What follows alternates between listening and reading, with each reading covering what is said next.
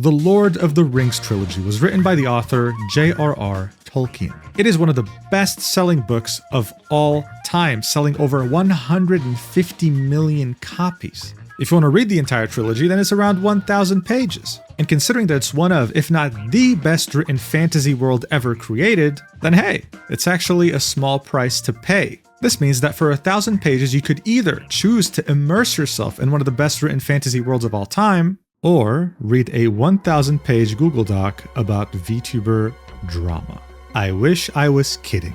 1,000 pages, all dedicated purely to VTuber drama.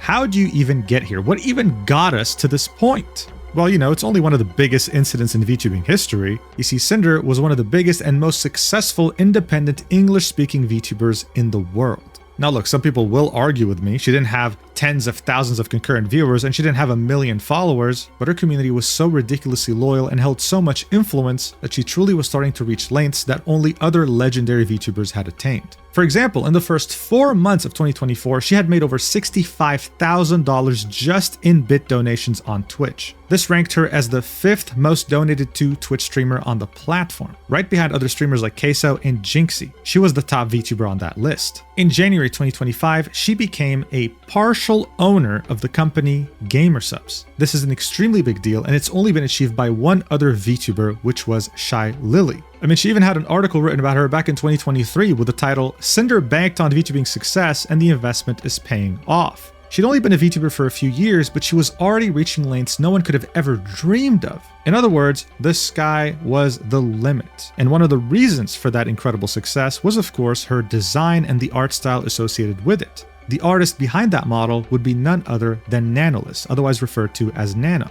She'd be Sinder's artist from the very beginning and would work on every single model of hers. Both of them benefited greatly from their working relationship. On April 18th, 2025, Nano would post the most recent model she had made for Sinder. It would of course receive a lot of attention, and you'd even see Sinder commenting, "Thank you for another amazing model, Nano." She'd make that comment on April 19th. 2025, and barely 7 days later, with no prior warning and completely out of the blue, Nano would make this tweet saying, "Hello, I'm here to share something that has affected me personally and hurt others. This was very hard for me, but I feel it is necessary. Please do not send hate to anyone on my behalf. This is all I want to say." Linking a Google Doc with the title, "Terminating my work with Sinder." This would receive over 12 million views. In the document itself, we could see DMs between Nano and Redacted for the most part. The reason why this was a big deal is because Redacted, otherwise known as Red, was Sinder's manager. In these DMs, he would slander other creators, sometimes Sinder's friends. But worst of all, what these DMs showed us was the fact that Red tried to actively sabotage and blacklist other VTubers from being able to work with Nano. And again, some of the people affected were some of Sinder's closest friends. After this document would be posted, every top VTuber in the industry would leave a comment in support. And just as people were attempting to wrap their head around this, barely 6 minutes later, Bao the Whale, one of the pioneers of independent English VTubing, and someone who is practically friends with everyone in this space, would also make a tweet saying, "I was very hurt by someone I thought was a friend," referring to Sinder and linking her own Google Doc. And worst of all, we'd see that due to conversations between Red and Nano, Nano would eventually decide to cancel the model she was working on for Bao. Bao at some point would vent about this in her friends group chat in which Sinder was a part of. Everyone would support her except Sinder. And Sinder knew very well that her model was canceled, and she also knew that Bao was very excited for it. This further pushed the narrative that Sinder was a backstabber who never took her friends seriously. You can see the immense support Bao received here and how everyone in this space is her friend by all the replies on her tweet, wishing her well. Less than 20 minutes later, Bao's own music video editor would also post his own account of how he was treated by Red in DMs, and you'd see another VTuber by the name of Spite also make her own document, saying that for years she's been harassed by Sinder's community for being seen as a cheap copy, that Sinder wouldn't acknowledge her and would even actively try to blacklist her, even though she literally started streaming before Sinder's career even began. And finally, Silvervale, another VTuber who could be considered a pioneer of independent English VTubing, would also make her own document on Sinder, telling us how Sinder was obsessed with her for years, trying to be her friend even though Silver had expressed that she wasn't interested, and worst of all, how as her model was being cancelled due to discussions between Red and Nano, Sinder would be messaging her, congratulating her on achievements. yet again pushing the narrative that she is a two-faced backstabber. As this was all happening, the pressure was mounting very hard on Sinder. This is when she'd make a tweet saying that effective immediately, Redacted will no longer be managing or overseeing my VTuber activities. He no longer represents me as a creator, my brand, or my intentions. I'm sorry everyone, I will make a larger response when I'm able. Now look, most of these DMs did have Red, but Nano would specify in her document that based on working with Red and Sinder over the years, she's sure that they speak for each other and that there's no reason to believe that Red was acting without Cinder's consent and knowledge. Regardless though, people thought that this was a step in the right direction until Vampeaches, another VTuber, would reveal that 4 years ago, Sinder had referred to Red as her boyfriend. This was not revealed by anyone else writing these documents, even though they fully knew this. But for the broader VTuber community, this was the first time they were hearing about it. It backfired on Sinder tremendously. And what made it so much worse is that this post got community noted, saying that Red acted with Cinder's knowledge and consent, both of which directly engaged in libel towards other creators. And as people thought this couldn't get worse, as they were still grappling with the fact that Red is Cinder's boyfriend and this was revealed for the first time, some dude Rain randomly comes in, posts a Google document, and reveals to us that Sinder had cheated with him on Red, showing us old DMs from her previous persona. Yeah, as someone who was watching all of this unfold live, I could tell you right now, I have never seen such chaos unfold in such a short amount of time. At this point, the pressure could not have been crazier. Everyone was waiting for a proper statement from Sinder, and it would only be a day later, on the 27th of April, that she would post a Google Doc with the title, My Apology. It would be clearly written in a rush during panic, and it was very bad, making the situation way worse. But don't take my word for it. Some of Cinder's closest, most loyal friends would express this themselves. Yoklesh, who has known Sinder for a long time and worked with her as an artist, would say, I'm so disappointed. You have known Red since your college days and have a long-term relationship. How can you think it's okay to just put all the blame on him and pretend you didn't know what he was saying or doing as your manager? I don't believe this. She was saying this in reference to the fact that most of Cinder's apology appeared to be her throwing Red under the bus, saying that she was not aware of the majority of things he was doing. Lena would express the same thing, saying this is someone you supposedly loved and worked close with as a team for years. I can't imagine for the sake of an online image throwing someone away so effortlessly, claiming you didn't know what they were doing. There's just no way. You had everything. You had a massively supportive community, a group of girls who stuck by you. You're a partial owner of a company. People would die to be where you're at, and you actively sabotage the people closest to you as well as creators that had nothing to do with you. And of course, one can't mention the replies on this post without mentioning Shylily's, garnering over 8 million views and over 150,000 likes, in which she calls out Sinder very aggressively,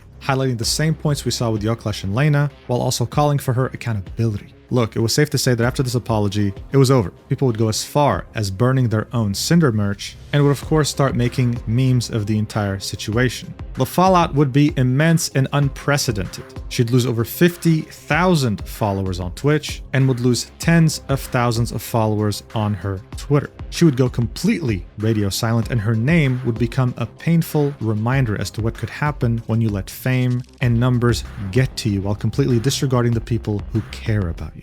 This is how things would be for 5 months. But that of course would be until Sinder would come back with no prior announcement on October 8th and post this tweet saying, "The burden of proof is on the accuser, not the accused.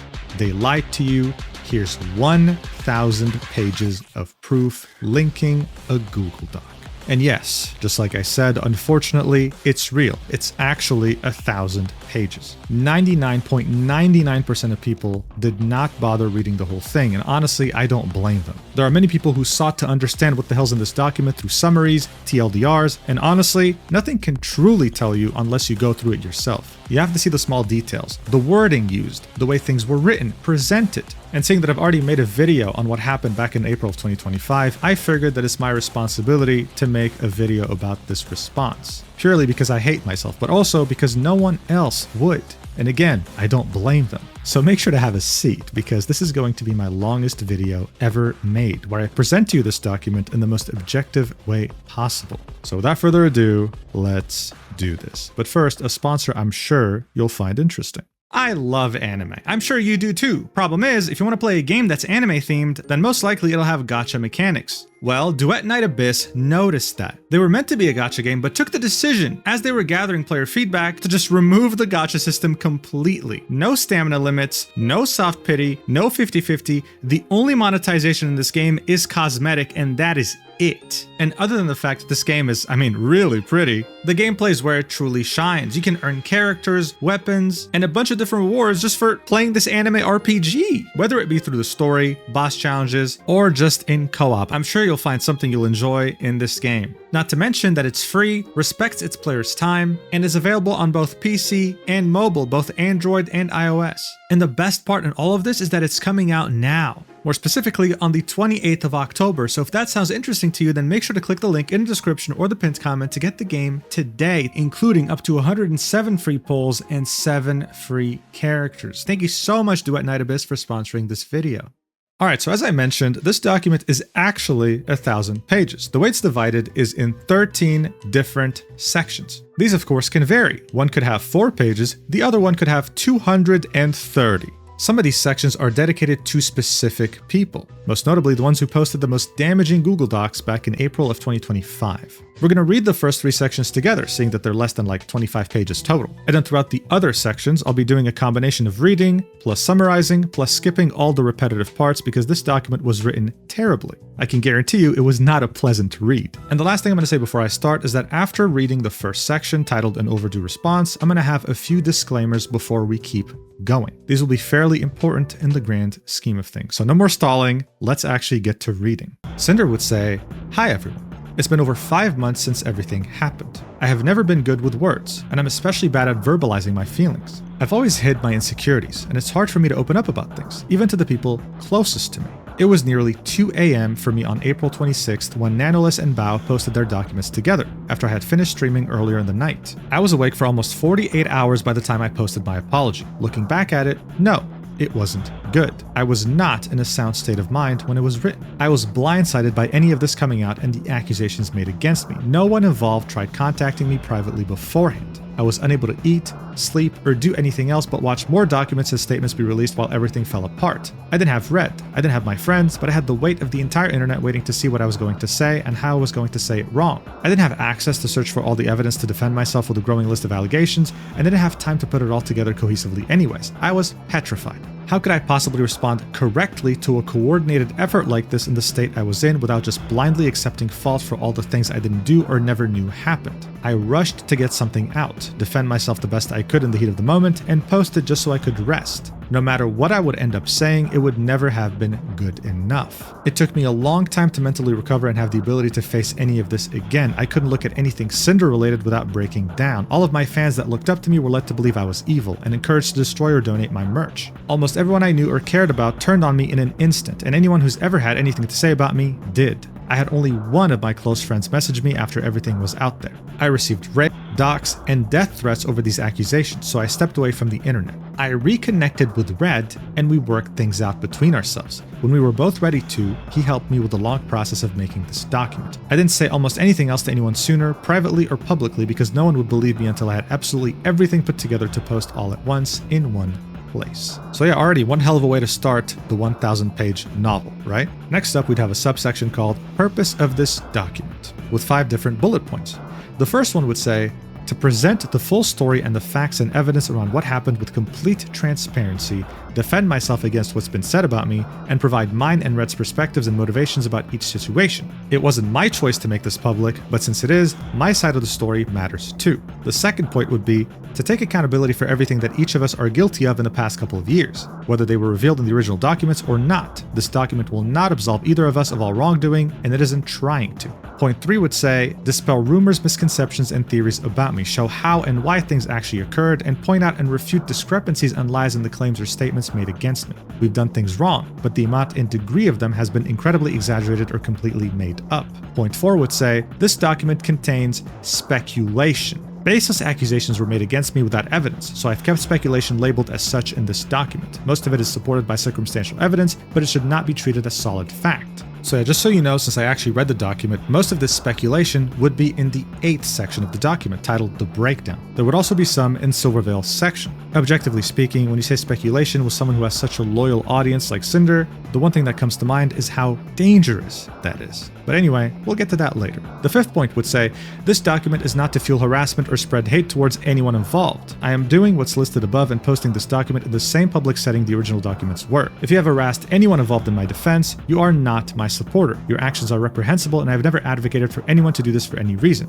I'm sorry to anyone who's been affected by any actions of rogue community members against my principles. So these 5 reasons outline her purpose, and she does make it a point at the end to tell her community members, do not harass anyone, and if you did, you're not a part of my community. That's always an important thing to add when you're a content creator with the community. Sinder then says, I have been made out to be a two-faced, greedy, jealous, psychopathic narcissist who's maliciously used, stalked, sabotaged, and betrayed those closest to me and anyone around me for my own gain for years, manipulating my way to the top like some kind of evil mastermind. You were lied to. There are things I've done wrong, but this image of me could not be further from reality. This was a complete public assassination of my character over what were lies and assumptions, followed by my cancellation and disappearance, with my accusers profiting from it. If I was really the awful person I was made out to be, then this document wouldn't exist. I wouldn't have any way to refute the claims made against me. I could have just continued streaming and profited from the drama and the over 30 million views this situation garnered. I could have let everyone forget about this and come back like nothing ever happened, but it's not true, and I couldn't allow myself to move on without making things right. Everything that's come out and stories that followed have been blown way out of proportion and turned into crazy conspiracies. Both Red and I have done nothing wrong, and all of that will be addressed here, but the story everyone was told was not the reality of what happened. Every single person I've interacted with in the past almost 5 years, even those closest to me, and every single interaction with them would have to have been fake for the story told about me to be true. I believe that there were 2 people responsible for how things played out, with a third person merely having an axe to grind against someone they never liked. Nanoless lied overwhelmingly about what happened between her and Red, sat back, and played everyone, including my friends. Shylily lied about me from the start, orchestrated things behind the scenes, and manipulated the public to their side. Silvervale took the opportunity to lie all about our interactions together, making things even worse for me. They had the most to gain from my cancellation, including their own satisfaction. None of them could take accountability for their own actions and pushed it all onto me instead. The only 2 people that could disprove their lies were just made into lying manipulators and wiped off the internet. She's of course referring to herself and Red. Aside from the labeled speculation, everything presented in this document is true to the best of mine and Red's knowledge. I have nothing to hide, and there isn't a reason to hide anything anymore. The bulk of what's shown here was over the past 2+ years. Keep in mind that no matter who you are, opinions, thoughts, and feelings can change a lot over such a long period of time, for better or worse. I went back and forth on a lot of things to put in here, asking myself if I should just leave them out for the people I still care for or keep them in for my own sake. No matter what evidence is included in this document, it wouldn't be surprising if it's claimed that even with all of the evidence, all of this is just me trying to lie, manipulate, and gaslight my way out of what happened, and that no one should possibly believe me again. To show that I stand by everything written here, and that I'm sorry for the things I've done wrong, I made a very hard decision. I'm giving up my part ownership position of gamer subs. I've worked so hard for them since December of 2022, and earning this position was one of the biggest accomplishments of my life. I am honored they chose to give me the opportunity, and I've been immensely proud to have the title. As sad as I am to do this, I feel the need to protect the company I love, the people that work there, and everyone associated over my own interests. Gamer subs suffered a lot of damage when all the accusations were made about me, and that fell on my shoulders. This is my responsibility as part owner, and I don't want any more harm or negativity to come to them by having this position. I didn't have to do this, and I wasn't asked, forced, or coerced into making this decision. There are things more important to me than business. I notified them of my decision in June, and it will take effect at the same time this document is published. Each tab in this document is about the people and events related to the claims made against me, where I've provided links to each person's respective statements for reference, the evidence, context, and mine and Red's thoughts around each situation. You're intended to read each section, and in the order they're presented. This document should be viewed in desktop and light mode for the formatting to appear correctly. Some information and screenshots appear in multiple sections for whoever it's relevant to. The first few sections, being Nanoless, Bao, Vcard, and Numi's concert, and Shylily, culminate in a section breaking down what you've seen throughout them, with the last few sections of this document being standalone. Unless stated otherwise, every link in this document is working at the time this is posted. This document will not be edited after it's posted either. Because we live in 2025, I need to say that this document was written without the use of AI. I understand some of the things in this document may be damaging to the people involved. They understood that their claims would be damaging to me before they publicly made them too. Everyone can review the evidence for themselves and decide what really happened, and if I really am the person you were led to believe me to be. The burden of proof is on the accuser, not the accused. So yeah, one hell of a thing to start things off. And already we have some pretty hefty accusations, with Sinder blaming Shylily, Nanoless, and Silvervale of going after her on purpose. Later in the document, you'll get to make up your own opinion after seeing the proof that she provides. The next section in this document is titled Redacted, in which she speaks about, well, her partner. Before we get into that though, I have some pretty important disclaimers, starting with the first one. Some people, even after reading this first section, already had doubts. For example, with Sinder saying she didn't use AI. saying that there's no way you could possibly write 1,000 pages yourself. That's crazy. Well, after having read these pages myself, I can tell you right now, no AI was used. In fact, there's one specific typo in which Red forgets to finish a sentence that you'll find halfway through the video that completely caught me off guard, and I left it in the video, so you'll get to actually see my confusion. Another thing that people doubted from the moment this document was posted was Sinder saying, "This document will not be edited after it's posted either." The reason why people started having doubts shortly after this was posted was because, not even an hour afterwards, some sections would start to be missing pages. So I took the time to research it. On my browser, the Nanoless document would be sitting at around 173 pages. Some people would claim that Nano's section used to be 230 pages. Others would say that it was 210, so where did all these pages go? Why is there so much confusion? Well, thanks to a viewer of mine by the name of Derek, I was able to get my hands on an archived link of the document when it was first uploaded. It takes way too long to load the sections on the top left, but I can't really blame it since it's 1,000 pages. In the Nano section from the archived document, we could see that the page count is actually different. It was actually off by many pages. So I sat down, put on my detective hat, and compared every word, every single subsection and image included, and my conclusion is that it was the same exact document, word for word. I tried to do this with other sections too. Nothing had changed. So what gives? Well, it seems like it has to do with both your aspect ratio on your monitor and your resolution. At a 16:9 aspect ratio on a 4K resolution, this document of Nano's is 184 pages. If I were to make my browser go from horizontal to vertical, the page count all of a sudden becomes 116. Yeah, it's that stupid. So this simply means that the page count's different on the archived version because the person who archived its monitor showed that page count in particular based on the resolution and aspect ratio. So yeah, fairly important disclaimer because I've seen quite a few people throw this accusation around. As far as I can tell, it is false. Sinder truly didn't use AI and truly didn't change anything in the document since publishing it. The third important disclaimer, and I promise I'm almost done here, is the fact that this document took a very long time to make. And Sinder indirectly showed us proof of that. On page 205 of the 8th section titled The Breakdown, Sinder would be talking to us about something that happened in Sinder's lore video that she made for her May 2025 debut. Now, Sinder would link an image of the video's thumbnail where we can clearly see it was uploaded 3 weeks ago. The video was uploaded on August 2nd, 2025, and Sinder had posted her Google Doc on October 8th, 2025. This means that we can confirm, without any speculation, that Sinder had worked on her document for at least 5 whole weeks. But honestly, I think it was way longer. That's because in this document, you wouldn't just have many different screenshots of DMs from very different timelines. You'd also have sections in which Sinder would go through past VODs of the people she's talking about, would link the exact VOD at the exact timestamp, would transcribe exactly what was said in that VOD, and would make a comment on it. This goes on for pages upon pages upon pages. All this is to say that this document took an incredibly long amount of time. If I had to guess, more than 3 months or around that time. It is an incredible effort to an almost worrying degree. And the final disclaimer I have to tell you as we head into the second section titled Redacted is the fact that, well, barely 5 months ago, the public was made aware that both Sinder and Red are together, but under the pretense that they're girlfriend and boyfriend. The reality, though, is that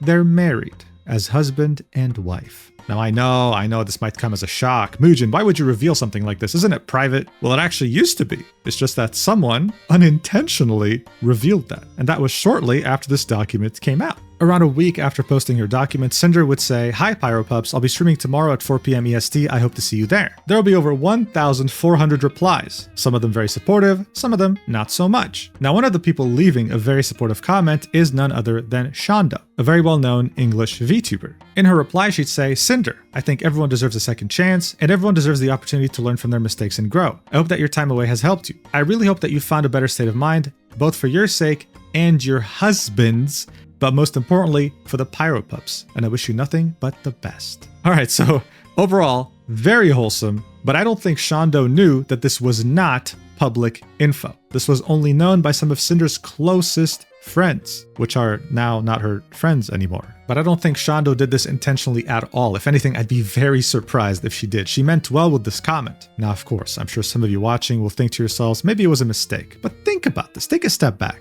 If you know two people are together, but you're unsure of their relationship status, you'd say, oh, they're partners. Or hey, they're in a relationship. You would never, And I mean never refer to a couple as husband and wife unless you are 100% sure that was the case, because why would you? Just say they're partners or in a relationship. So yeah, overall, very interesting revelation. Unfortunate that it was unintentional, but it is what it is, right? The cat's out of the bag. This is definitely an important disclaimer to keep in mind as we go through this section, because they're not just boyfriend-girlfriend. They can't just break up on a whim, right? They're committed to each other till death does them part. This means that not only Red was in a relationship with her, not only was he her manager, but he's pretty much the person she committed to until the rest of her life. Does that make this section better? Does it make it worse? Up to you to decide. But for now, let's get to reading it. Sinder would say, Red helped me put this entire document together. We want to be upfront and honest that this was a two-person effort. His own commentary is present throughout it and is labeled as his and highlighted in blue. Red would then chime in and say, hello, I'm Red. I'm Cinder's longtime partner and have worked alongside her since she started this career. I helped her put this document together to set the record straight. Over the past few months, I've had to come to terms with being the reason why Cinder's image, her relationships, and her career were all ruined. I hurt people who were our friends, I effed up, and she had to answer to the world for it by herself. My actions ruined everything for her, and I'm taking responsibility and helping her pick up the pieces. I didn't want to put out something sooner. Without her, that could have made things worse. See, like this sentence right here, if ChatGPT wrote this, at least it would have added a comma, right? But as you can see, this is written by a person. He then ends this by saying, I ask that you don't hold what I did against her. Cinder would then take us on the subsection titled Red and I. She would start this off by saying, Red and I are still together. Obviously, since otherwise it would have been a divorce. We had a falling out and spent time apart after the documents dropped on April 26th. But he was still here for me when I was ready to talk to him again. We were able to work things out between us and forgive each other for what happened. I wasn't planning to say anything about this again publicly, but I felt I needed to. Years ago, I cheated on Red online for my own selfish reasons, and the things I said about him were out of my own frustrations and past experiences. Yeah, that's because in Rain's document, the person she cheated on Red with, there wouldn't just be adult conversation, she'd also be talking crap behind Red's back. Yeah. She says, I made things sound much worse than they were at the time and mischaracterized the person he is. Red already knew that this happened way before it was made public in April, and no one else was ever told about it before then either. We addressed both of our problems in our relationship and moved past it a long time ago. It had nothing to do with my career or current events and isn't relevant to talk about further. We disagree, we get mad at each other, we argue, but our relationship isn't toxic or abusive in any way. I would appreciate it if the speculation around it would stop. Red and I have always had some level of communication problems, even with each other. Neither of us are good communicators beyond surface level. It's hard to open up and we get in our own heads about things. We butt heads and disagree with each other sometimes, and even more so working together all day every day. It's gotten so much better over the years, but it's never been perfect. So the idea that anyone in any relationship would know about and agree with everything their partner feels, says, and does is crazy to me. I'm not the only one who's ever had a significant other keep secrets from them, and neither is Red. Every relationship is different and has its own nuances, dynamics, and problems, functioning in a way that only the two people involved know of and fully understand. No one looking in can say otherwise. Because I cheated on Red, should I assume that everyone's significant other has cheated on them in the past? Should I assume that all my friends' relationships are the same as mine? No. And for me to claim I know exactly how things work between any of them just because I'm their friend that sees them a few times a year is ridiculous. For the love of God, please put more commas in your sentences. Oh my God. She'd continue. When I became Cinder, we wanted to keep our relationship private. In public, Red was simply my manager, and we hid our relationship from my friends for over a year during multiple trips. We agreed that I'd tell my closest friends about our relationship in March of 2024 because we felt we were close enough and trusted them enough to tell them. When we traveled, my friends saw us always close by each other and showing each other our work DMs on our phones, almost all the time from chats we were both in, instead of talking about things out loud to keep up with projects while away and to keep them private between us. It's easier to say, look at this, to keep each other on the same page rather than have a verbal conversation while we were around other people at almost all times while away. What they saw at conventions or on vacations was all they saw. Only Red and I would have any idea how we worked together and acted around each other when at home. I lived with Red and his family from the summer of 2022 to the end of February 2025. I have never outright told anyone this, including my closest friends. We wanted to keep at least part of our personal lives private from everyone, even telling some people we lived apart. On stream, I've always said I lived with family friends and streamed in a basement. The basement part is true. It's where I spent the majority of my time and it's where I worked and streamed from. My career started there in 2021 with my ASMR. Red was the one with the PC, mic, and experience with content creation since it's always been his hobby. I would go there more and more often until I moved in when I became a full-time streamer. For most of my earliest streams with my PNG model, Red would be in the room with me, modding on a laptop and making sure things would run smoothly. He was there as my tech support since at the time I could barely play games, let alone understand how to use and fix OBS if something went wrong. We built my own PC and stopped needing him by my side by the time I debuted my first model in June 2022. He moved his PC into his own room and has worked from there since. Starting sometime last year, my streams kept disconnecting and we couldn't figure out why. This was going on for months, and no matter what we did, it kept happening. We thought there could be something wrong with the internet there that we couldn't fix, so as a last resort, my parents and I made space for me to move back in with them with my entire stream set up in February. We were able to fix the problem, but it ended up having nothing to do with the internet at all. I've been working and living here since, separate from Red. The reason why I'm revealing all of this now is because we could have easily gone through each other's DMs whenever we wanted in those 3 years, but we didn't. It's not like we never showed each other our messages directly, we did, all the time. But we didn't comb through each other's DMs at the end of every day to read anything we may have said, and I don't know anyone who'd say that's normal to do. We could just tell each other things that happened, and that was that. I never felt the need to look over his shoulder to check on anything and everything he was saying and to who. We trusted each other, and he's always had my best interest in mind. The next subsection would be titled Working Together, and from the first paragraph, many people would say how they'd lose hope in this document and would stop reading. That's because Sinder would say, I'm choosing to have Red continue working with me. He will be doing most of what he did for me before, but will not be doing any work-related communication for me in any channels I'm not also a part of. I now have access to his Discord account to check on things myself if I need to. It's clear to me that he learned his own lesson from what happened. He made mistakes, and I forgave him. I wouldn't be where I am without him, and he's just as much a part of Sinder as I am. He wasn't just a manager that handled some messages, and he had a part in a lot of the things I did. He's always been the main creative mind behind my debuts and other releases too. Even with how involved he was, Red is still his own person, with his own ideas, his own opinions, his own feelings towards people, his own goals, and his own ambitions, working under the same brand as me.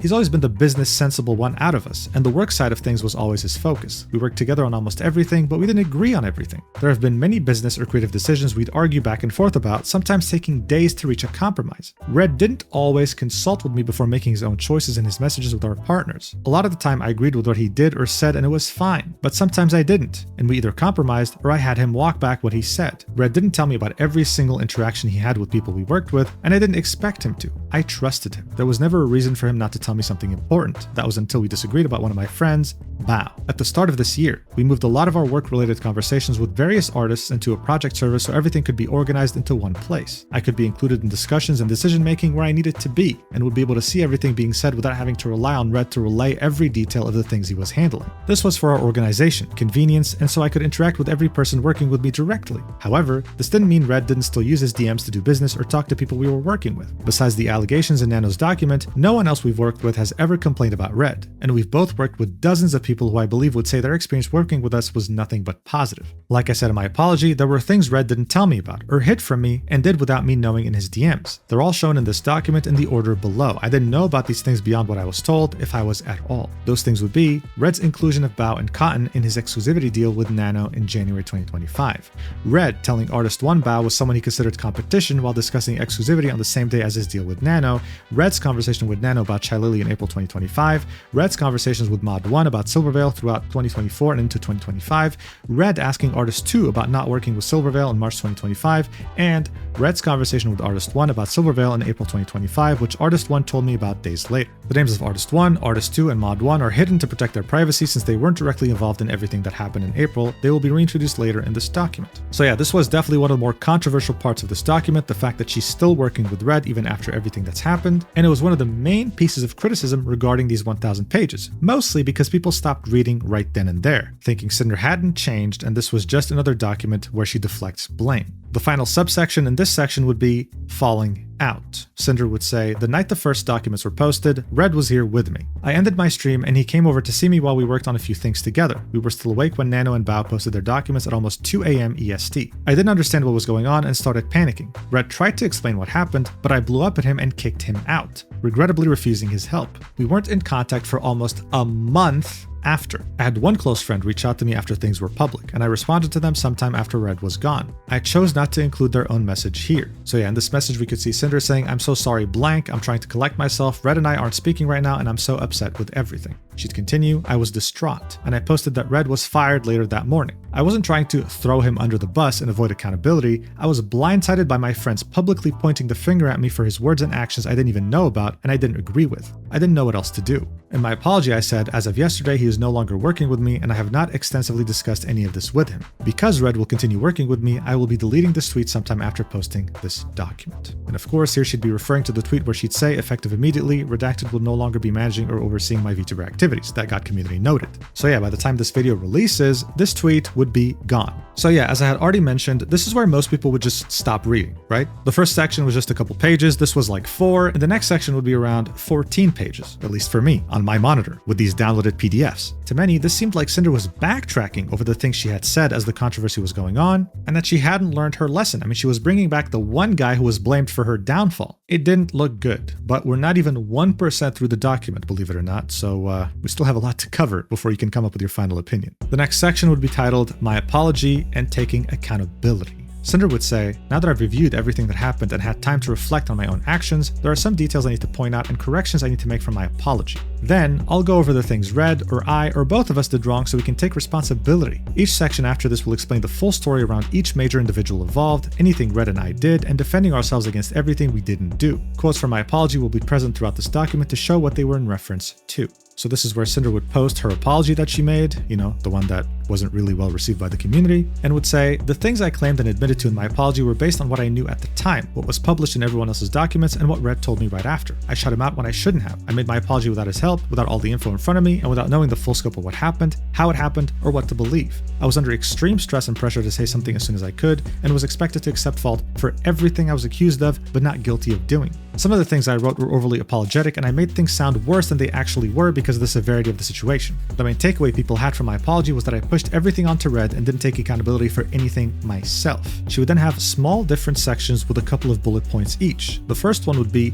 what I blamed Red for in my apology, because he was guilty of doing them. Him telling me how great it would be to work together with Silvervale, and the second point would be him holding a grudge against Bao. So these were the things that Sinder was blaming Red for that he was guilty of. The second section would say what I blamed Red for in my apology when I was also guilty, saying Red was the one with the business-oriented outlook on things from the start. I adopted that same mindset myself from working together as time went on. I wrongly made it sound like I was brainwashed into thinking this way in my apology. The next section would say what Red was guilty of in my apology that I didn't know about until writing it. Red and Nano ever talking about a model for Geary in November 2023. That's another VTuber. Red including Bao and Cotton in his conversation and eventual deal with Nano around exclusivity in January 2025, and bad-mouthing Mao in their DMs as if they were our shared feelings. Red talking to Nano about Shylily and her model in April of 2025. The next section would say things I said about Red in my apology that I was wrong about, the first thing being he did not manipulate Nano. So Sinder was saying she was wrong thinking that Red manipulated Nano in any way, and the second thing would be he did not push Nano to not work with Silvervale, and she was not a constant topic between them. Sinder would then show us another subsection saying things I took accountability for in my apology, listing 15 different things. The first one being agreeing with Red to talk with Nano about exclusivity, agreeing to specifically name Silvervale in the terms, and knowing a deal involving her was made. The second one being guilt-tripping Nano. The third one being feeling overly attached to Nano and her work. The fourth one being not knowing about what Red had said about Bao to Nano when I should have. The fifth one being not speaking to Bao about Red's feelings towards her and letting it spiral to the point it did. The sixth one being upset and taking it personally when Bao hired my video editor. The seventh one being upset when Sakamore told us he wouldn't be working with us again. The eighth one being confiding in Red about Shylily's behavior towards me. The ninth one being becoming resentful towards Silvervale. The 10th one being letting my insecurities and public comments influence my feelings towards Silvervale. The 11th one being assuming Spite copied me.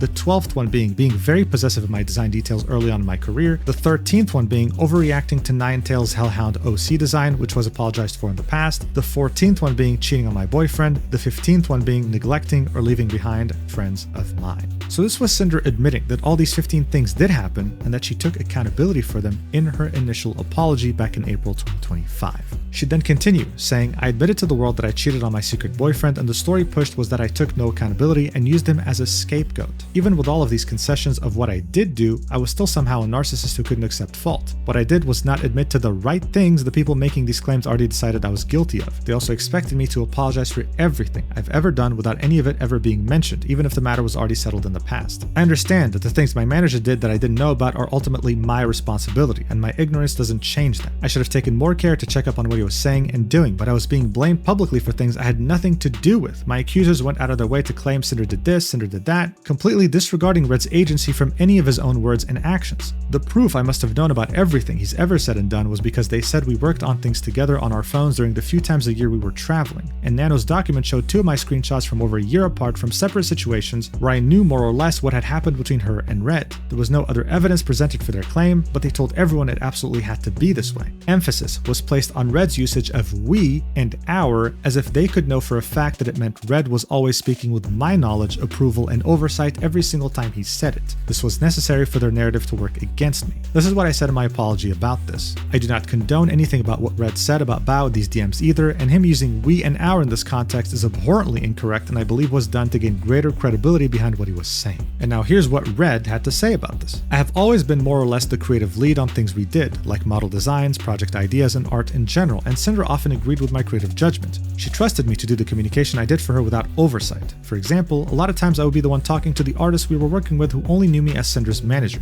If I knew the direction I wanted to take something, with or without talking to Sinder beforehand, and I said, I want this art to be like this instead of Sinder wants this art to be like this, then it felt like an awkward thing for me to say. In my mind, to the person we're working with, I'm just the manager, not the creator, not the streamer, not their client. What I myself wanted wasn't important. What Sinder wanted was. So in order to give weight to what I would say, I started using we early on, without speaking for her directly saying Sinder. If we wanted to do something a certain way, then it would give me agency by implying that we both agreed on and made the decision. That Sinder was aware of the decision being made, regardless of if she actually was or wasn't at the time, and that my words had meaning. I was speaking on we, the brand's behalf. It became a habit of mine to talk this way regarding any projects or business dealings. I didn't start doing this because anyone told me I should be. I didn't speak like this all the time or in every single message. It's not like Sinder never knew about what I was saying when saying we. If afterwards she did disagree with me on something, then I'd have to walk back what I said and say that Sinder actually wants it this way, for example. Very often, Sinder was on the same page as me beforehand, or would agree with what I said without her knowledge using we afterwards. In the case of the exclusivity deal with Nano, I used we when talking about Bao, so it would seem like Sinder also backed how I felt. Sinder not only wasn't aware of this,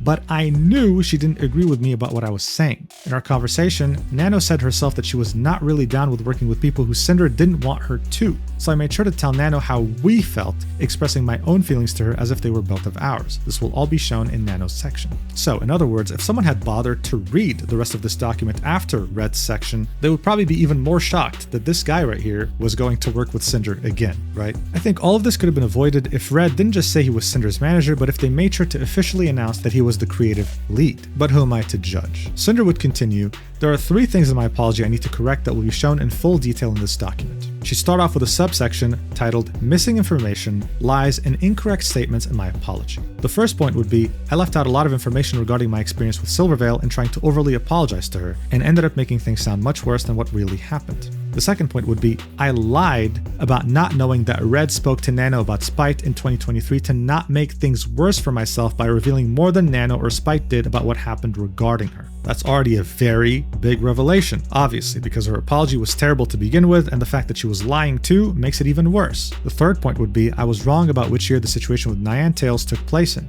I wrote that it was after my debut, but it was actually an entire year earlier. She'd then continue, my apology and the accusations made against me did not cover everything Red and I have done wrong. I've laid out everything below that will be presented throughout this document so we can address them and take responsibility. Explaining the motives and reasoning behind our actions are not meant to justify or diminish them or the feelings of those affected, but to understand why they happened. The next subsection will be titled Everything one of us or both of us are guilty of. That accountability is taken for or shown in this document in the order they're presented in. We both became neglectful of many friendships and personal relationships online and IRL. Red and I became consumed by our work and prioritized my career over all else. Red considered everyone, including our friends, competition to some degree, and I agreed. Red and I left Tricky at our hotel in Tokyo one day during our Japan trip in October 2024. I chose to distance myself from Cotton after what happened between her and a friend. I tried going back on my agreement with the artist Nixiu in April 2025. Red asked Nano to not work with Spite in January 2023 and told me about it afterwards. I lied about not knowing he spoke to her about Spite in my apology to avoid talking about it. Red initially dissuaded Nano from accepting a model from Geary in November 2023. I guilt-tripped Nano in November 2023 and February 2025, but still sided with her. Red reassured Nano about her considering and canceling Bao's model in August 2024. I knew Bao's model was cancelled in August 2024 and didn't try to do anything about it. Red and I agreed to talk with Nano about exclusivity, including not to work with Silvervale specifically on any more models in January 2025. Red and Nano agreed to a deal for her not to work with Silver, Bao, or Cotton in January 2025, only telling me about Silvervale's inclusion. Red spoke to Nano about Shylily in April 2025 after seeing Nano work on a model for her and never told me about this conversation. We asked our video editor about exclusivity after Bao started working with them in September 2023. Red convinced himself Bao gatekept her video editor to hurt our future music video projects in December 2024, then held a grudge and list of grievances against her. I didn't speak to Bao to clear things up about what I knew Red held against her, and it led to me being an awful friend to her for months at the start of 2025. Both Red and I mismanaged the planning and communication with Numi about her concert at the start of February 2025. I pulled out of performing in her show and almost didn't go after choosing business over my friend. We both grew to dislike Silvervale over the past few years for various reasons, including harassment and comparisons, my own insecurities, and how Silvervale acted towards me. Red asked an artist not to work with Silvervale in March 2025 and never told me about it. Red and I assumed Spite was copying me in 2022 and early 2023. I overreacted to Nyantales' Hellhound OC design in 2021. She'd then say every claim of wrongdoing that was made against Red or I that isn't listed above is not true, whether it was an assumption or a lie in someone's document, statement about me, or verbally on stream. I would list the false accusations here, but there's been such a ridiculous amount at this point that I don't even know where to start. I will let this document speak for itself. These actions were not over years like the public was told. The majority of these actions happened in an 8-month span from August 2024 to April 2025. How each person was affected, if they were affected at all, is explained throughout this document. Nothing was black and white, and none of these actions were motivated by jealousy, envy, greed, or being malicious for the sake of it. The next subsection was called My Friends. It's been falsely claimed that I was using, manipulating, sabotaging, betraying, and backstabbing all my friends for years in an effort to deplatform them and ruin their careers. There was never some kind of years-long grand conspiracy of deceit against anyone, and I have never pushed the ladder down behind me. I have never been jealous or envious of any of my friends, or anyone else. My friends were not stepping stones I used to further myself. I loved my friends. Our experiences together were real. Our memories together are real. It hurts that I even need to say that here. There are plenty of things my friends know I've done for them, helped them with, or included them in for no other reason than that they were my friends. I've always answered their questions and offered them advice when they asked, done my best to be there and support them at their debuts, with their own endeavors, and I've personally bought so much of their merch for myself without ever saying so. I literally brought brownies my mom made across the country to share with them. I spent my own time making one-of-a-kind cosplay pieces of their VTubers for them for no other reason than that they were my friends.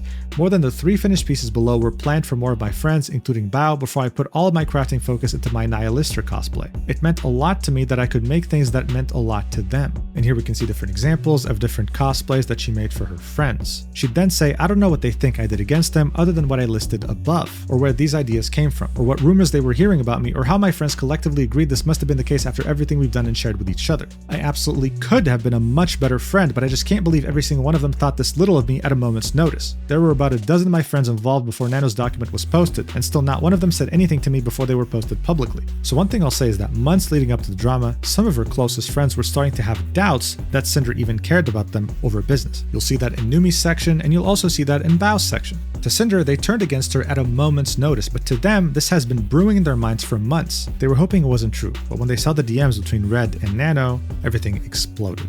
Anyway, Sinder would continue, a lot of my friendships did suffer due to where my priorities have been, especially over the course of 2024. Because of my focus being overwhelmingly on work and less on my personal relationships outside of it, I neglected people I cared about, and so did Red, both online and IRL, even my closest friends. Unless it was about work, I didn't put as much energy into just talking and hanging out, but that's not to say I never did, never wanted to, or disliked them for any reason. I had my things going on, and I know they had theirs. When I wasn't streaming or working on something, I'd be isolating or hanging out with Red to decompress, and I didn't have the energy to socialize. I tried to plan collabs with friends as often as I could, and it was a way to hang out while still appeasing my content brain. My collabs with my friends were made into YouTube videos, but to say that I was using them for that, as if countless other VTubers don't do the same thing, is crazy. When I was traveling to see my friends, all I wanted to do was hang out and spend as much time together as I could, and it was the happiest I was. Red and I always loved, valued, looked out for, and appreciated our friends, even if we didn't show it as often as we should have. I'm sorry to those of my friends who I haven't given the time they gave to me. I'm sorry for those I haven't spoken to in a long time for no other reason than my own negligence. And I'm sorry to my friends that I only focused on work with and didn't spend enough time being your friend outside of it.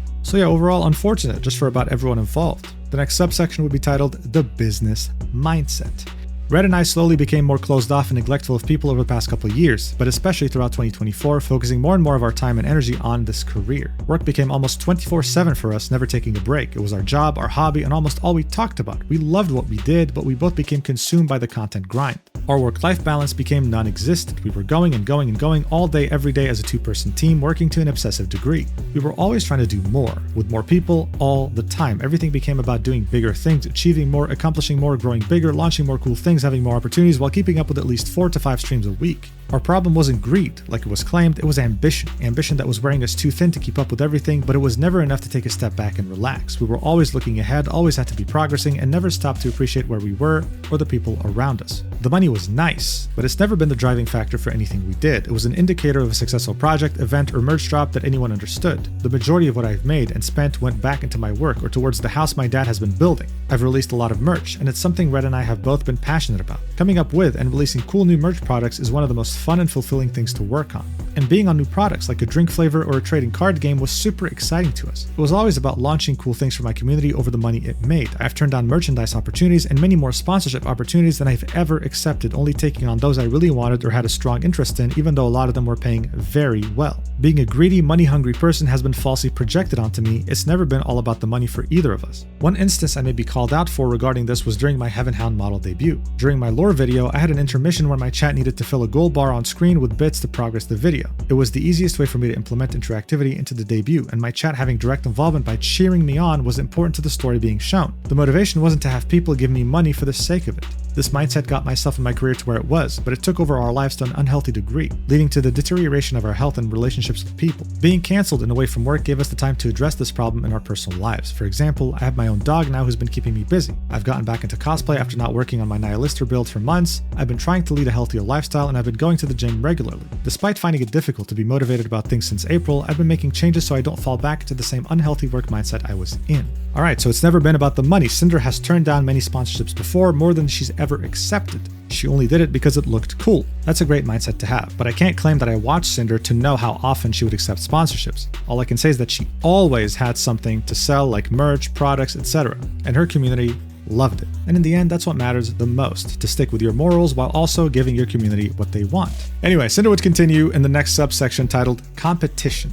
In my apology, I said, I'm disgusted with myself for buying into the narrative that my friends were competition. I just learned about all this myself, and there could have been so many other friends affected by the narrative that things always had to be competitive. She'd say, Red always considered everyone our competition, including my friends. I understood and I agreed with his reasoning below. It didn't change anything between my friends and I didn't treat them any differently because of it. The only person I became directly competitive against was Silvervale, and that wasn't right of me. Red would then say, the content creation sphere is massive, and the Vtuber sphere is a fraction of that with its own audience. So that already is an interesting sentence because it's pretty much assuming that the content creation sphere is a pie. There are limited pieces, and unless you don't get yours, you'll never get it. Personally speaking, I've met content creators who speak this way, but I've also met the opposite, people who believe that there's a piece of the pie for everyone. Now, in my own objective experience, the latter was way more pleasant to talk to, and I could actually form a friendship with. He'd continue. Everyone is always doing something, launching something, playing something, and it's a constant race of relevancy. Whether you want to look at it that way or not, it's the nature of the industry. Part of the reason why we were always working on new things, releasing bigger things at a faster and faster rate was to stay competitive in the space. In a general sense, everyone was competition. Friends, other VTubers, other content creators, but at the same time that anyone and everyone could be considered competition, they were also collaborators, co-workers, and partners. The end goal was about staying relevant in people's minds and making sure our projects could succeed alongside anything going on at any given time, while also topping our own things we've done in the past. At no point was this view ever motivation or an excuse to hurt, take advantage of, or put down creators around us, especially friends. This is a business, it's a job. But keeping the business aspect of things in mind didn't affect the way I saw our friendships with people or the way I treated them. They were my friends too, and we both cared about them, supported them, and helped them out when they needed it. I've always had the backs of the people closest to us. The only people I've ever considered as direct competition in the negative sense were people either we had something against, or they had or did something against us, and were working with artists important to us. By April 2025, this was only Silvervale from how she acted towards Cinder for years. Bow after what I thought she did to us and our other friends in December of 2024, but only until sometime after my deal with Nano in January 2025, and potentially soon to be Lily by the way she was treating Cinder and coincidentally getting a model from Nanoless at the same time. It was wrong of me to feel this way, especially towards Bow, and I am sorry.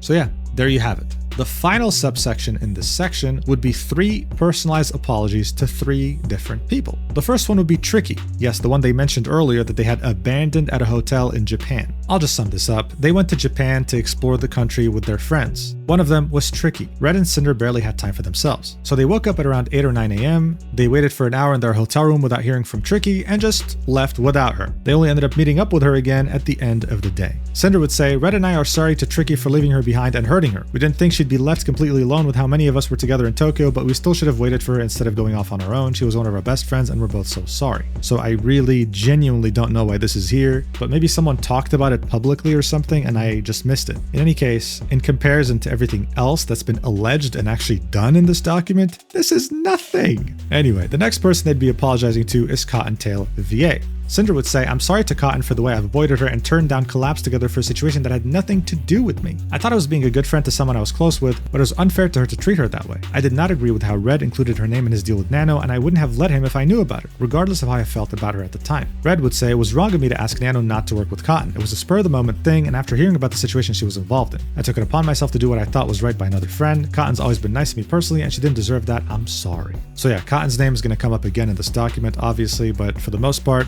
Red and Sinder were really apologetic. The last apology would be to Nixiu, an artist. Sinder would say Nixiu deleted her tweet with her document about me. She shouldn't have, because she was right. I was going to include it here for reference, but I've left it out because of what she wrote in it. So instead, I've summarized the situation below. So the reasoning as to why she left out the document was because Nixiu in the document itself would say, I don't want any public reaction to this. I really do not want to appear on videos or similar. I don't want my case being used as an excuse to put more hate into it, etc., which is why I personally didn't include her document in my video about the situation 5 months ago. Sinder would continue. Nixiu, or Iomea AF, is an artist that reached out to me via email about making artwork in exchange for showing it off and giving a shout out to her Patreon on stream. I hadn't seen the email, but she made a tweet laying out her terms tagging me in it. I messaged her that I was interested. I put her in contact with Red and he handled things from there. Through Red, we made our agreement. It wasn't until she had a large portion of the sketch finished when I had changed my mind about our agreement and didn't want to do it anymore. I don't know what was going through my head or what my reason was for this, but I told Red to call it off. Red tried to make it seem like there was miscommunication somewhere to save face for me, but it was really because I was being unprofessional. He talked to me and I agreed to follow through with the art showcase and shout out on my stream. However, I failed to follow Nixiu's terms as they were agreed upon. I didn't verbally shout out her Patreon and only showed the link to it that was on her artwork. I also didn't show the censored NSFW version of the art,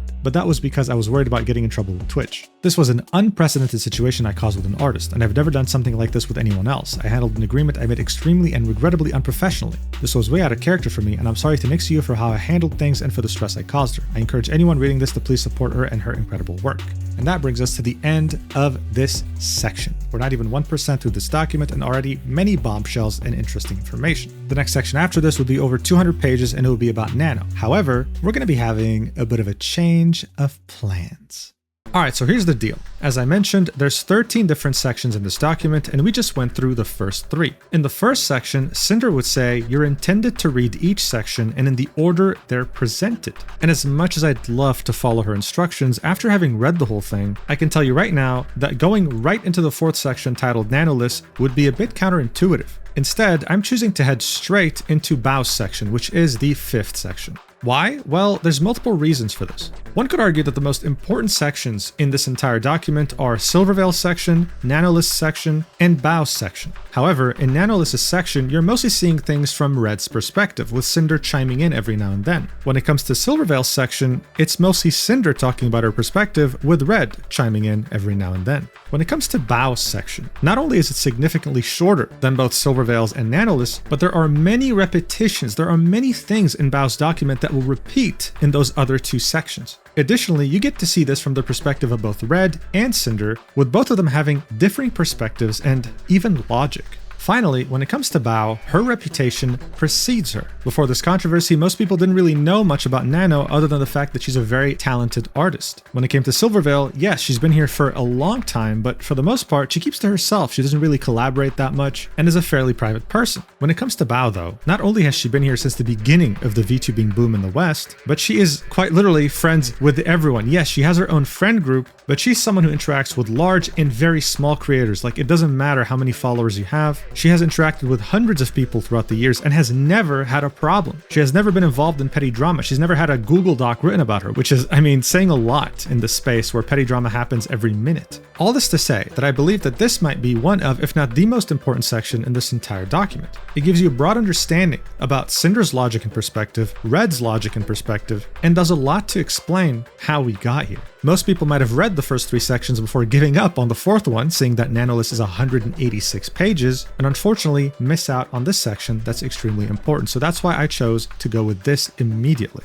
So, without further ado, let's see how Sinder chooses to introduce us to this section. Here's what she had to say. Bao has always been a great friend to me, and I couldn't own up to being a terrible friend to her when I wrote my apology. I've neglected Bao, the same as a lot of other friends of mine, but more than the others in my closest circle. There was so much I couldn't explain in my apology about what happened between Red and I over Bao that's all presented below. Because of Red's resentment towards her after he thought she went out of her way to sabotage us at the end of last year, she became a sore topic between us. My partner's opinion of my friend pressured me to treat her differently to avoid any conflict between us. I never tried to talk to Bao about it because I didn't agree with Red to begin with, and I didn't want to start any drama between us. I was ignorant to the way she felt isolated from me and our other friends earlier this year. She was hurting and I didn't do anything about it. I'm sorry to her for never addressing the problem when I could have, and I'm sorry I made her feel unwanted. I knew Bao had a model planned with Nano. She showed it to me at WeebCon in March of last year. I also knew that the model was canceled in August before she told me and our friends. I was told that Nano chose to cancel Bao's model so she could focus on her own content. I had no reason to ask to read Red's messages myself when this happened, and when Bao messaged me and our friends, I felt so bad that I already knew about it. I saw how excited she was about this model, but I didn't do anything to try and help her. I was under the impression this was what Nano wanted, and I've always been on Nano's side about what she chose to work on. As far as I was aware, Bao didn't have any plans with Nano for a model again after that. I didn't know it was ever replanned or that Red brought Bao up to Nano in their exclusivity deal in January. I did not and do not agree with what he said about Bao to her then. Bao was recovering from surgery when she was told one of her closest friends betrayed her. I don't know what she was shown or told by Nano and Shylily or our other friends involved when she made her decision to make everything public, but I believe she was misinformed. I wish she would have talked to me first, but I don't hold that against her. I never talked to her when I knew Red had a problem with her and I was neglecting her, so I didn't deserve that courtesy back. Bao was encouraged to reveal my relationship with Red in her document, but she didn't. I appreciate her choosing not to say anything about it before I did. Bao was one of the first people who genuinely inspired me to become a VTuber in 2020. I was lucky enough to become her friend and get to know her. She works extremely hard on everything she does, especially her music. With how much bullshit she's been through, she is one of the strongest people I've ever met. Bao's the kind of person who'll always have her friends' backs. I'm sorry that I didn't do the same for her and for never being the friend she deserved me to be. Red would also chime in and say, I'm sorry to Bao. I completely misjudged her character, jumped to conclusions, and made a mistake that not only hurt her with Nano, but continued to hurt her because of my influence on Cinder's actions towards her for months afterwards. I'm ashamed of the way I felt about someone who's only been a supportive friend to us. I was too immature to look past my personal resentment towards her to talk to her about the things that made me feel that way in the first place. I went out of my way to get even with someone and take an opportunity away from them who had only hurt us in my own headcanon. He continues, I also want to apologize to Bao for reassuring Nano it was okay to cancel her model last August. I was only considering Nano's feelings and how it would affect us, and not Bao. I am sorry. Sinder would then speak again and say, below we've laid out anything Red or I have experienced with or related to Bao that are relevant to everything that's happened. This includes conversations with our mutual video editor, Red's conversations with Nano about Bao's model, our real life experiences, and the production of Boss Rush's music video with Sakamore leading up to what Red told Nano in their exclusivity deal. Alright, so for an intro, this is already very loaded. If we take Cinder's word for everything here, she makes herself out to be a victim. Someone who was forced almost to be a bad friend to Bao because of her partner's opinion of her. This of course ends up making Red look even worse than he already was. And I think it's safe to assume that if someone were to write this experience on like Reddit, seeking some sort of advice, the top comments would probably say, leave him immediately or something. But at the same time, Cinder doesn't just fully blame Red, she also blames herself for being a bad friend. This won't be the only time she blames herself for that. In fact, if anything, I don't think she was a good friend to anyone in this document, and this is according to her own words. Seeing that Bao is well beloved by the entire VTubing community, I mean, it's very hard to find someone who dislikes her and has a valid reason for it. Sinder, instead of attacking her like she does most people in this document, would instead make the case that Bao was simply confused, that hell, she was manipulated. Red then chimed in and, again, confirmed the fact that yes, this was mostly his fault. He made up a headcanon in his mind and convinced himself that Bao was an enemy and tried repeatedly to sabotage her, even doing his best to sabotage her friendship with his wife. What comes next is something that would happen on the 30th of September 2023. Red would ask Sinder's video editor about working with them exclusively. This would happen 2 weeks after they saw that this editor had worked with Bao on something else. Sinder would admit that she took this personally when she shouldn't have, saying that she thought that it must have been because her content wasn't good enough, or as good as Bao, or maybe that she wasn't paying the editor enough. She does take the time to specify though that she was upset, but not specifically at Bao because she was her friend. Red, on the other hand, wanted this editor to do more for them in general, so he wanted to ask about them becoming exclusive for that reason. He'd go ahead and ask how much they'd be wanting to be paid to be exclusive, and the editor turned him down. Sinder claims that both her and Red were satisfied with their response and accepted their decision, and she managed to get over her insecurity and was happy that this editor was supporting her friend. She then claims that this was the only time she has ever perceived Bao as competition, but it didn't affect how she treated her. This was all a larger version of what she had included in her initial apology back in April 2025. In the next page, we can see the DMs between Redacted and the editor, and if you're interested in reading them, you can pause the video.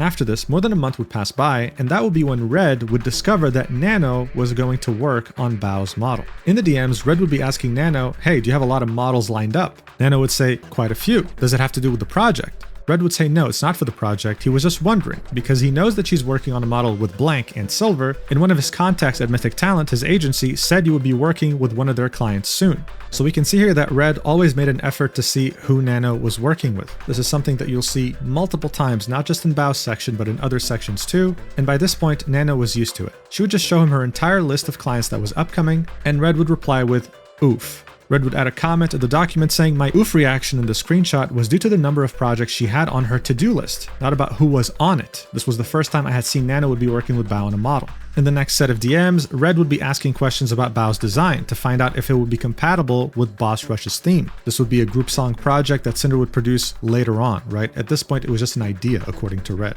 This was probably because they were thinking of including her in it. The last DMs of this conversation on the 17th of November 2023 would be Nano rethinking her waitlist. Red would respond with, hey, if you want to clear up your schedule for more work with us, I'm not going to stop you. But would then say, I don't know for sure right now, but I think you maybe should keep Bao, big maybe. And that's all I'll say. To which Nano would reply with, oh yeah, really want to work with Bao. Redacted would say, are you designing Bao's model? To which Nanoless would say, not sure, didn't get into specifics yet since it's planned for June 2024. Red would say in the document, I thought Nano should keep Bao on her list because she was Sinder's friend, but I didn't want to take a solid stance on it if Nano was thinking about removing her herself. Nano said here she really wanted to work with Bao. A couple days later, Nano would DM Red, asking, by the way, since you got plans, aka projects that they want to work with Nano, do you think it would be best for me to have Bao's model done sooner or around June is okay? Red would say, I really don't know at the moment. Then he would detail all the stuff they're working on with Sinder, and Nano would say maybe having it done sooner so whatever happens later I'll be open for it. In the document, Red would say Nano asked me when she should have Bao's model done. Nowhere do I say she should cancel it. Nano suggested she may get it done sooner than June. A few months would pass by, and all of a sudden, we're at WeepCon 2024, more specifically, at the end of March. This is when Bao would show the model that Nano was working on to both Red and Sinder, showing a lot of excitement. Another few months would pass by, and in July 2024, Bao would message Red about doing a cover of She-Wolf with her for her Halloween cover album. Sinder would specify that this was the first and only time she went to Red specifically in their DMs to plan something with her. She would first tell Red that this song would be a duet. In the DMs, Red would say she's streaming, but I'll ask her. Some miscommunication would start to take place. 8 hours later, Bao would say, do you mind asking Sinder if she's down sometime soon? If not, let me know so I can let Numi know it'll just be us two. Red would say, I think she's down. She said you could have just messaged her, but then would ask, is the song just you and her, or is Numi doing it too? 3 days later, Bao would message Sinder to add her into the project server for the song, and Sinder would express confusion, saying, wait, I thought it was just the two of us, maybe Red didn't tell me everything. Bao would say, bruh, it's you, me, and Numi. I told Red that if you didn't want to join, then it'll just be me and Numi instead. Now look, throughout these 1000 pages, sometimes you'll have Sinder or Red talk about an event like this without adding more context and just moving on to the next event. I'm here to tell you though that this will be important later on. For now though, I can definitely see how confusing it must be to have just this simple misunderstanding between friends be aired out like this. Things like this could definitely discourage someone from continuing to read. But don't worry, because now things truly do get spicy. Shortly after this, literally just a few days after being added to the project server, the first DMs between Red and Nano leading up to Bao's model cancellation would begin. More specifically on the 23rd of July 2024, when Red would ask Nano if she knew when Bao's model was going to debut so that they could plan their schedule around it. As you might remember, it was meant to be done by June of that year, and they saw the early design in March, when Bao showed them at WeebCon. When Red would ask when Bao is meant to debut her model, Nano would reply she planned for Valentine's, so February 2025. This was more of a 6 months delay on the initial release date. Around that time, Nano would open up a commission form where people could apply to have her work on a project if she found it interesting enough. A couple days later, Nano would message Red saying, I might not take any comms from that form, I feel like I want to be more into VTubing. Even though she got a few cool ones, she wants to move on with her own brand, but specifying that she will work with Sinder until she gets dumped. Red would encourage her to do this and would offer to help since he's the brains behind Sinder. For example, Nano would say, what would make a small community get people's eyes? And Red would say, like, you mean what it takes for a small VTuber to get lots of eyes on them? That's kind of my specialty. I did that. Later in this conversation, after talking for a while about her brand and what she wishes to do in VTubing, Nano would say, honestly, I would cancel my next models if I didn't feel already so committed to them. This is when Red would start to inquire more about what she's currently working on and how many models she's worked on that haven't debuted yet. Nano would say there's like 4 models, one of them is meant to debut around October. Red would specifically ask, is that Bao too? To which Nano would say didn't start Bao yet. Red would talk about this in the document, saying, I asked about Bao being one of the finished models that hadn't debuted yet because I was under the impression Bao was already done. Nano told me her model wasn't even started. Me saying to her we'll find a new mama for being busy was a joke, like earlier in the conversation when I joked about firing her. Now look, this was a fairly long conversation that would stretch into the 26th of July, but that would be when Nano would ask Red, do you think Bao would kill me if I cancel with her? To which he'd reply, no, but she'd guilt trip you 100%. But if that's best for you, then I think you should. Nano would admit, I'm very guiltyable, to which Redacted would say, I mean, the sooner you don't have model work, you can work on your own debut and stream stuff. And Sinder and I can help you out. So I'm not telling you to cancel her model, but it sounds like that'd be best for what you want to do. Nano says, yeah, I'm thinking about it.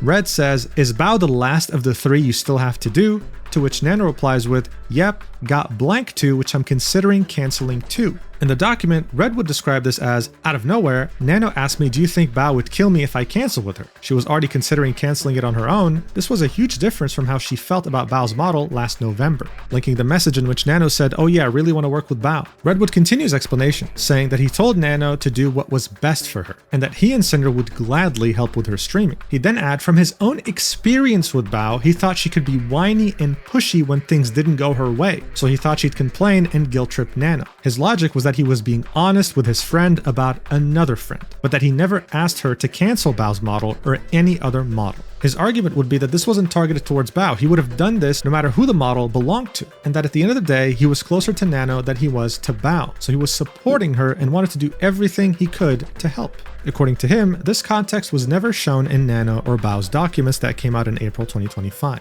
Around a week later, Red would DM Nano and ask her if she decided to cancel any model projects like they had already talked about. Nano would say she hadn't canceled anything yet, and then saying, actually, give me another moment. 6 hours later, Red would reply to that message saying, did you check on this yet? To which Nano would say, they're replying right now, just give me another moment. 20 minutes later would be when Red would send the infamous message, did you cancel models? To which Nano would reply with, I did not, with a crying emoji. Red would explain that it was in all caps because of the previous messages sent and the fact that he still hadn't heard anything from her about it. She said she didn't, and he said Nano arc delayed to 2026 in regards to what she wanted to do, right? Becoming a VTuber and stuff, joking with her like he always had. This is when Nano would say, I'm scared to cancel with Bao. And unlike the other conversations we've seen so far where Red would be taking more of a back seat, letting Nano do her thing, here he would encourage her to do this, saying, you shouldn't be. She has so many connections, she'll find someone super fast. Did you already design designed the outfit. I remember her showing it to us at WeebCon. Nano would say, yes, I can give her the design for free as an apology gift. And Red would say, don't sell yourself short.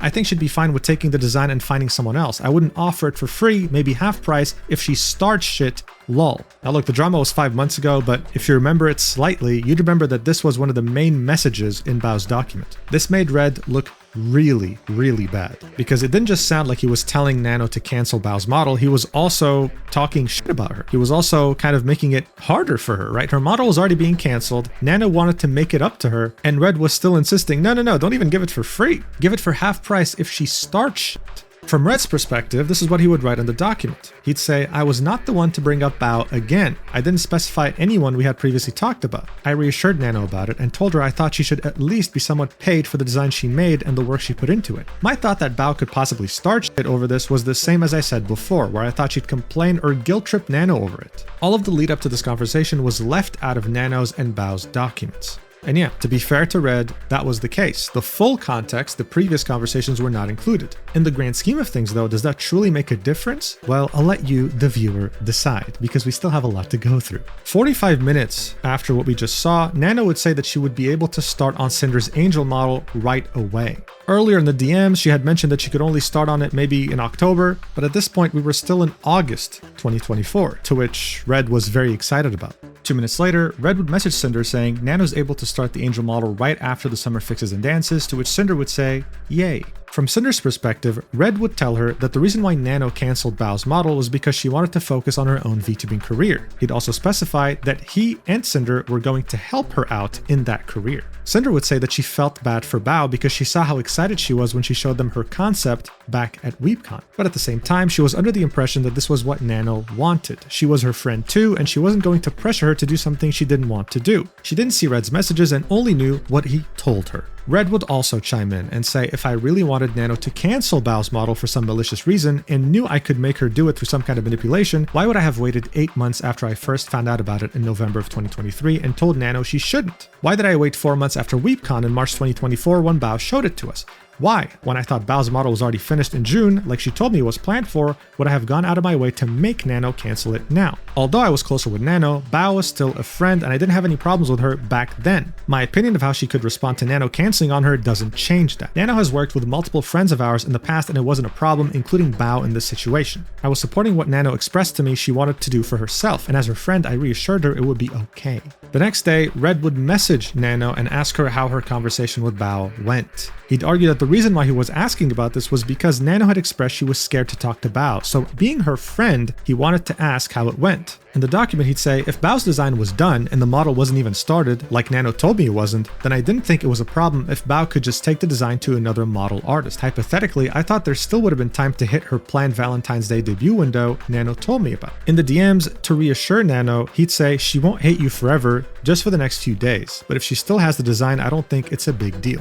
Nano would say, okay, it's sent. Red would reply with, I'm here for emotional support, to which Nano would reply with, thank you, it hurts my soul. Red would say, the whole situation was wrong of both of us. Nano shouldn't have asked me about what she wanted to do with her other commissions, and I shouldn't have weighed in on what I thought. I'm sorry to Bao for my actions and that this happened at all. Cinder would continue and say, it was after this when Bao messaged our group chat with our friends saying that Nano dropped her as a client. I felt guilty knowing about this before Bao had told us. I didn't know what to say, so I didn't say anything. I was the one who was known to always work with Nano, but if this was her decision, I didn't want to get involved. I should have been a better friend to Bao and at least tried doing something for her, but I didn't. Alright, so picture this. I think this is like a group of friends of like 6 people. Imagine revealing such sad news, right? Like Bao was completely heartbroken over this. Everyone would leave a supportive message except one person in the group, and that person happens to be the one who has worked with Nano the longest. Not a good look, right? Cinder would continue, after I posted my apology on the 27th of April 2025, as she was being cancelled, Bao tweeted this, talking about her model being cancelled last August. It was a standalone tweet, not as a reply to my apology, and not quoting it either. If you follow the drama, I'm sure you saw this tweet, and Cinder actually took a screenshot of it barely after it was posted, back when it was still at 7,000 views. It would be Bao saying how, How can you say you didn't know? I showed you both my base model sketch from Nano at WeebCon. We walked on stage and performed together. You were in the group chat where I shared my sadness over Nano suddenly canceling my model after we were so close to begin Live 2D and rigging. And to now find out that just a day before her sadness, Nano and Red would be talking about it as if it was nothing? That gutted her. She'd say, if you want to apologize to me, please do it properly and stop hiding behind Red. In the document, Sinder would say, I was aware that in this instance, Bao's model was cancelled. And before she said anything, I haven't claimed otherwise anywhere. And I didn't say anything about it in my apology. I was not aware of Red giving Bao's name to Nano in his exclusivity negotiations in January 2025. This is what she would say in her apology that she wrote back in April. After Bao had posted this tweet, she messaged one friend that could get a message to her since she had already unfriended her and she had no way of contacting her. She'd say, Red and I had a falling out the night the documents dropped, and we didn't live together anymore either, so I had no way to access his DMs myself to go back and see everything he was saying and doing to make sure it was right. All I had to go off of was what Red told me in August about this, what was posted in Nano and Bao's documents, and now Bao's tweet after my apology. I don't know if she ever got this message and she never reached out to talk. I told this friend that I didn't know the model was cancelled because of Red's conversation with Nano, and not that I didn't know it was cancelled at all. This message would be sent on the same day. Sinder would say, I just saw Bao's tweet, I have no way of contacting her, so if you could please have her reached out for us to talk, it would mean a lot. I didn't know her model was cancelled due to Red's conversation with Nano. I know it's hard to believe I wasn't informed on every conversation he was having, but he had a lot of control over comms without constant approval because I trusted him. We don't live together for me to make sure everything he was doing was right. I'm so sorry to you and all the girls. The friend would say that they were going to ask her. In fact, the same friend would message Sinder asking if she was okay, and Sinder would say, I'm sorry, blank, I'm trying to collect myself. Red and I aren't speaking right now and I'm so upset with everything. Sinder would then go ahead and refute some aspects of Bao's tweet. She said, we were so close to begin Live 2D and rigging, and Nano would say in her document that Red asked her to cancel Bao's model mid-progress. Sinder would argue that that's false. Nano hadn't started yet, and she said that in DMs in July of 2024, when it should have been done by June 2024. Additionally, Bao's document would say there was suddenly back and forth on whether or not Nano had the physical and mental capacity to continue her model. Sinder would say this lines up with what Nano told to Red, and how Nano repeatedly overbooked herself but was never shown anywhere. She would also remind us that Red didn't message Nano specifically to see if she canceled Bao, but to see if she canceled any other models. So as you can see, Sinder definitely does disagree with some aspects of what Nano and Bao had said, including some of the most fundamental aspects. It seemed although Sinder realized that what she did and what Red did was wrong, she still wasn't as wrong as Nano and Bao had claimed. In any case, a few days later, on the 9th of August 2024, one of Sinder's editors would decide to step down. This would prompt Red to ask their other video editor yet a second time to become exclusive.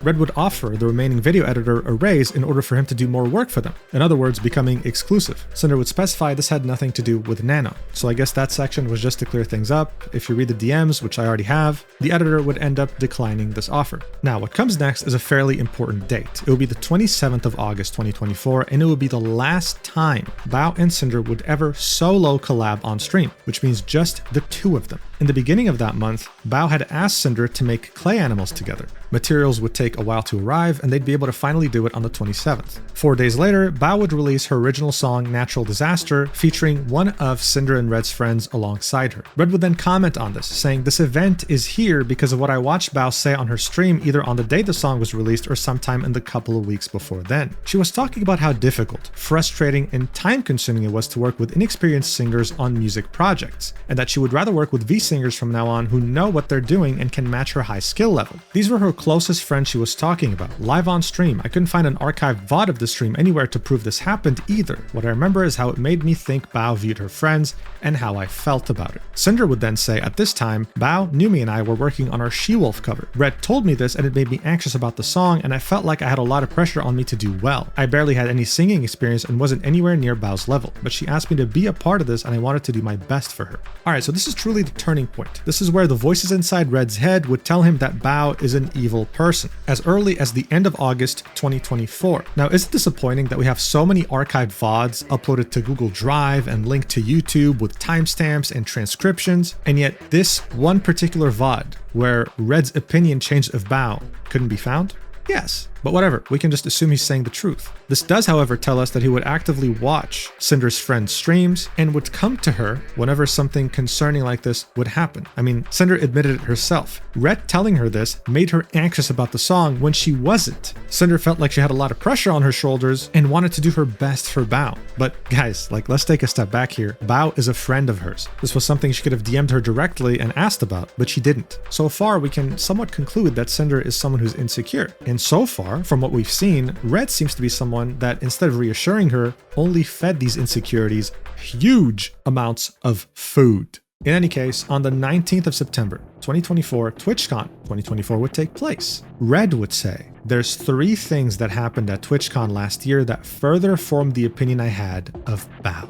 Let's go through them, starting with number 1. The first night there, Cinder, her friends, and I went out to dinner somewhere nice. Bao was supposed to be there with us but never showed up. It was the first chance the close friends had to see each other in months in person away from work, and she blew them off. Everyone present was talking about her not being there. Second point. One of our friends was telling us that they were working on a song with Bao, and Bao asked about them having a music video to go with it. The song this friend was making with Cinder at the time was planned to have a music video, but they weren't planning on having one for the song with Bao. They said that Bao got upset with them, guilt-tripping them over their decision about their own content. This reinforces what I had told Nano about Bao. And the third and final point, the last night before everyone went home, the friends were planning to go to dinner. I ended up getting sick and stayed behind. In the group chat, while they were figuring out where to eat, Bao said that she wanted to go somewhere fancy or she wasn't going. This was the last night everyone was together, but there were still caveats. She had to just spend time with her friends, but there were still caveats. Wow, that's crazy, man. Is that even a sentence? Anyway, yeah, she had caveats about having to spend time with her friends. Sure.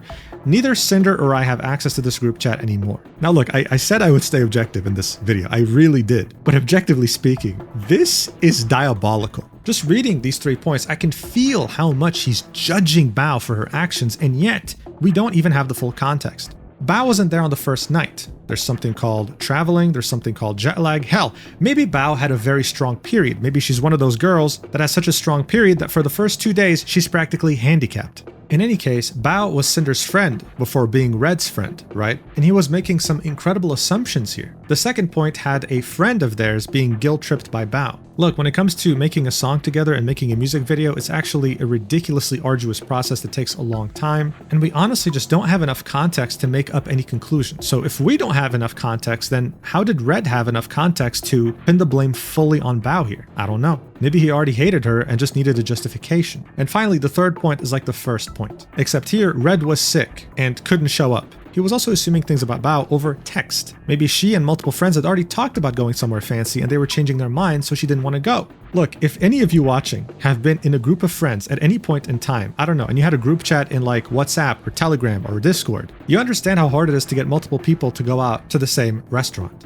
Red was making a very big deal out of this, and what's funny here is that he was sick. He wasn't even going himself. Does that mean Bao can write her own document and say, Red didn't show up on the last night before leaving TwitchCon? He's a terrible friend. So yeah, look, maybe Red included this because he felt like he was being honest, but it just ends up making him look way worse because these aren't valid reasons to want to sabotage your wife's friend. In any case, during TwitchCon, both Red and Cinder would get to meet Sacramore, Bao's video editor, more specifically, the man behind her music videos. He would come to Cinder and say he'd love to work together and make a music video, which is why Red would eventually ask him to make one for Boss Rush. Sacramore, of course, made his own Google document as this was happening back on April 26, 2025, and I go over that in detail in my first video about the drama. Cinder would then say that Red reached out to Sacramore after TwitchCon about a music video project, which was the one for Boss Rush's song. They discussed it over the next week, but Sac couldn't fit it into his schedule at the time. So they would chat a bit right over the course of a few days at the end of September leading up to October 4th. Red would ask Sac if he can make a music video for the end of October 2024, to which Sac would say, I really would love to be able to squeeze y'all in and absolutely would if I could, but I genuinely don't have any days free until the 9th of November at the earliest.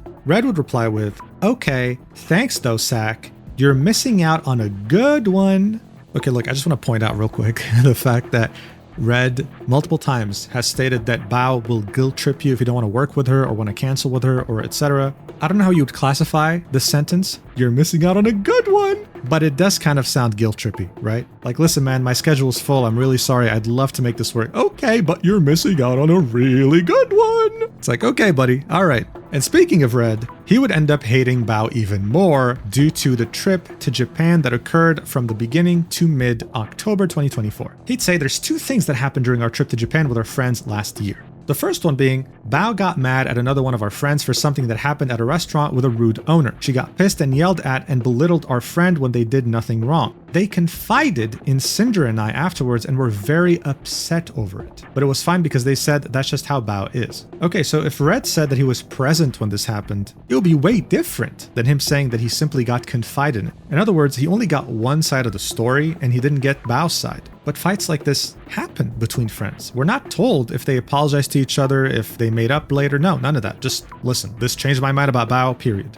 The second and final point here is everyone got together for what we called our Canadian Thanksgiving dinner, since it was a few days earlier. It was the last night all of our friends would be together, just like TwitchCon. And again, Bao never showed up. She said she was on her way and then sometime later said never mind, she's not coming. We all were aware this was the last time we'd all see each other until 2025. Again, we don't know what happened, we don't know if an emergency occurred, we don't know if she specified it later. The only thing here that bothered Red is that she couldn't show up, but we're not given any more context. Red would then say, after TwitchCon in Japan, I was pretty convinced about how I thought Bao viewed and valued her friends outside of making content together. Sinder would then add, I experienced these things in Japan and at TwitchCon too. I was put off by them in the moment, but I didn't think about them beyond when they happened. So see, both of Sinder and Red's perspectives are very different here, and they operate on a completely different set of rules and logic. What didn't bother Sinder ended up bothering Red immensely. And while this wasn't a problem yet, it would then become a problem so big that it would start affecting the way they lived together. We'll of course see more of that later, but for now, they got back from Japan, and Red would message Sakurmore again about Boss Rush's music video since the planned release date was pushed back again. Sinder would include every single DM they sent to each other over the course of the music video's production. I guess they would do that for transparency's sakes. It is such a waste of time to go through every single message because mostly it's technicalities. It's like, hey, this song has a lot of typography. I can send you more details about the artwork, blah, blah, blah. I mean, really, this is very technical here. If you're interested in making a music video, maybe you'd find this interesting. But one of the more notable things that would happen is that Red would offer to pay double for Sakurmore's work if he could finish it under a very tight deadline. Sakurmore would agree, and he'd get right down to work. In total, there would be 12 pages of DMs, and again, most of it would be technical.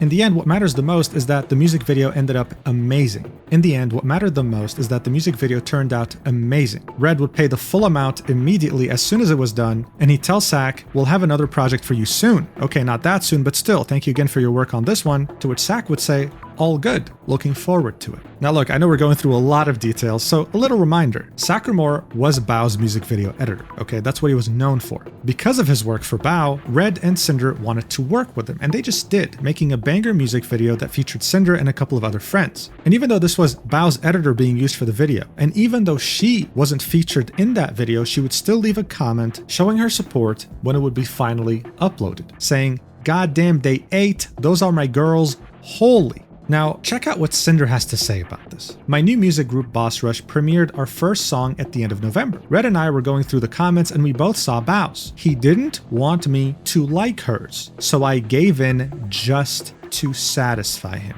At the end of the day, it was just a comment. Now to me, this is probably the most fascinating paragraph in this entire 93-page section. The reason for that being is you feel very bad for Sinder in the first 3 sentences. It's like, what do you mean you wanted to like your friend's supportive comment and your partner forced you not to? You start to feel that maybe Cinder's trapped, that she wasn't able to express herself fully because of this deranged partner who had it out for Bao. But then she decides to add this sentence, saying, at the end of the day, it was just a comment.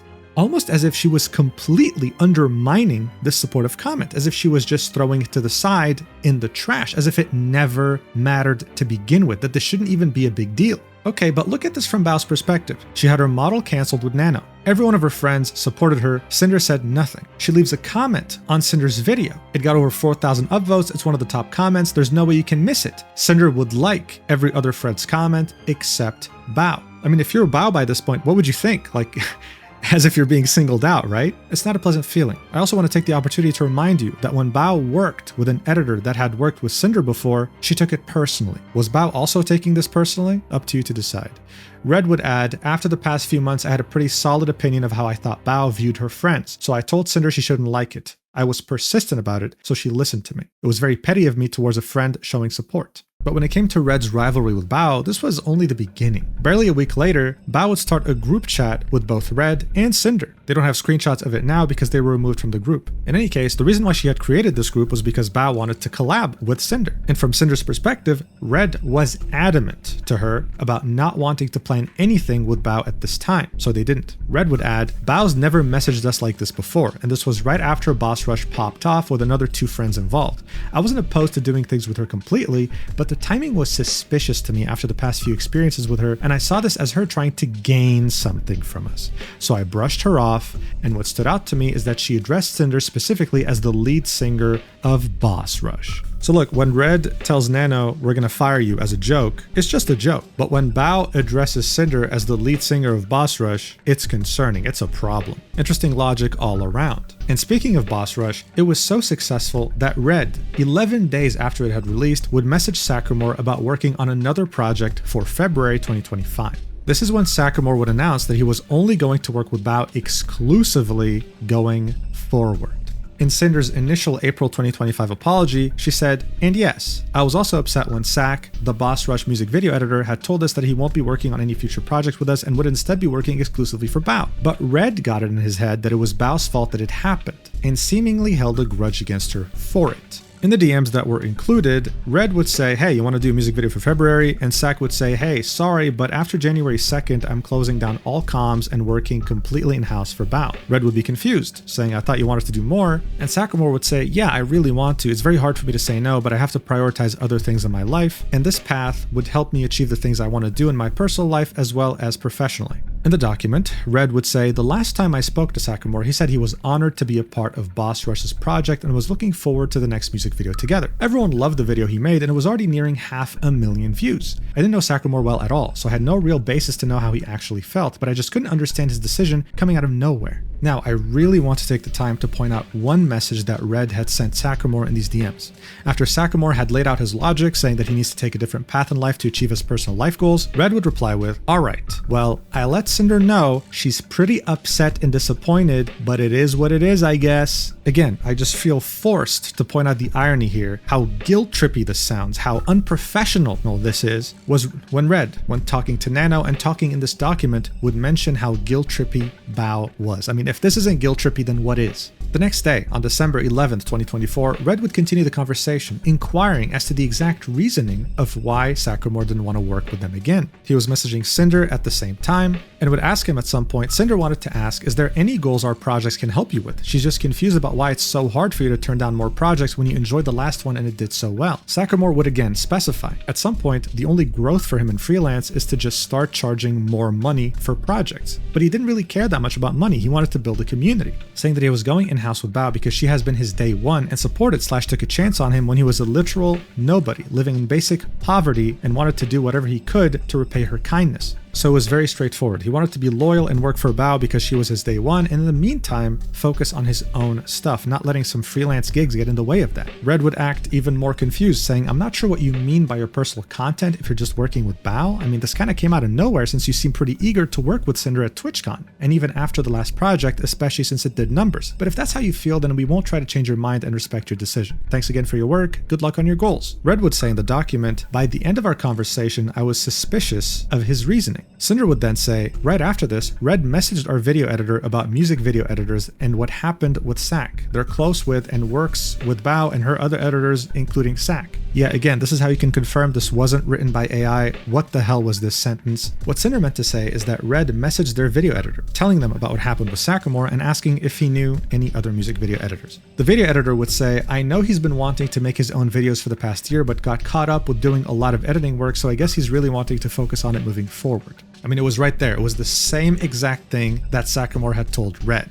And instead of taking it as fact, Red admits he didn't, and still thought something else must have happened. I wish I can summarize this next page, but there's no way to summarize Red's logic without you having to really listen to every word he says. What really made him suspicious was when Sakamore said he's going in-house with Bao because she has been his day one and supported him when he was a nobody. Red would say, it was this message from Sakamore that made me suspicious of what his actual reason was for going exclusive with Bao. He only said all this after he was pushed about his decision, and this was only days after Sinder and I turned down Bao in that group chat where she called Sinder the lead singer of Boss Rush. Because of my experience with Bao over the past few months, I had confirmation bias. I convinced myself Sak was doing this because Bao must have guilt-tripped him and convinced him not to work with anyone other than her, including Boss Rush. And I was mad that this wasn't even just against Sinder and I, but Tricky and Vienna too, the two other singers of Boss Rush, who I cared about as much as Sinder did. He would then link an image of what confirmation bias means from a Google search. It's where people tend to favor information that confirms their existing beliefs, regardless of whether it's true or not. So in other words, he's calling himself delusional. And then he would go on to say that one thing that wasn't mentioned yet is Bao's own relationship in regards to her music throughout last year in 2024. He'd say she would talk publicly in her Discord server about how depressed she was about her own songs, about how nothing she did performed well,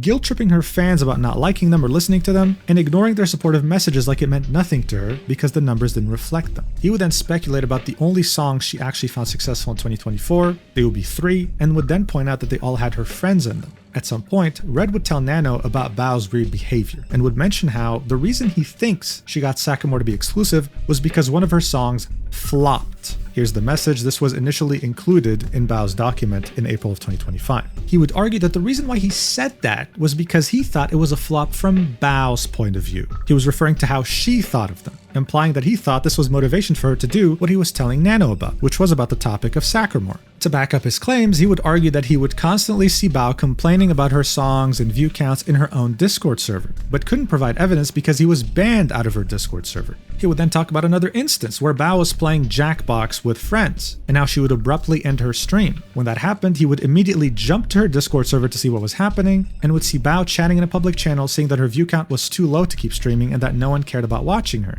He'd said that she was very rude to them, especially her most supportive fans, but again, he has no evidence, he has no proof. He would say, I don't know if these messages still exist, but this right here is a glimpse of Red's reasoning in regards to Bao. But Red would go even further, right? He found a tweet from Bao that was made on the 15th of March, 2025 that indirectly supports the above. Bao would say that she had learned a hard lesson about work-life balance. She'd vent and say the fear of falling behind and being forgotten outweighed all the joy and fulfillment she was supposed to feel as a content creator, never really feeling like she was getting anywhere, and if she did, it wasn't enough, and that she had to reevaluate how to be an actual human being again instead of a machine. She also, of course, spoke about some jaw pain she was experiencing in this tweet, and Red said that he hadn't even considered this when forming his opinion of her at the time. So Red says, with everything I had seen, heard, or experienced with and around Bao over the past few months all added up, I had come to this conclusion. Boss Rush's song came out and was performing great right away. Bao, who was upset with her own music's performance throughout the year and who really cared about numbers, saw how well the song her musically inexperienced friends made was doing. She also found out her video editor Sak had made the music video for it. These made her upset. She messaged Sinder and I about doing something together in the week that followed, calling Sinder the lead singer of Boss Rush, but we turned her down. She was also turned down about doing a music video with another friend recently who was guilt-tripped about it, and now us refusing to make content with her made things worse.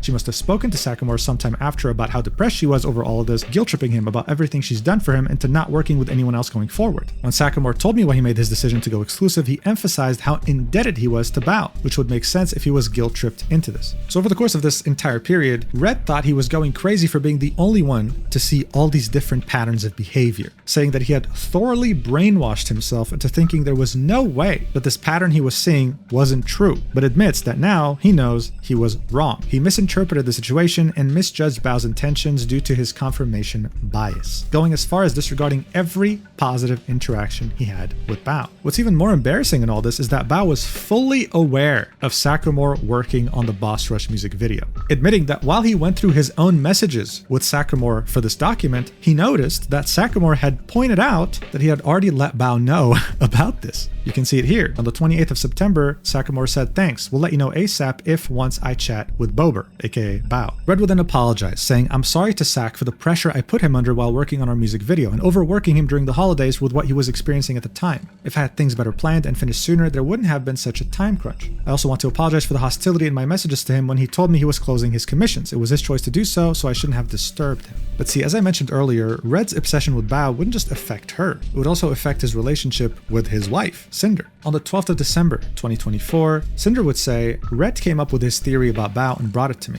This was a verbal conversation, so I have no evidence of it, only of the events around it. She'd say, I didn't believe Bao would pressure her editor just to hurt us, and didn't believe that Bao's past actions were as big as Red was making them out to be. She caved on not liking the to comment, understood what Red was saying, but completely disagreed with his conclusion. She was already stressed about multiple things coming up in her career, and now Red was telling her that he knew one of her friends had purposely done this to her.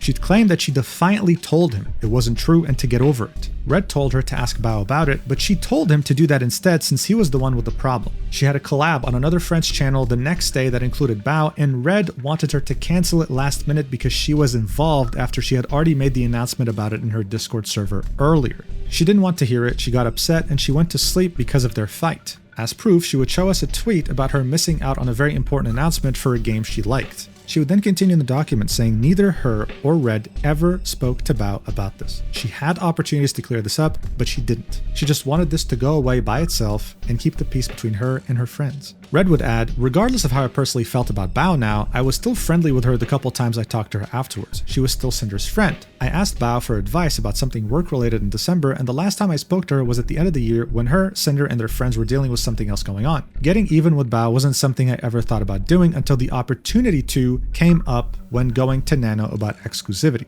A day later, Bao would message Cinder about their collab that had just happened and apologized for the fact that she was not really very energetic or active near the end of the stream, saying she spaced out at the end. Cinder took a whole day to reply because she was busy, and even though she had the opportunity to talk to her about the topic of how Red felt about her, she didn't.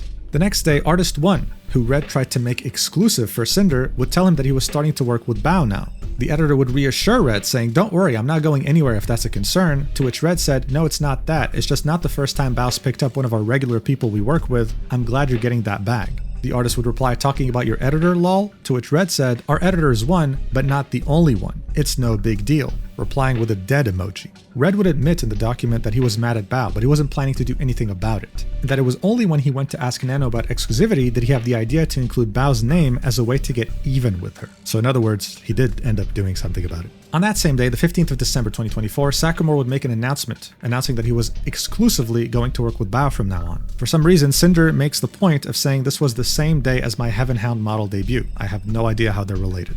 Red would then say, as far as I was aware, Sakamore was already basically exclusive to Bao to the same degree our video editor was to us, if not more so. For him to do a complete 180 in under 2 weeks from Boss Rush's release was unbelievable to me. He put his exclusivity with Bao in writing publicly and asked to be completely anonymous without being credited going forward with no reason other than he wanted to. I just couldn't believe there was more to it. I don't know if Sakamore ended up making any of his own content like he told me since this happened. Alright, I could confirm this since I do follow Sakamore on Twitter. He did. He ended up making quite a few cool edits regarding games he plays, and this is something he really didn't have the time to do beforehand. Red would then add, recently, Sak opened his commissions again and is apparently not working with Bao anymore. The very thing that sent me over the edge about Bao last December didn't seem to last. We can even see Bao congratulating him on opening commissions again, and Sak is seen saying, thank you for everything over the last 2 years. I will truly cherish all of the memories/content we've made together. This was on September 24th, 2025. So Sakamore had essentially been exclusive to Bao for only 9 months. And if Red and Cinder had waited, they would have been able to work with him again very easily.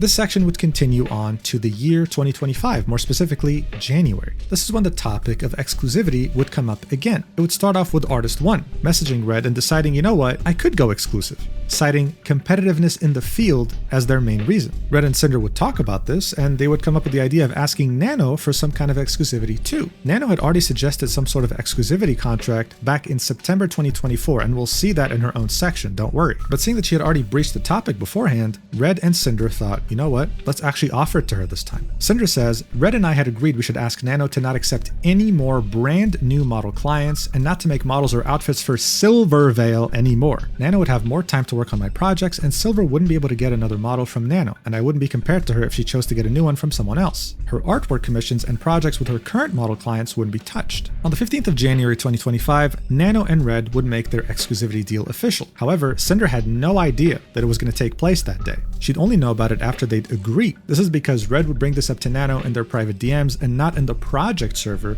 where Cinder, Red, and Nano were present in. Sinder would then specify in Nano's and Bao's documents this conversation was presented out of order and purposely left out information. So in these DMs, we can see Red bringing up the exclusivity deal with Nano just as he had discussed with Sinder. No more new clients, and not working with Silvervale anymore, who was already a past client. So here we can see the exact outline of what the deal is. Red says, well, I think the main things we're looking for are for you not to take any brand new model clients and to not make any new models or even outfits for Silvervale ever again. You'd still be able to work on models and outfits with all of your other existing clients, and your artwork comms wouldn't be affected. This is when Red would say something that was extremely controversial with the arts community and honestly in the VTuber industry in general, which was, one of our concerns is that more nano babies means nano models don't have the same value anymore. This was the second time he'd bring this up. There was another instance that was even more explicit, right? But we'll eventually get to that. Then he'd say, and second is that there's a few people that we just would rather not be able to have a model from you. Nano would ask, may I know who these people are? And Redacted would say, Silver, Bao, and Cotton. So even though he had explicitly agreed with Sinder that it would just be about Silver, he also decided to add Bao and Cotton. Nano would start to panic, saying, I have Bao on my list. Red would say, it's okay, Nano, you don't need to make any changes. To which Nano would reply, are you sure? I'm not really down on working with people who Sinder doesn't want to. But then Red would specify, yeah, but wouldn't this be the second time you're canceling on her? Plus, none of this can leave our chat. In the document, Red would explain what's going on, saying, I chose to include Bao's name to get even with her for what I thought she did to us, and I threw Cotton's name in there for hurting a friend and because I knew she was on Nano's waitlist in the past. And so even though Sinder completely disagreed with how he felt about Bao, he would still make sure to tell her how we both felt. Right? When he would tell her, there's a few people that we just would rather not be able to have a model from you, he was making it seem like both him and Sinder didn't want Nano to work with Silvervale, Bao, and Cottontail. Red would admit, I took advantage of that and made it sound like Sinder agreed with my feelings about her when I knew it wasn't true. It was the only time I lied about anything to Nano, and it was wrong of me to do this. Everything I said in this conversation were my own thoughts. My hesitancy and Nano's reassurance were both left out of Nano and Bao's documents. Sinder would then mention that she was completely unaware of what was going on in this conversation, and the DMs would continue. Redacted would start spilling the entire tea to Nanoless, telling her about how Silver gets more priority and bias at gamer subs, how Bao has been getting on our nerves for a while, hijacking Sacramore from them, and how Cotton hurt one of their close friends real bad. Again, we have no details on that, like none. This is also when he would say, oh yeah, I think Bao did this because her music video flopped, etc., right? And Red would mention in the document that the reason why this all sounded so harsh was because he was angry about it and he was venting to someone he trusted about something he genuinely believed happened. He thought that if Bao was going to gatekeep her editor, then he was going to try and gatekeep his artist. After seeing how much pain and anger her friend was going through, Nano would say, you know what, we can do a deal. I'll cancel my model with Bao, like forever. As Red would start to ask detailed questions, Nano would specify that they had to make a separate deal for new clients, separate from her proposed idea about canceling with Bao. According to Red, that deal is what she earlier said she'd want some kind of payment for. Instead of focusing on new model clients, I chose to focus on the people I listed to her and offered the deal above. She said she wanted some kind of payment agreement for new model exclusivity, which would be another deal, but I didn't refuse to pay her for it like it was claimed. The original proposition was only over models, but since I pivoted and new model clients were off the table and we were just talking about these three, I suggested that it include all work. I told her she wouldn't have to pay us the few thousand for her rigging back from her offer, and I'd guarantee her as many projects as she wanted. She worked with Silver occasionally, never with Cotton, and only with Bao on her model, so she wouldn't be missing out on income we wouldn't be ready to replace. In the DMs, Red would be specifying the deal. Okay, cool. We can pay blank for you, the rigger, and you don't have to discount it from the next payment. You don't work with Bao, Cotton, or Silver at all again, models or art. And then Nano would ask, is there any way to add a little bit more since Silver still asks for art every now and then? And then Red would say, well, hey, listen, when Silver asks for art, tell her no, and tell us about it so that we commission another art piece instead of her. Nano would say, okay, sounds fair, but can I also ask for a Demon Cinder figure? Red would say, I'll ask about it right now if you want one, and Nano would say, yay, deal. When Red would confirm that she was getting a demon figure of Sinder, this is when Nano said, then we have a deal, and Red would make a recap of the entire deal again. No work at all with Bao, Cotton, Silver. We'll continue giving you more work, we'll pay for the rigger, and you're sent a free demon figure. Nano says, yes, yes. There was no official contract involved, and from Red's perspective, this was a negotiated deal. There was no manipulation of any sorts. He'd argue, why did I bother making a deal with her if I could have just manipulated her to do what I wanted for free? After this had happened, Sinder would say that from her point of view, she was told that Nano had agreed that she wouldn't work with Silvervale at all anymore, but that Red never told her that Bao and Cotton were ever talked about or included in their agreement, or that Bao was having her second model canceled, even though her first one was already canceled back in 2024. The deal didn't include the part about Nano not taking any new model clients they had talked about before, but Sinder was completely fine with leaving it that way. This is why in her apology in April 2025, she said she had nothing to do with the exclusivity deal. She had no idea what the real terms were. So what Sinder did know is that Silver couldn't work with Nano anymore, right? That's it. That was the entire deal. They'd be paying for Nano's rigging on her model, and the whole thing was about Silver. And Sinder was completely fine with that, even though the deal didn't include anything about not taking on new clients. Red would say, I didn't tell Sinder everything because I knew she disagreed with me about Bao and she'd get pissed.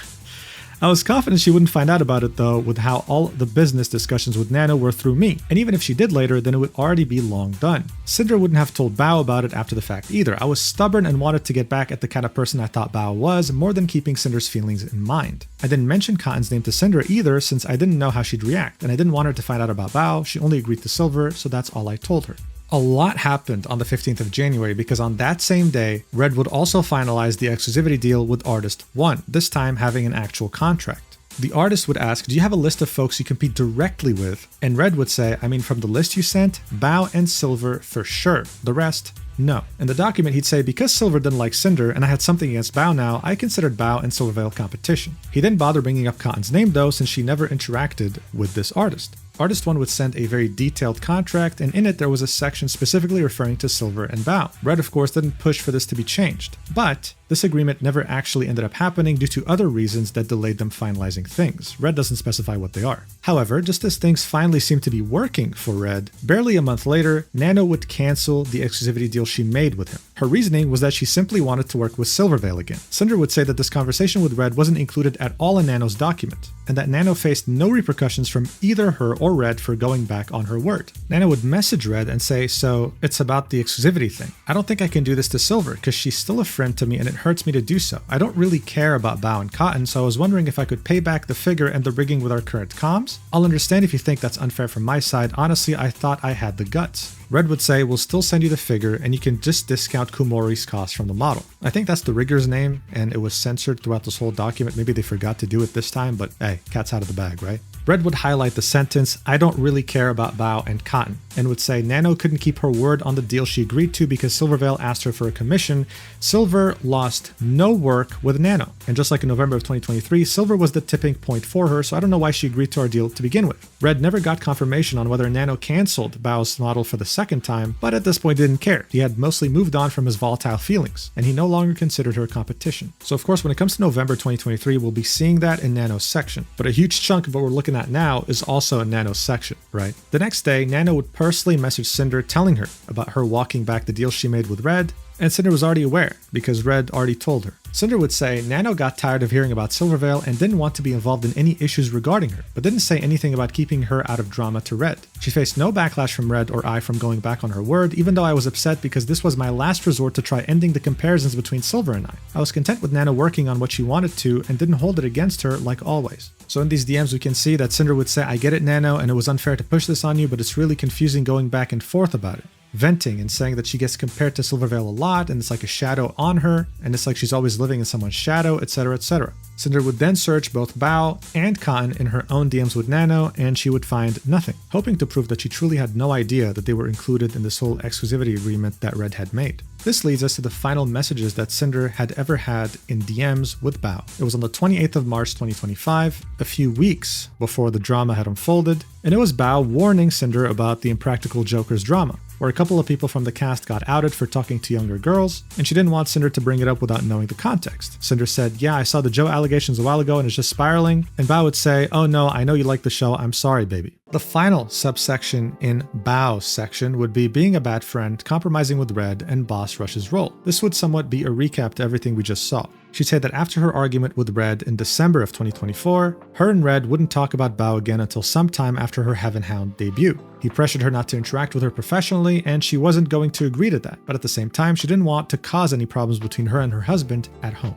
She'd say Bao was a friend that lived across the country, I only saw her every few months, and already didn't do things often with her. On the other hand though, she lived with Red, so she chose to do just enough to keep the peace and to find a middle ground between them. She didn't plan anything with Bao one-on-one, which they already rarely did, according to her. She didn't raid her in the time she was able to, and she didn't retweet artwork of them together on her NSFW Twitter account. Red didn't want to include Bao in anything Boss Rush related either, including collabs. Red would again admit that it was wrong of him to push his feelings about Cinder's friend onto her and expect her to essentially cut her off, and after months had passed by, he would open up to the idea of a 6-person Boss Rush song with all of Cinder's friends, including Bao. Cinder would then specify that she rarely talked to Bao outside of her friends group chat unless she messaged her first. So unless Bao messaged Cinder directly, Cinder wouldn't really interact with her much. This was even before her disagreement with Red. And this actually applied not just to Bao, but for most of her friends for a long time. She said that because of Boss Rush's inception in March 2024, she got to be closer friends with Tricky and Vienna than everyone else. She chose to prioritize them more, and then at some point she'd noticed that one of her friends was feeling isolated, so she wanted to include her in Boss Rush as well. That would be Yuzu.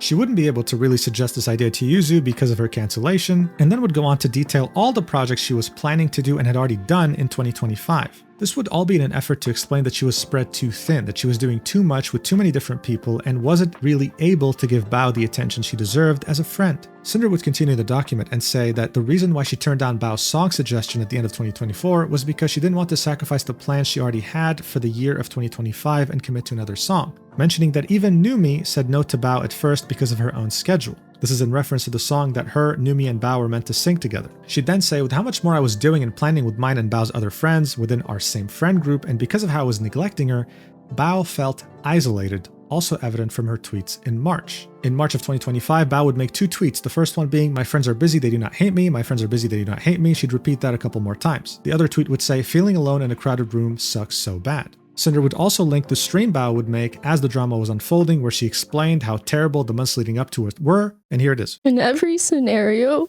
I try to wrap my head around what I would have done if I was in their shoes. I can't understand. I couldn't understand it. I couldn't understand it. We had been through so much offline and online, and there's nothing more confusing and more painful than seeing someone in your friend group be so kind and so warm to everyone around you, and feeling that they have slowly become colder and colder towards you. So again, you just have to look back through what happened in this section, right? Her model gets canceled, everyone supports her, Cinder doesn't. Everyone leaves supportive comments on the Boss Rush music video, they all get hearted by Cinder, Bao's gets ignored. I'm sure there were other things in private too that contributed to Bao feeling this way, but this isn't easy. And for months, instead of blaming Cinder or thinking she's a terrible person, she would try to put herself in her shoes instead, thinking, oh, she must be busy, she must be doing this, I'm sure she missed my message, I'm sure she doesn't mean to do this, and boom. She would see Nano's messages, she'd see her friend's husband actively try to work against her, and this whole reality that she had fabricated around herself to cope with the idea that her friend was still her friend and wasn't being distant for any reason would shatter. So no wonder she cried her eyes out for 1 hour of this stream. Cinder would argue that regardless, they still did things together as a big group, but she understood how Bao must have felt. She wasn't including Bao in any of her own things, and when our friends had free time, it went towards our plans together, without her. At some point, Numi would say that Bao had confided in her about Cinder and the way she thought that Cinder felt about her, also linking a VOD in which Numi talked about this. Cinder would then say, but never did Bao try talking to me directly about how she felt, the same way I didn't talk to her about Red's feelings. She'd then say I was neglectful of Bao and my friendship with her, and ignorant of how the things I did and did without her were making her feel. I stayed quiet and gave in to Red, hoping he would move on over time, never knowing what he did and said behind my back. I was an awful friend to Bao for months when she didn't deserve it. On the 26th of April 2025, Bao would post her document 6 minutes after Nano would post hers. According to Cinder, she was already removed along with Red from Bao's friend list at this point and blocked on Twitter. Cinder would end this section about Bao with a very ironic message. That message would be sent on the 27th of December 2024, saying, "This is a message I sent to another close friend at the end of December. Ironically, I didn't have healthy communication with my friends. I couldn't open up to them or talk to them about difficult subjects. I never spoke to Bao about anything that was going on. In the next section, I go over how my lack of communication hurt Numi too, another one of Cinder's friends." That ironic message that Cinder was talking about said, "I love when friends have healthy communication. Ugh, it feels so good." Congratulations, you made it to the end of Bao's section, but no time to breathe. As you saw, the next section would be about Numi. It would be way shorter than this, thank God, but we will go through it before going to Nano's section because, as you saw at the end there, Numi was already aware of how Bao was feeling in regards to Sinder. She was also one of Sinder's closest friends in the space. So what happened exactly, and how did Sinder hurt her just like she hurt Bao? Well, let's check it out. This section would be called V-Card and Numi's Concert, and here's how Sinder would introduce it, saying, I messed up and hurt one of my friends, Numi. I agreed to be a part of her concert in New York City in February, but I let her down and canceled my performance. Then, when V-Card's launch date was delayed to her concert weekend, I put business over my friendship when I chose to not even be there for her so I could be representing a company and streaming with Shylily, which I mistakenly planned on the same day. Although I did make it to Numi's show, I still made a decision that hurt her. All while preparing for her own concerts, Numi had been producing an original song for me since December. I was asking a lot of her when I wasn't doing the same in return. I made her feel more like a business partner than a friend.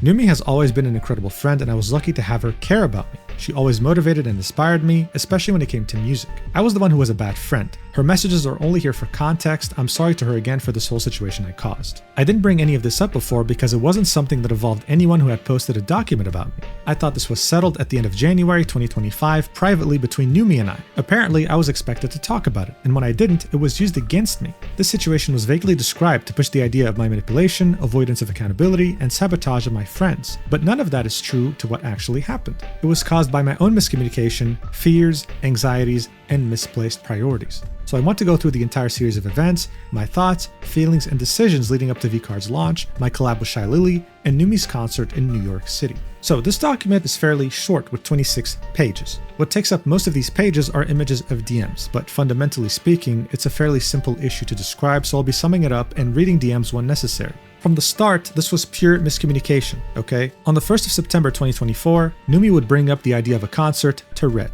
Numi was asking if Sinder could come in November 2024. Red would tell her to message Sinder directly since she was her friend. Sinder doesn't really remember if Red brought this up to her before Numi messaged her, but regardless, a couple months later in November 2024, Numi would message Sinder and would invite her to her New York concert. Sinder would specify that she remembers that Numi had brought this up to her in person somewhere before this, but couldn't remember where, when, or even what was said. Numi most likely assumed that Sinder remembered the conversation they had IRL, so the only thing she sent her was, by the way, the New York concert will be February 1st if you'd still like to come. To which Sinder would say, I'd love to, where is it, and would get the details. A month later, on the 26th of December 2024, Numi would message Red about Sinder's attendance for the concert and would specifically say that she'd be performing with her on stage. At this point, Sinder would say that she was shocked when Red would tell her about this because she thought she'd be an audience member. However, instead of actually trying to clear it up with Numi, and hell, maybe even laugh about the misunderstanding, she chose to let Red handle everything for her and commit to singing. Sinder's logic here was that Numi had never messaged her directly about the concert, so you know what? Let Red handle it since he was talking to her about it anyway.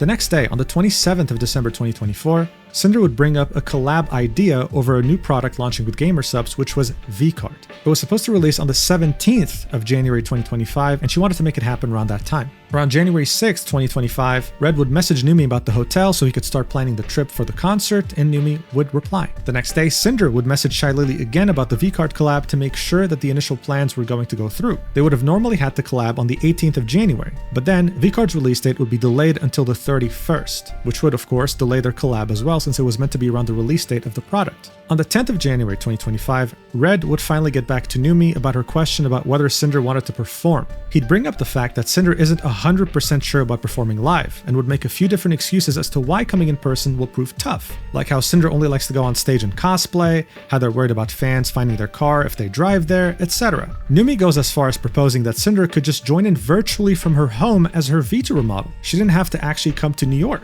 She'd also reiterate that she doesn't want to pressure Sinder to do anything that makes her uncomfortable. Now I really have to point out here, Numi reiterates this multiple times, and unlike Red's discussions with Sacramore, she wasn't guilt-trippy at all. Red would then ask who's coming to New York other than Sinder, and when Numi would say that multiple of her friends were flying out, Red felt pressured, saying, "Oh, so we're the bad friends." Even as Numi reiterated, "You guys don't have to feel obligated to go to either, by the way. I hope it doesn't sound like I'm pressuring y'all at all. I know everyone is tired from 2024 travels." And Red would say, "Well, now we're like the bad friends if we don't." Numi would again reiterate, "I don't care. If you guys don't want to come, it's not a big deal." And yet Red would still insist, even though he knew that Sinder was very uncomfortable performing on stage. On the same night, Numi would message Sinder about matching t-shirts, and again, Sinder says nothing about her being uncomfortable regarding singing live. In the document, she admits she should have just gone to Numi to talk to her about this, but she didn't. A few days later, on the 13th of January 2025, Sinder would ask Red to message Numi on her behalf to let her know that she isn't comfortable singing live, but would still be showing up to the concert to support her. The excuse Red would make up was she's nervous to sing with a live mic, to which Numi would say, "No worries," with a smiley face. In the document, Sinder would outline 4 reasons as to why she chose not to perform.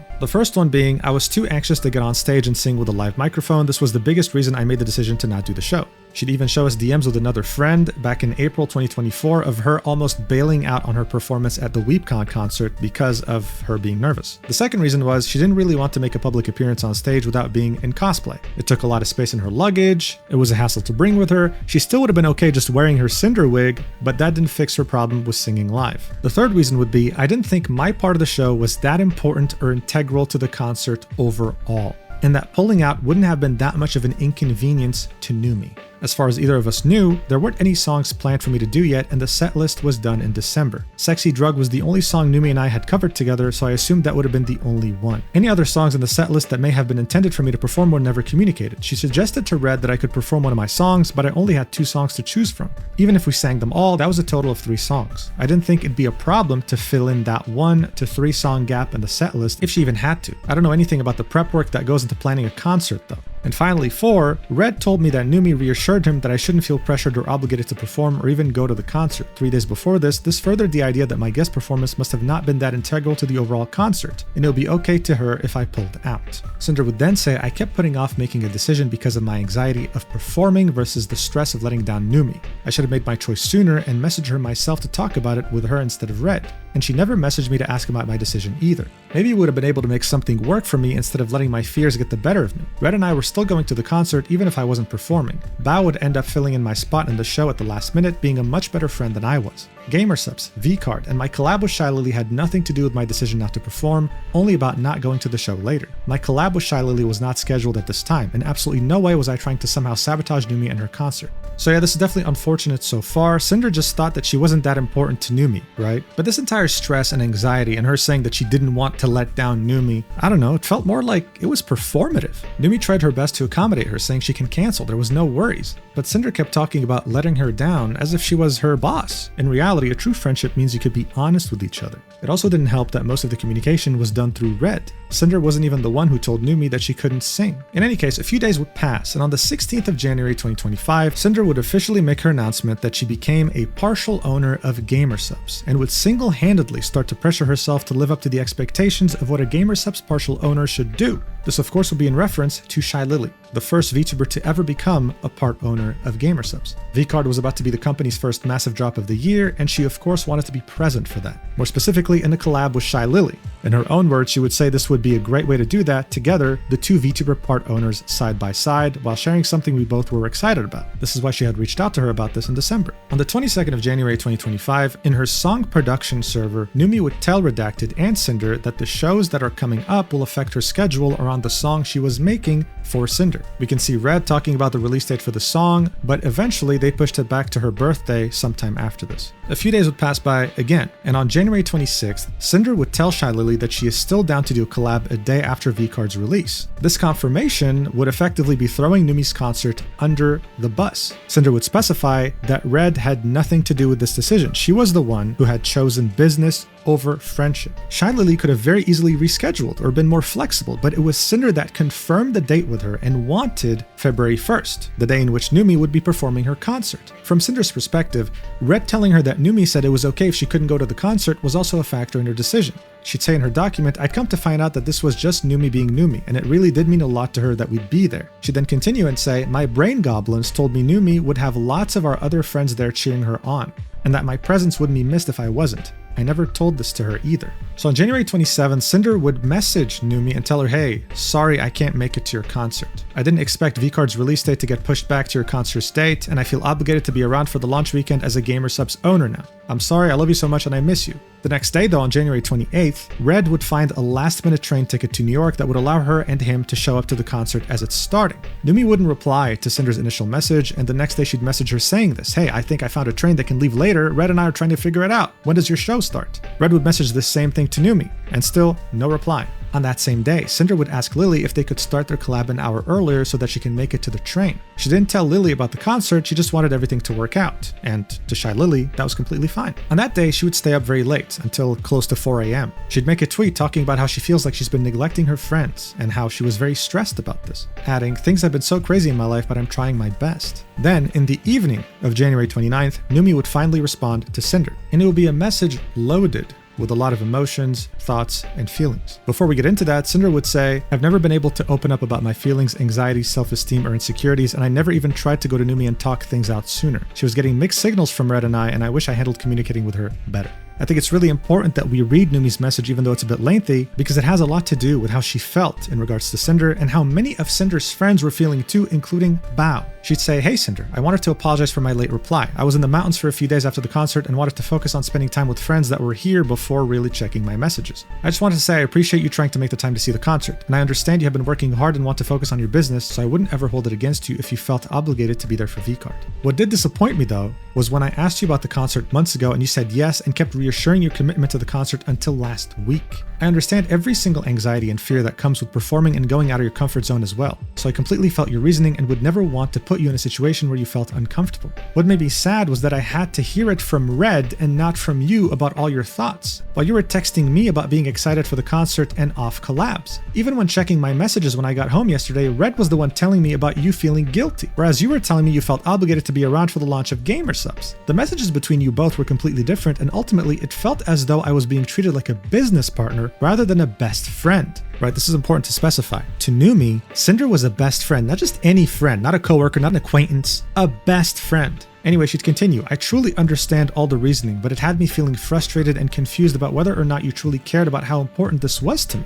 or how much Blank and I spent planning the New York concert with you as a guest in our minds and having little real time to find a replacement. I didn't hear anything from you or any of your actual thoughts or fears. I only heard about some feelings from Red. I want to apologize if I ever made you feel hesitant to share your feelings, or if I gave off the impression that I'd be anything other than empathetic towards the reasons I was given.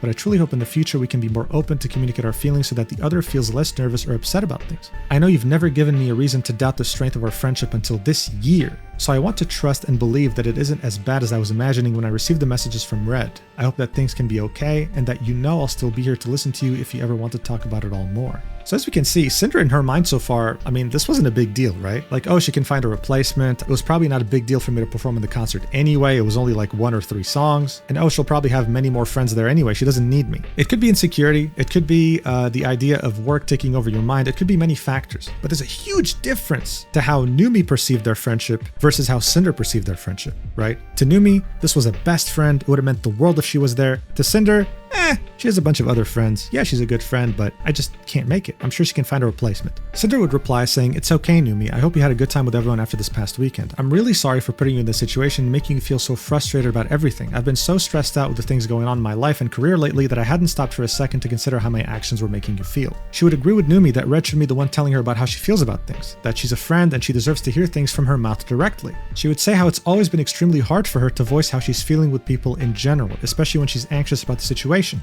She'd reiterate that she wasn't comfortable with her singing skills at all, especially in front of a live audience, and that she let down Numi when she needed her. She didn't realize that her appearance was that big of a part of the concert. The next paragraph she'd type in the apology would be highlighted in the document, saying, now that I'm a part GamerSupps owner, I feel a lot of pressure to live up to what Lily is for them and to the community.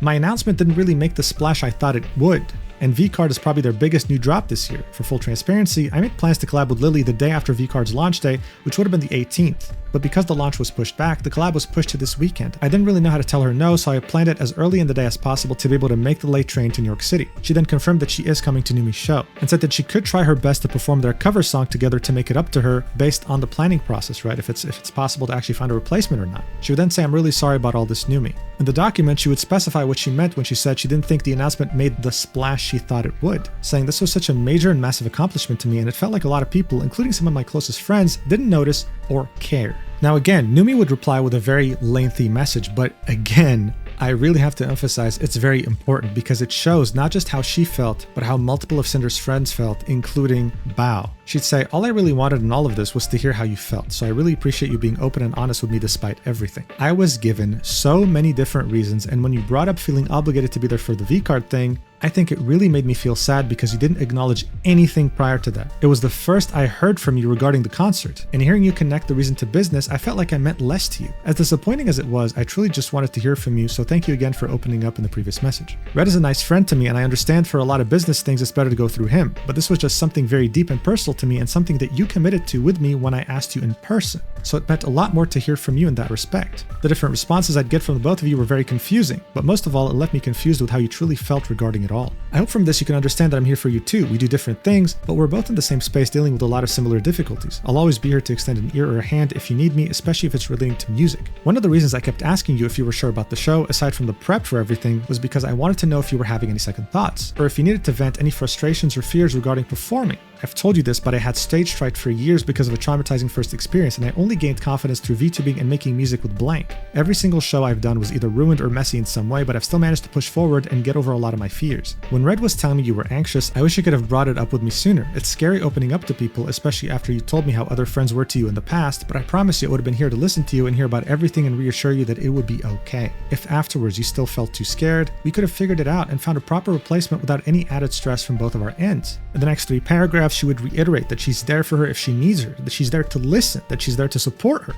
She empathized with her situation with gamer subs, especially in the position she's in, and she never wanted Sinder to stress so much over this concert. She realizes that this is an important weekend for her, but to Sinder too. But the next couple sentences would be really, really important, right?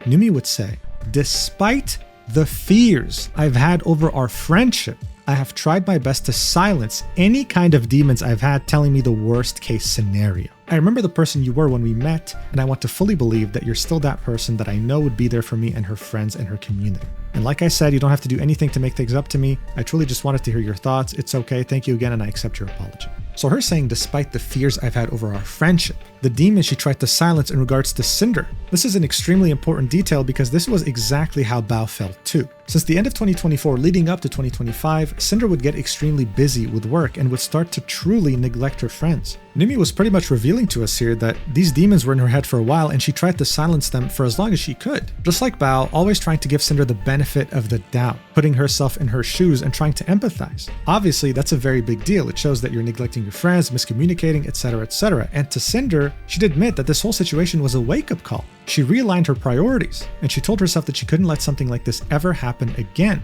She'd only reply 2 hours later to Numi because she broke down crying after reading her message. They'd figure out the details, and they would conclude that she was coming. So the next day, on February 1st, 2025, Sinder and Shylily would do the unboxing collab for V-Card. Sinder would share her DMs with Shylily, showing that they were friendly, everything was going well, and both Red and Sinder would finally be able to make it to the concert in time right after the collab. They wore their matching shirts together, and they spent the rest of the weekend there with friends. At this point, Sinder would claim that she was already planning to be at Numi's next concert in the US, if not both of them. She simply wasn't going to let Numi down again. These 2 shows ended up happening at the end of July, and she wasn't there for obvious reasons, because she was cancelled. This would mark the end of the Numi section, and like I said, it's pretty important in parallel to what happened to Bao. Even though Numi had, essentially suffered a bit less than Bao, I think Sinder was still communicating with her fairly regularly. She didn't neglect her as hard, but Numi was aware of what was going on with Bao. They were truly trying to find the best case scenario while trying their best to give Sinder the benefit of the doubt. Of course, that would all come crashing down though on April 2025, when Nanoless, otherwise known as Nano, would post her document about Sinder. Let's head to her section in the document. This section would be around 203 pages, one of the more lengthier ones of this document. It would start off with Sinder posting the tweet that Nanoless had made and saying this: "Nano's document claimed both Red and I manipulated, used, and dragged her into drama. while slandering multiple VTubers, including our friends. These claims were the basis for everything else publicly released afterwards, documents from half a dozen people and many others tweeting their grievances with me. It all hinged on Nano's document being posted and its validity. When I wrote my initial apology in April 2025, I said I was not fully aware of the extent of Red's manipulation over Nano's commission decisions. When I wrote this poorly worded sentence, I hadn't seen any of these DMs. I was in a panic and didn't think Nano would be lying about anything. But now that I've read Red's DMs myself, I can say that Nano was not manipulated, abused, used, lied to, mistreated, expected to take action over any drama she was told about, or incapable of making her own decisions regarding her commissions and clientele. She was never forced to do or not do anything, has always been in control of her own choices, and always had the ability to say no. She was met with understanding and faced no repercussions professionally or personally from either of us when she did. Nano's messages were deceitfully presented to push a narrative that never happened. I don't believe Nano ever showed the full context of her messages with Red to my friends. Her claims were backed by Shylily, and I believe they were misled into blindly supporting her. Nano was a close friend who we respected, and was a massive part of my own success. I've only ever praised her, privately and publicly. There was nothing she could do for me to hold anything against her or choose to stop working with her. Red and I always encouraged Nano to do what was best for her, not us. Red, who handled our plans with her, made sure to work around her schedule, push projects back if she needed more time on them or to take a break, and give her first priority on projects she was interested in. He trusted her, and the extent he lied to her about the other people involved was in telling her his own genuine thoughts, observations, and experiences with them as he knew them, the same way my accusers did to the public with how they assumed how Red and I had to have operated together. The claim that Red and I worked to sabotage projects Nano had is a lie. We both would praise her for the work she did for other people, and I've always celebrated and supported new Nano model siblings when they debuted. Even if Red was really asking Nano to cancel every model she had, it was ultimately still her choice to do it or not. But all of the blame for her actions was somehow put on me. This next paragraph is in purple because it's going to be mentioned multiple times over the document. I don't see a reason to read it. And should continue, we've worked with Nano for 4 years. She is an incredible artist who I've treasured working alongside for my entire career. I put my faith in her at the start when we were both much smaller creators, and she saved me from a year-long struggle to get my first model, and she's been with me every step of my journey since. I wanted Nano to be a part of anything she could, and chose to make her artwork the backbone of my brand. I love and appreciate every single thing she's done for me, and I'm proud of everything I've been able to do for her. In April, I believe Nano found herself in a situation she couldn't back out of, and then chose to do what would result in the most beneficial outcome for herself: hide the truth. Below are a large portion of Nano's DMs with Red and I over the past 2.5 years that show any situations brought up in Nano's document in full context, show the relationship we had with her, how she felt about us and other people involved in everything, and any other relevant conversations that weren't included in what was posted to the public. I've also included some of my own messages with her and some messages with other people. Some of these DMs are repeated and included in the following sections of this document. Nano's profile picture is different in some of these screenshots because of them being taken at different times throughout making this document. So yeah, as I said in the beginning, this document was written over not weeks, but most likely months. All right, this took a long time to make. The first thing that would take place in this document would be on the 23rd of January 2023. During this time, Red would be asking Nano not to work with Spite, another VTuber sharing a similar design to Sinder who debuted and was a content creator before her. Red would only tell Sinder about this after the fact. She claims that she didn't know, and yet, when he actually told her, she was completely okay with it. She didn't really express any opposition. Cinder would then say that, interestingly enough, these DMs were not included in Nano's or Spite's documents at all back during April 2025. She asks why, and then says, since they didn't say anything about it, I chose not to either. I lied about not knowing about Red's conversations with Nano about Spite to try and not make things worse for myself, but I still accidentally alluded to it because of the state I was in. She is referring to the apology she made back in April, saying, once again, I had no involvement or knowledge of Red bringing up Spite to Nano in 2023. My only personal involvement with excluding someone specific from working with Nano was Silver. So obviously this is a pretty big revelation. I thought the apology back in April 2025 was horrendous. I didn't hide that at all. It was very badly written. It was very sporadic. I mean, it was clear that she was in very bad mental headspace, but I really didn't think that it could get worse, and it somehow just did.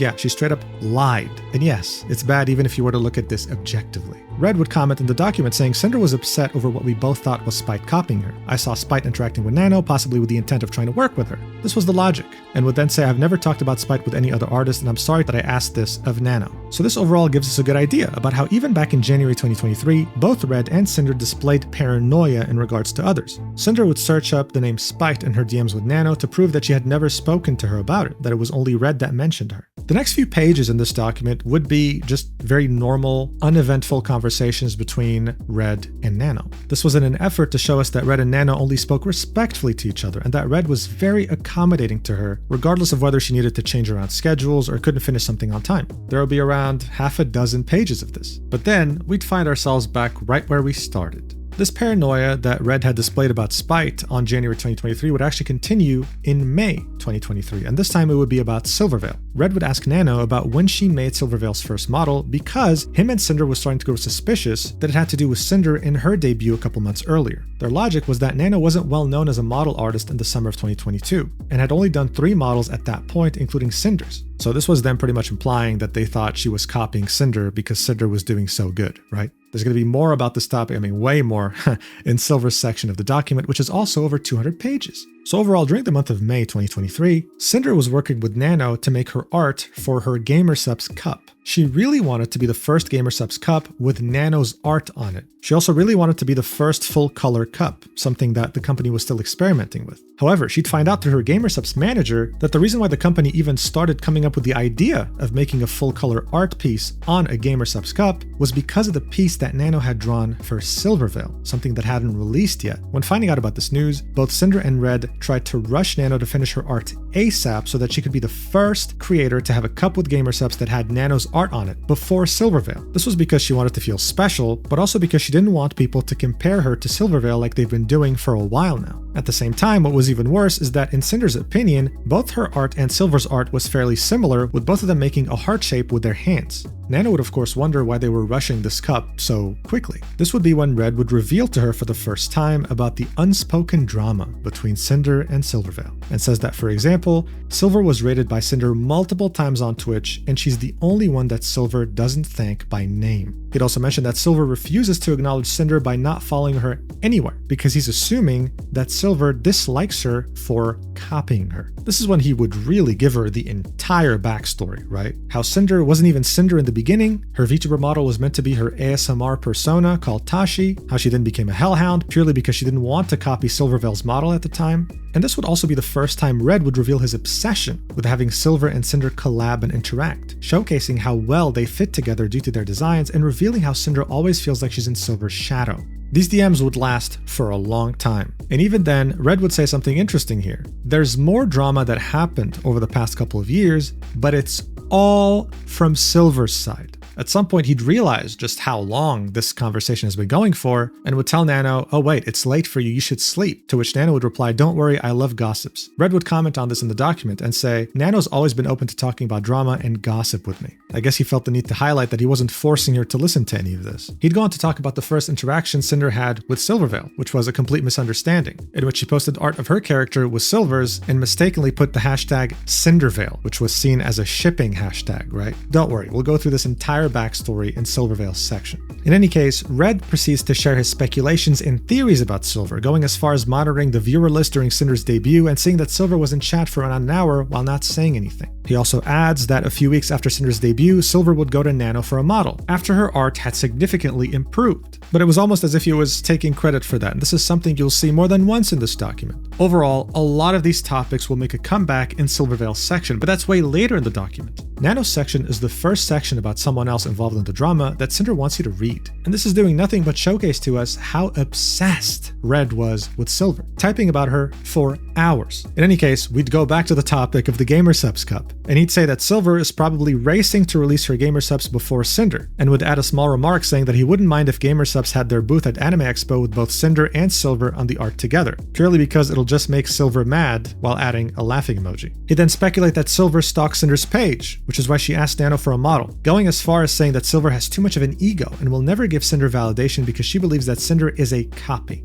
Now look, so far this is gossip, but you have to understand, Nano and Red have been talking for a while now. They both consider each other friends, and Red of course is talking about this as if it's fact, when it's just speculation. None of this has been confirmed so far. But to Red's credit, at the end of this conversation, he would say, "Now listen, I don't want you to think we're telling you not to work with her. She's a big customer." And of course, he's referring to Silvervale. He would then reiterate, "So like, we're not saying to stop working with Silver, but like, we'll always have plenty of work for you if you're willing to take it." Red would specify in the document, "I'm using we're here, but Sinder had no idea this conversation was happening until I told her about it later. I was speaking for both of us without her knowledge or consent." This is something he would do more than once in these 1,000 pages. There's a comment here that Red would make that I find interesting, saying that Sinder is Silver's Dinkelberg. It's obviously meant to be a joke, but it's also a reference to the cartoon Fairly Odd Parents. In other words, according to Red, Silver saw Sinder as a nemesis out of complete jealousy, while Sinder had no clue about it and was completely innocent. This was the logic behind Red's thinking. This is how he perceived Silver. Nano would then clarify that she was the one to ask Silver about making her a model. So this whole theory about Silver wanting to copy Sinder, okay, going to Nano just because Cinder's model was successful, she just immediately killed it. She does say though that she was now regretting it because she wasn't sure if she was up for more model work. Also adding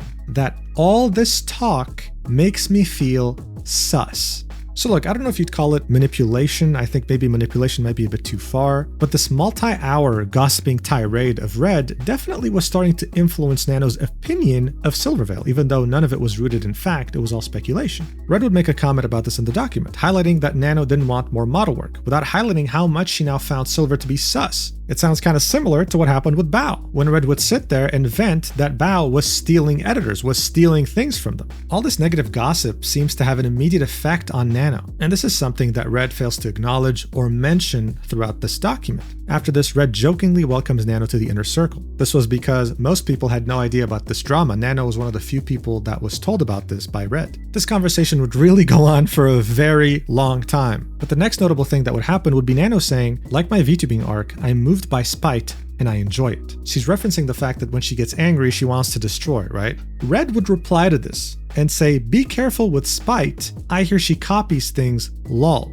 So Nano wasn't even talking about Spite, the VTuber, but Red saw this as an opportunity to gossip even further. He had effortlessly moved on from Silver to another VTuber that he was going to negatively gossip about. He talked about how Spite had come into Cinder's chat, cheered 1500 bits, and was friendly, about how she then proceeded to unfollow Cinder on Twitter and stopped calling herself a hellhound in order to rename herself to a Cerberus instead. Red would specifically describe this happening because Cinder, quote-unquote, blew past her, aka became more successful. He would then say that this is when Spite would start to copy Cinder non-stop, and it would get so bad that she'd make a tweet about how she's not copying anyone with her design. The DMs would go on for another maybe 10-20 minutes, and it would still be Red talking about Spite in a negative manner, sometimes making fun of the way she talks, like, Cinder is copying me. And we can already see in this conversation how this is starting to affect Nano's opinion of Spite, even though she probably never spoke to her or knew much about her. After this conversation, Red would tell Cinder about it. This prompted Cinder to message Nano about it the next morning. She'd tell her that only 3 other people know about her situation with Silver, and that it's been eating her alive ever since she released her design. She also would specify that she didn't tell Nano about the cup design being similar because she didn't want to make her feel bad, so more miscommunication, and this really feels similar to what happened with Numi, even though this was almost 2 years earlier. Cinder would then include DMs of her showing off what her figure is going to look like to Nano. She was going to have a physical figure made to be sold to her fans. Nano would say, try having Good Smile to make a demon, and Cinder would say, but Good Smile didn't even want Silver, to which Nanoless would get annoyed at and say, stop talking about Silver. Cinder felt the need to include this in the document and specify that the reason why she said this was because Good Smile was very hard to work with. When she said they didn't even want Silver, this is something she heard from another friend and was in reference to how Silver was a much larger creator. So if Good Smile didn't want to work with her, they sure as hell weren't going to work with Cinder. So 5 days later, after refusing to communicate about this and letting it fester until the last second, Cinder would ask Nano to officially change one side of the cup art with gamer subs because it was way too similar to Silver's, to the point where even gamer subs didn't want any issues, especially since they'd be releasing them fairly close together. So far, this subsection showed us that Nano was part of Red and Cinder's obsession with Silver and Spite since 2023, and it definitely allowed us to take more of a peek as to the logic and feelings that were dictating Red and Cinder in their actions. The next 8 pages in the document would be dedicated to yet again show how friendly Cinder and Red were to Nano, how Nano would sometimes ask for money, and they'd simply give that to her, then subtract it from future commissions, how they'd always prioritize her for work above all other artists, and how Cinder would always include Nano's logo or a reference to her in every stream background of hers. You can see Nano's logo here, the eye symbol, and it would be present in all of Cinder's backgrounds. This again is done in an effort to show that she wasn't just a business partner, she was a close friend to both of them. By July 2023, Cinder had grown quite a bit, and this gave Nano a lot more attention since she was the one who designed her model. She'd start receiving more commission requests, and eventually, Silver would want one. If you remember a few months ago, Nano would have been the one who messaged Silver. Nothing concrete came out of it, but now it seemed like it was going to happen. Nano would tell this to Red and would even say, I know it's Cinder's enemy, but she's still my client, I'm sorry. To which Red would say, it's okay. Red would then specify in the document that he hadn't forced Nano to call Silver Cinder's enemy, and that he and Cinder didn't even view her like this at the time. At the end of the day, though, it's up to you to decide whether that's a fair thing to say, especially after the hours of gossip Red had laid upon Nano. But during this conversation, Red would, like almost a broken record, mention the same things about Silver, and would even post the same image with Silver and Sinder side by side. This truly seemed to be one of his biggest passions, right? Uniting Sinder and Silver together, even though Silver was pretty distant from Sinder, and we'd see that in her part of the document. Later in the conversation, Red would congratulate Nano on her newfound success with all these new client inquiries, but then would say, I think Sinder and Silver will always be fighting for your work behind the scenes, already showing us that he was worrying, if not already panicking. According to Red, this was the first instance of him implying that he'd be competing directly with anyone. He would then say we have some problems going on and things we need to fix, and just some drama getting to us, but yeah, it's non-stop crazy things. This was in reference to a message he had typed earlier saying just a lot we have to take care of before that debut. This is when Nanoless would again state, may I know what's up, kinda like to gossip. Again, Red would take this opportunity to say, Nano's always been open to talking about drama and gossip with me. During this gossiping session, Red would say that Silver's cup releasing so soon after Cinder's has been getting to them. And it was at this point that Nano actually realized, you know what? Maybe she doesn't like gossip that much anymore. She simply didn't want to hear about Silver again, jokingly saying, I'll slap you about Silver stuff, forget about her, I swear. Red would comment about this in the document saying Nano got tired of hearing about drama around Silvervale specifically. Red would see that she was getting tired of this and would try to explain his logic, saying that if Silver did recognize Sinder as an equal or a friend, then it would be like she's endorsing her copy. This would be detrimental to her, especially since they share a lot of the same audience too. In his mind, they have to fight for that audience's wallets with their cups and figures. But then specifying it's not even about the money. Red just wanted to see them get along. But of course, the marketing potential and money they could make if they teamed up would be crazy. And this is something that Red was really passionate about as well. Overall, this whole situation is a shame. Getting a cup with gamer subs, especially back then, right, in the early days, was a very big deal. But it seemed like Red and Sinder could never celebrate anything. They would always look at their accomplishments in comparison to others, especially Silvervale. And in the end, they say comparison is the thief of joy. And this particular thief must have really enjoyed hanging around Sinder and Red. After this, the next 9 pages would show DMs between Red and Nano, then DMs between Sinder and Nano, in which they prioritize working with her over any other artist, change their plans to accommodate her, and choose to wait for her whenever she says that she can't work on things at the moment. They'd also show a couple pages that were directly copy and pasted from Bao's document. In any case, by November 2023, even though Nano was getting way more popular due to all the demands for commissions, Red and Sinder would remain very loyal to her. They would always come to her for their models, never hiring someone else. Them saying this might have been to soften the blow for the very controversial thing that Red would end up saying next. Because when this was revealed in Nano's document in April 2025, the art community and the general VTuber community was absolutely baffled at how someone could say this to an artist. It would be him saying, not to discredit any of your work, because everything you work on is the top of the line incredible, but when everyone's a Nano baby, it feels less special to be one, if that makes sense. He'd reiterate this point again as a comment on this document, saying this was about supply and demand and the perceived value of Nano's models if they weren't as scarce. Like I said above, this was not to discredit the quality of her work or her talent as an artist.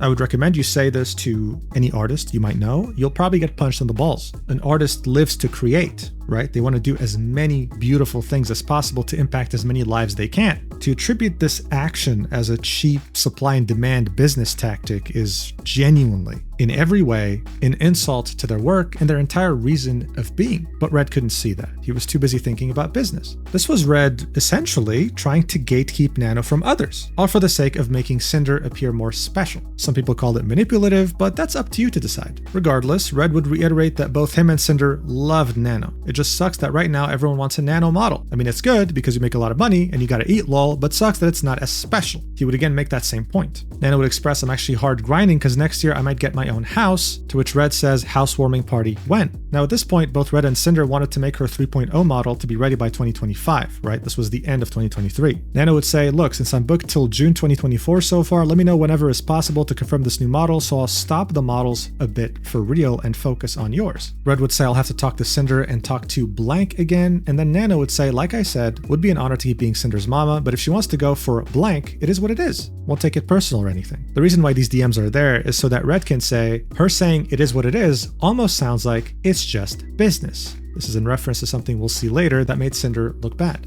Red would then say something along the lines of, "We take pride in calling you her artist." But he'd specify that he didn't say this because this was about him and Sinder owning Nano or keeping her from working with anyone else. It was simply because Nano's style had become synonymous with Sinder's brand. Red would then start to vent about all the new and exciting things he's working on, which also led to how unhealthy his and Sinder's work-life balance had become. And Nano would say, "Dude, you make me rethink my entire current wait list." Red would say, "Huh? Why? You gotta buy a house. You and your husband need a house." To which Nano would say, "I don't know, Sinder's just the best baby I got, to be honest." Red would say, "Just by talking about our plans to Nano, she said I was making her rethink her current waitlist, calling Sinder the best baby I got, to be honest." The next page is something we already saw in Bao's document, in which Red would say, "But I mean, if you want to clear up your schedule for more work with us, I'm not going to stop you." Which Nano would say, "Yeah, I'm thinking on cleaning the most later commissions." This is when Nano eventually would say that she really wanted to work with Bao. She didn't really want to cancel. Shortly afterwards, Nano would tell Red that she's canceling both Silvervale's and Cottontail's models, and that she'd have her manager, which is her husband, Mio, do it himself so that he gets the fault. Those were her own words. She didn't want to deal with the consequences herself. Red in the document takes the opportunity to say that this wasn't his fault, and that he only supported her decision after she had made it,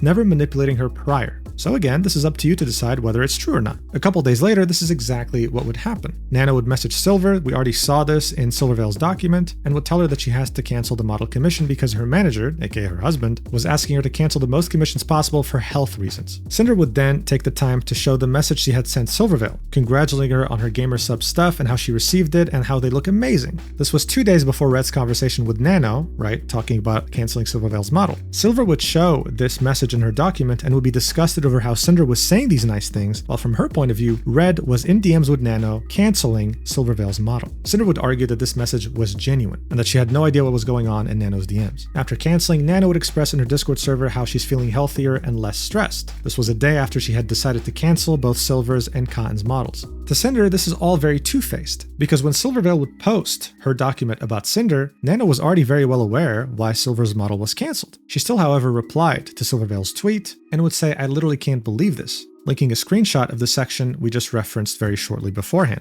where Cinder sent a very nice message to Silver, while at the same time, 2 days earlier, both Red and Nano were talking about canceling Silver's model. Again, to Cinder, this was very two-faced. Nano knew exactly why Silver's model was cancelled, and yet here she was acting surprised over the fact that it happened. The next thing we see is Nano proceeding to ask Red about when she should finish Bao's model. Now we saw this in Bao's section, but what we didn't see was Nano calling herself a dedicated Cinder slave. This is something that Red would point out in the document, and he would say this isn't ever something he ever implied her to be, or that he only wanted her to work with them. However, such interactions could mean a lot of things. And while unprofessionalism might come to mind first, since Nano was asking a friend about when she should finish a commission for a client, one could also see this as a way for Nano to stay in Red's good graces, to maybe prove her loyalty to someone who showered her with trust, while also happening to see enemies everywhere. On the 20th of November 2023, Cinder tries to show us that she wasn't trying to monopolize Nano by showing us a conversation with someone she had worked with. That person was wondering what it was like to work with Nano, and Cinder would do nothing but sing her praises. And speaking of praises, the next image shows Red messaging 2 tweets to Nano, one featuring Cinder and the other one featuring BuffBup, another VTuber who had her model made by Nano. In these 2 tweets, they were both praising Nano as their favorite artist. Red would say, "Your daughters are really related, lol," and all of this would be Cinder trying to show us that Red, as well as her, never had any problem sharing Nano with others. A couple days later, on the 25th of November 2023,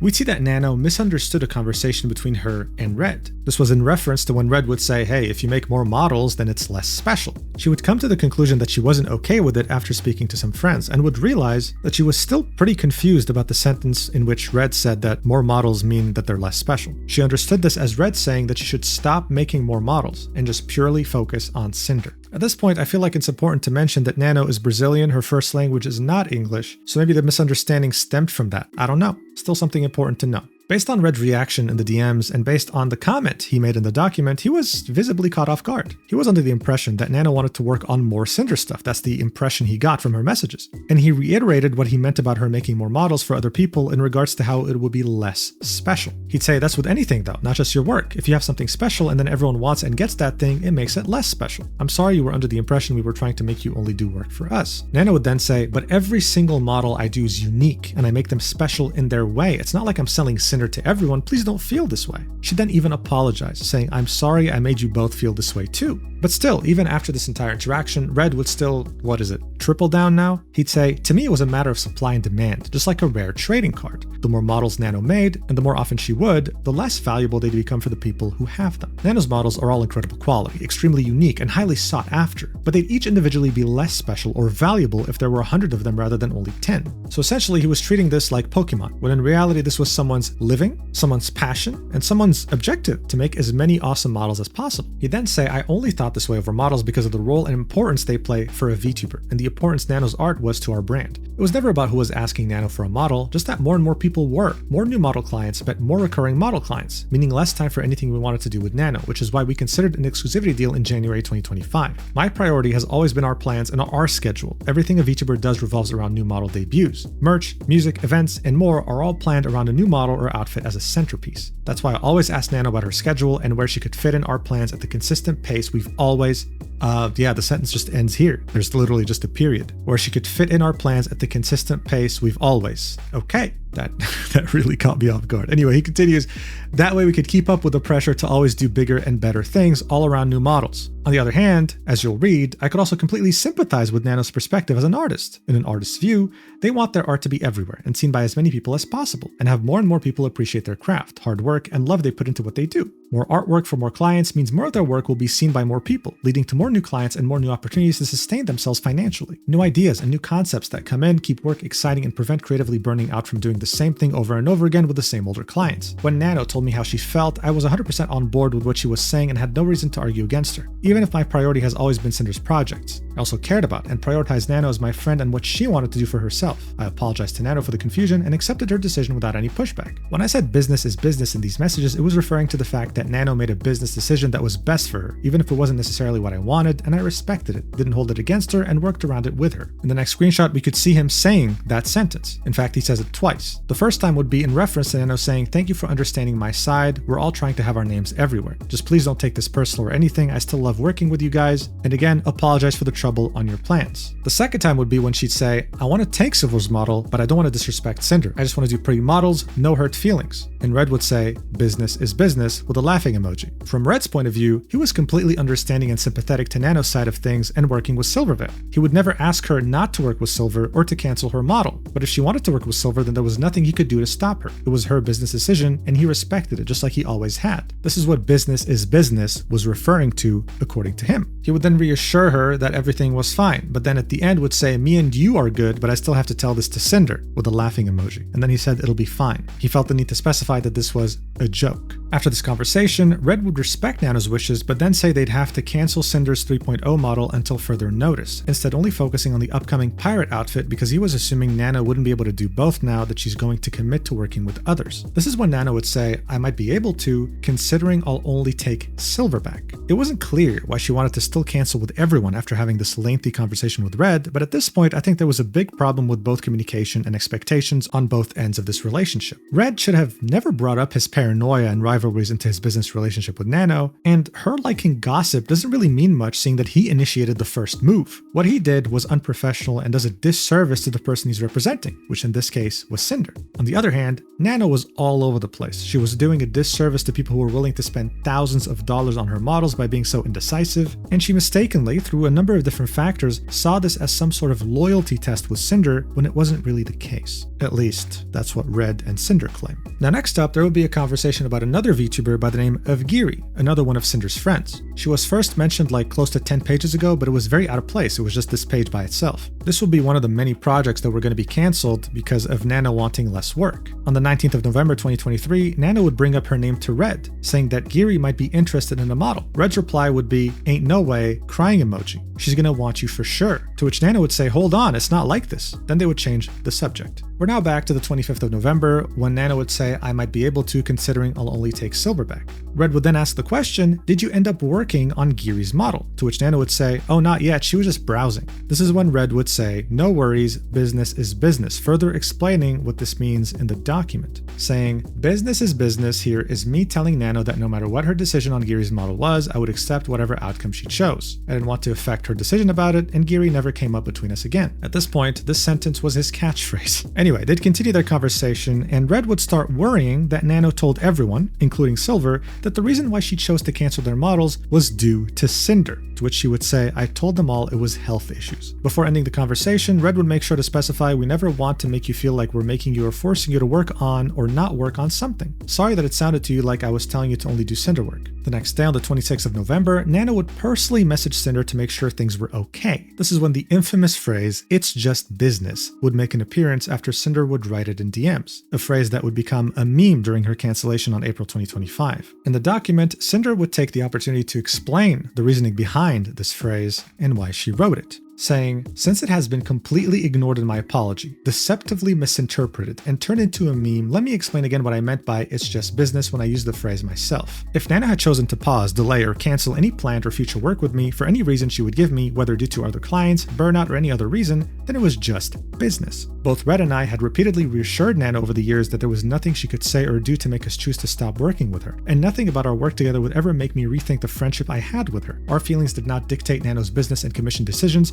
We always made accommodations for her to be able to work with us when she could, and she was always willing and excited to do things with us. If she had come to us herself saying she didn't want to work with us ever again, then that was just business. Neither of our comments were made trying to convince her to sabotage or cancel any projects for anyone else using business to justify it. It's just business was used in this conversation about the situation alone. To tell Nano we accepted what she wanted to do. I don't remember using the phrase anywhere else again, but it has been turned into this catchphrase I've allegedly had all along to sabotage people. If you were to present my conversation with Nano first, without any of the context of Red's discussion with her happening just before this, it could look like I was directly responding to Nano's message about canceling other people's models as just business. This is how it was presented in Nano's document. You'd also have to ignore everything else I said in the same message to Nano and everything else from this same conversation that referenced what Red had told Nano the day before. When you have the full context of the situation in the order it happened in, my "it's just business" comment means something completely different than what it was deceptively portrayed as to the public. So here's the thing. I think Sinder might have failed to realize why the "it's just business" meme caught on when she tried to clear it up in the document. It's not because of the phrase itself, but more so what followed afterwards in her DMs with Nano. These DMs would start off with Nano saying, hey, I wanted to just talk to you about your thoughts regarding what Red had said. This message would say, not to discredit any of your work, but making more models makes them feel less special, etc., etc. Nano said, I thought on canceling some models because of it, but then I realized it's not really fair to me. Sinder would say, I understand what he means, but at the end of the day, it's just business. The next paragraph would be her saying, being one of your very first model babies was so amazing. I was happy to be able to find someone to help you with live 2D cutting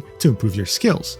And I think that's a big part of why everyone loved the 1.0 model and then started asking you for them. This, to many, came off as painfully manipulative. The fact that during a conversation about others working with Nano, Sinder would take the time to make it a point that if it wasn't for her commissioning Nano and taking the time to find her someone to teach her character rigging, then Nano wouldn't even be in this position with multiple clients to begin with, rubbed many people the wrong way. It almost sounded like Sinder was taking credit for Nano making it here. Now, look, even though she didn't further explain anything about this sentence in this new document, she did explain it in her initial apology, saying it was to reminisce over their shared past. Thing is though, one can definitely reminisce with someone about their shared past without having to bring up an important favor they did for them as the centerpiece of the conversation. This is why these messages became a focal point during the drama during April 2025.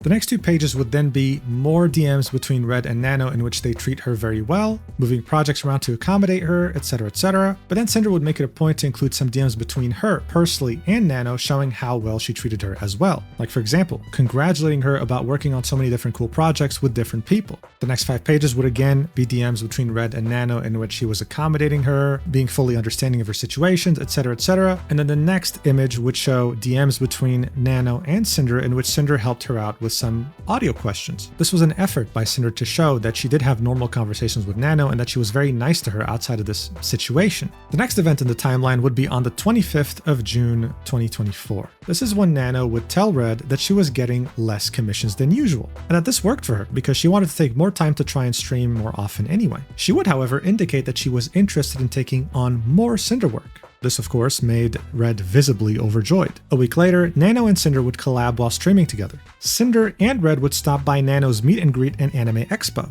17 days after that, someone would message Sinder about her experience working with Nano, and she'd say that she's fantastic to work with. All these different situations are in this document purely to support Sinder and Red's claim that they were nothing but nice and supportive to Nano. And to their credit, when it comes to those situations, yes, Nano seems to have been treated pretty well. The next 8 pages would then be a complete repetition of what we saw in Bao's document, so there's no need to cover them. The next event that would occur would be at the end of July 2024. Nano would get into a public drama with a well-known VTuber rigger who was meant to rig a model she made for Iron Mouse. On her model, she had a pearl necklace. The problem though was that it was clearly badly rigged, lazily put together with the beads moving as if they were independently levitating, right? As if there was no string attached to them. Nano would see someone's tweet highlighting the necklace's disappointing rigging, and then she'd make a quote tweet about it, publicly calling out the rigger, saying, "I fucking hate this, because this should be the original chest and he modified it without my knowledge," he being the rigger. And I clearly state that I offer free fixing for the rigger until model is done and good. She then continued the thread saying, "There was no communication between me and blank, the rigger, but surely this is not minor visual difference." The Sinder,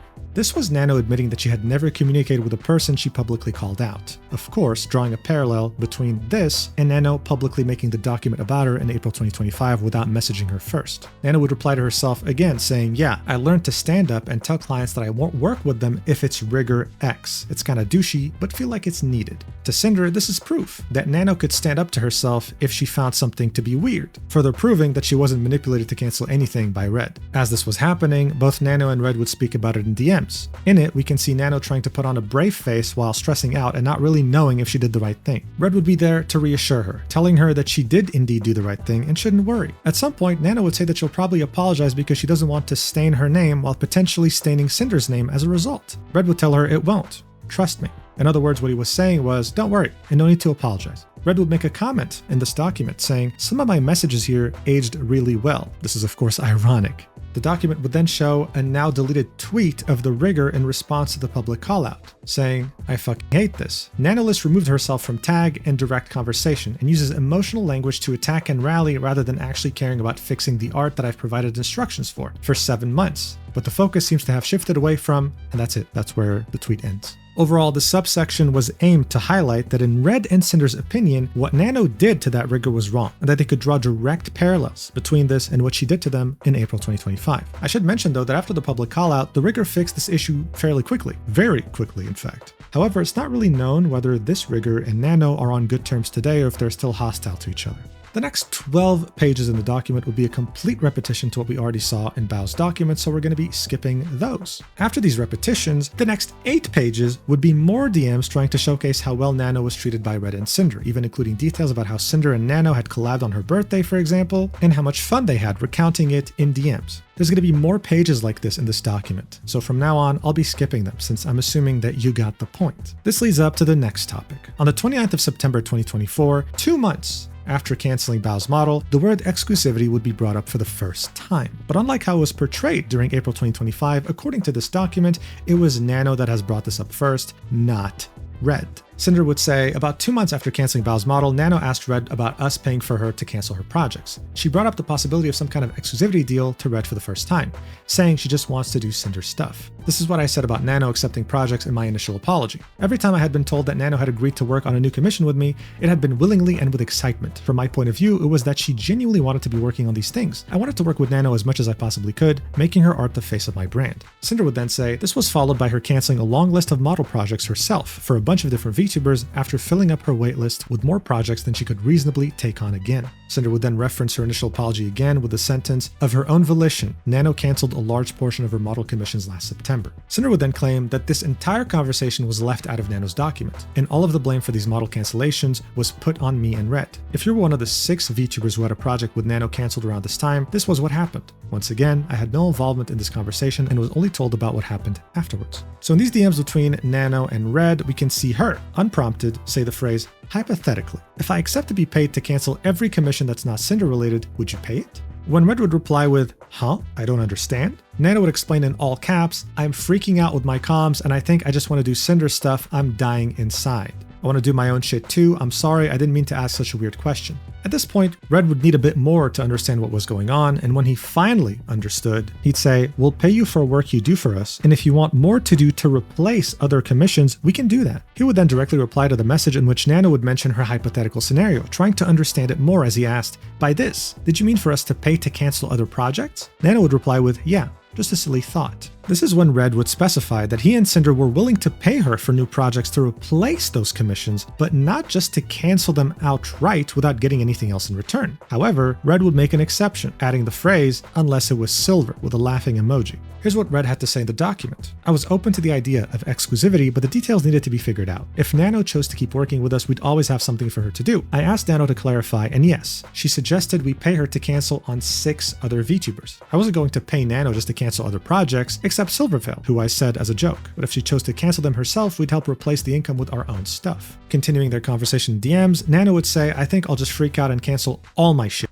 Red would ask, how much do you have besides our stuff? And this is when we'd see the full list of models on the chopping block. It would be Obi Katy Cat, 2 Iron Mouse models, Giga, Zentreya, Fufu, and Megalodon VT. Now, if you're unaware of VTubing or VTubers in general, at the time of this conversation, Iron Mouse, Giga, and Zentreya were all part of Vishoja, one of the biggest VTuber agencies at the time. 2 of those models were for Iron Mouse, just by herself. One of, if not the biggest English VTuber on the planet. These weren't just any commissions. I think it's safe to say that any artist of any size would absolutely kill for the opportunity to work on them. Still though, out of curiosity, Red would ask, how much did you want us to pay to cancel everything, lol? And he would make a comment on the document, saying, Nano wanted us to pay for her to cancel these 7 commissions for other people. If we were to pay her the price of them just to cancel them, it would have cost us anything from $40,000 to $50,000. Back in the DMs, Red would say, to be honest, I think if you were just to be focusing on Sinder and your own content, plus just drawing art again for Twitter/Patreon, that would do you good. To which Nano would say, that's my dream, in all caps. After this, they'd start to talk about some other things. And then Red would ask, what do you want to work on? 3 minutes later, Nano would say, I'm canceling shit, I need my freedom. She would then ask,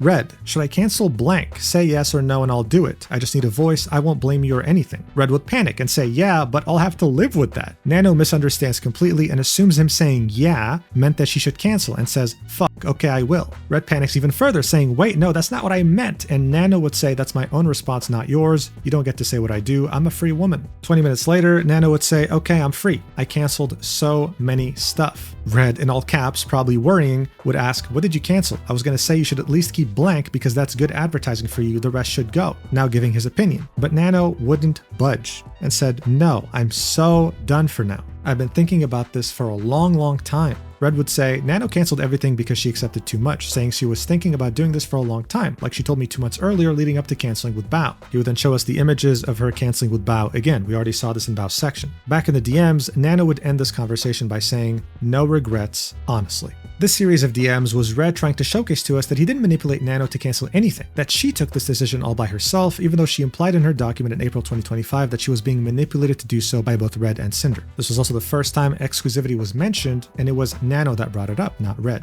Now, it is important to mention, and Sinder does that in her document, that Nano is actually following her own rules in her terms of service here. She clearly outlines on her website that she reserves the right to refund the full amount paid if she no longer wishes to work on your project for any reason. But still, I think it wouldn't be crazy to say that she was going through an internal crisis of burnout and existential dread. Unfortunately though, the main people who had to pay the price for that were the VTubers who loved her art the most, the ones that were willing to pay thousands of dollars for it. Now if we're going to be objective, Red's behavior here was fairly reasonable. He saw someone he calls a friend go through such a crisis while bringing up the idea of exclusivity, and he tried to help and understand where she was even coming from. Now did he try his absolute best to stop her from making such a big decision though? One that could probably be very damaging to her reputation? That's arguable, but he did recommend that she keep the commission of at least one VTuber in particular because he thought that would further her brand's reach. The last thing I'll say about this subsection is that I'm not sure whether Red was truly joking when he said the phrase about Silver regarding exclusivity, saying unless it was Silver in regards to paying her to just cancel commissions. But at this point, it's no secret. Even Sinder wanted Silver to stop working with Nano, and she's already admitted it in this 1,000-page document. So whether he was joking or not doesn't change anything, right? They wanted to sabotage Silver, period.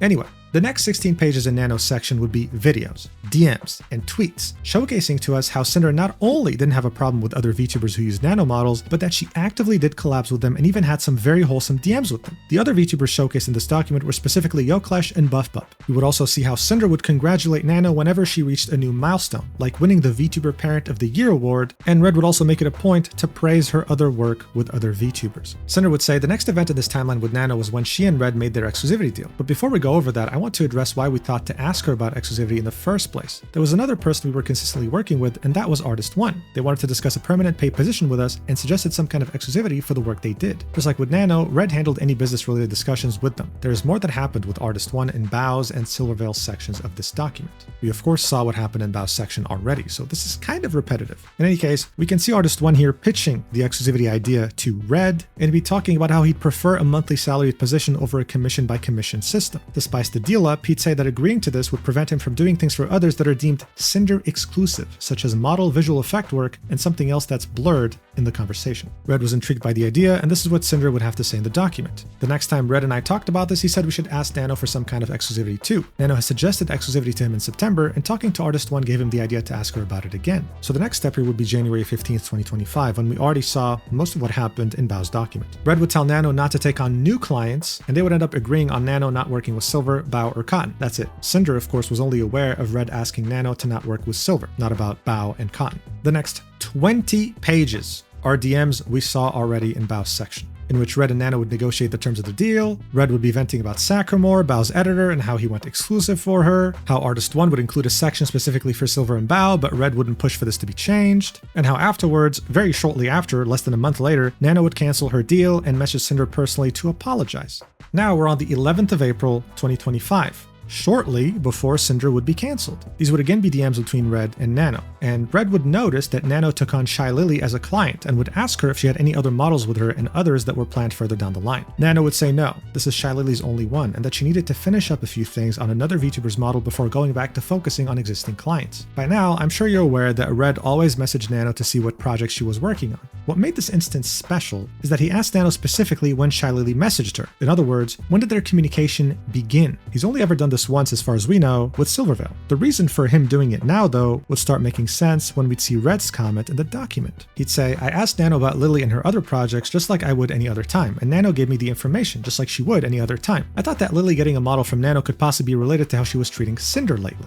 Here's what Sinder would say in the document. That night I saw Red and he told me Nano was working on a model for Shylily, but didn't say anything about him asking Nano about it, or that he would. I was happy with the idea that Shylily and I were going to be model sisters, especially since we're both part owners of the same company. Red thought we might have to consider that we'd be competing with Shylily with the way she was treating me and the fact she was working with Nano now, similar to how things were with Silvervale. I didn't agree. In my mind, Shylily and I weren't going to be competing for anything, and this would be another thing we'd have in common to hopefully bring us together. I was only concerned with why she would have been upset with me lately and was anxious about it. So this was pretty much just like Bao. Red took it upon himself to be the shining knight in white armor, protecting his wife from those who seek to harm her, even though according to her, she completely disagreed with him and his logic. The next day, Red would mention Shylily to Nano again, and just like the situation with Silvervale, he would start gossiping about one of her clients in regards to Sinder, saying, hey Nano, do you have more plans with Lily besides just the model, like outfits or merch or anything? Nano would say no, just the model so far. This is when Red would spill the beans and say, okay, her asking you for a model recently just made the antenna go up. She's been acting weird towards Sinder lately, and we don't know if something's going on. In the document, he'd say, I followed up with Nano about Lily because of the way she was acting towards Sinder over the past few weeks. It really seemed like Lily had a problem with Sinder.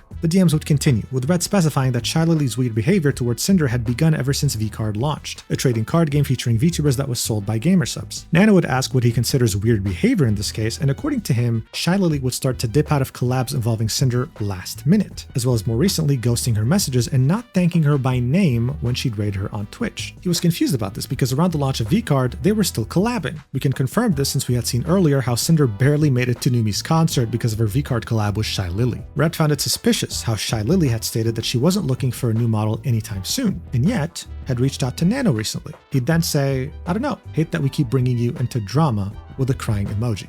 Here's what he had to say in the document about this. I didn't lie about anything I said here. Me saying ever since after VCard launched was because around then was the last time I remembered them collabing and talking to each other, like I said after. I remembered Lily saying it was too soon to get a new model around the start of the year, but I didn't consider the 3 to 4 months that passed when I said this. And obviously Lily changed her mind since then. The conversation in DMs would continue, with Red saying, feels like we're gonna have to compete with Lily if she's ghosting Sinder and wants the same model mama. He then dedicated an explanation in this document just for that sentence, saying, this is the only time I ever said anything to anyone other than Sinder about competing with Lily. If Lily had a problem with Sinder and at the same time started working with our model artist, then yes, we wouldn't be working together anymore. In my mind, we'd be competing with her, at the very least over Nano's time. If Lily wasn't treating Sinder differently, I wouldn't have had any reason to think the timing of Lily's model with Nano was suspect, and no reason to ask Nano anything when she started working on Lily's model. I would have felt the same way about it that Sinder did. Red would keep this conversation going by asking more questions, like for example, is it just Sinder and blank you've been doing continuous model outfits for? And do you know who's rigging Lily's model? He would then apologize for all the questions, and say that he has to stay informed about our top artist, and how there's never a break. This is when Nano would say that he shouldn't stress too much about this, jokingly saying that it's bad for balding. Red would say he'd keep Nano in the loop when it comes to drama, because he and Sinder have to stay competitive, even when they shouldn't have to. Nano would again say don't go too far on the competitiveness, it can get bad, gotta chill sometimes, and Red would say,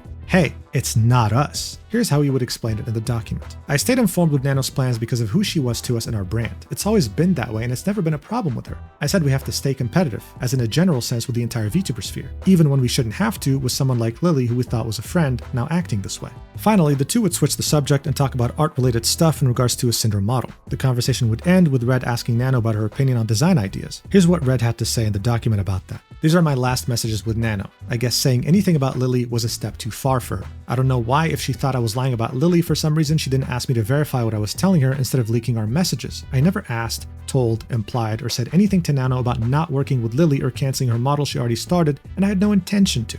Sinder would also show us the final message she had sent to Nano on the 15th of April 2025 with no response from Nano, asking, hi Nano, would you want to come on my stream again sometime? Sinder would say our partnership was terminated before Nano's document was posted, but not by her. This would lead us to the final event that had occurred in this section. It would happen shortly after Sinder would send her final message to Nano around the 15th and 16th of April 2025. Sinder would say, 3 days after Red's messages with Nano about Lily, and about 10 hours after my message above, Red was added into a group chat by Nano with her new manager. Red was told that effective immediately, Nano would be taking an indefinite hiatus from working with us due to burnout, and explaining away why Red hadn't heard from Nano in days. We knew Nano's manager had always been her husband Mio, so him being replaced and Nano coming to this decision out of nowhere made no sense. I was never added into this chat and wasn't even aware of it happening until the day after when Red talked to me about it. Red would chime in and say, Nano added me to this chat originally since this was the first time I'd ever been in contact with this other person. At the time these screenshots were taken, Nano had already left the chat. The Discord messages of her adding me into the chat and her leaving were gone, and I was apparently made the group owner. Nano never sent a message in this chat and was the original group owner.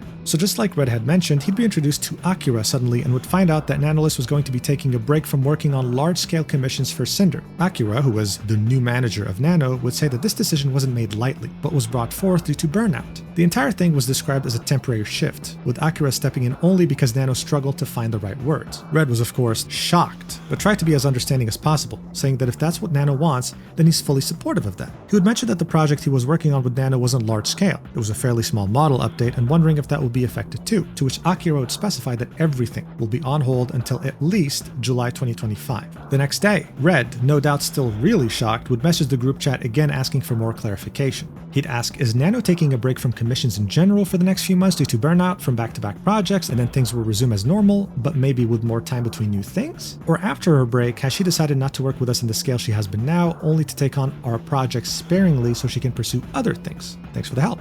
Akira wouldn't be very helpful, giving very vague answers, saying it's still too early to say, but I believe that when she comes back she'll be doing smaller scale projects first before transitioning to bigger ones. Red was still wondering, would she still be able to take on projects? Red would again ask, given the timeline, let's say she's back in July, there's something that Sinder needs that needs to be completed by August. Can she actually do that? Would there be enough time? He needed a concrete answer so that he can figure out the next steps for that project. He'd also say, and one more thing, were there any other factors from her perspective that led to this decision besides artistic burnout? Akira would say, I'll bring it up with her. I'm thinking we might have a clearer answer by June regarding a potential start date for the Demon Model update, which was the project Red was referencing. Otherwise, it's probably a bit too early to have that conversation with her. Bear in mind, we were still in April 2025, right? Akira would then say, no, as far as I understand, it's really just a case of artistic burnout and the pressure she feels to prove herself. Red would explain in the document, I asked Akira more questions and tried to speculate on some kind of timeline when Nano may possibly be able to work with us again, since this threw off our plans for the rest of the year. Then I asked specifically if there were any other factors from her perspective that led to this decision besides artistic burnout, thinking my conversation about Shylily with her could have had something to do with this. I was reassured it was just burnout and artistic pressure.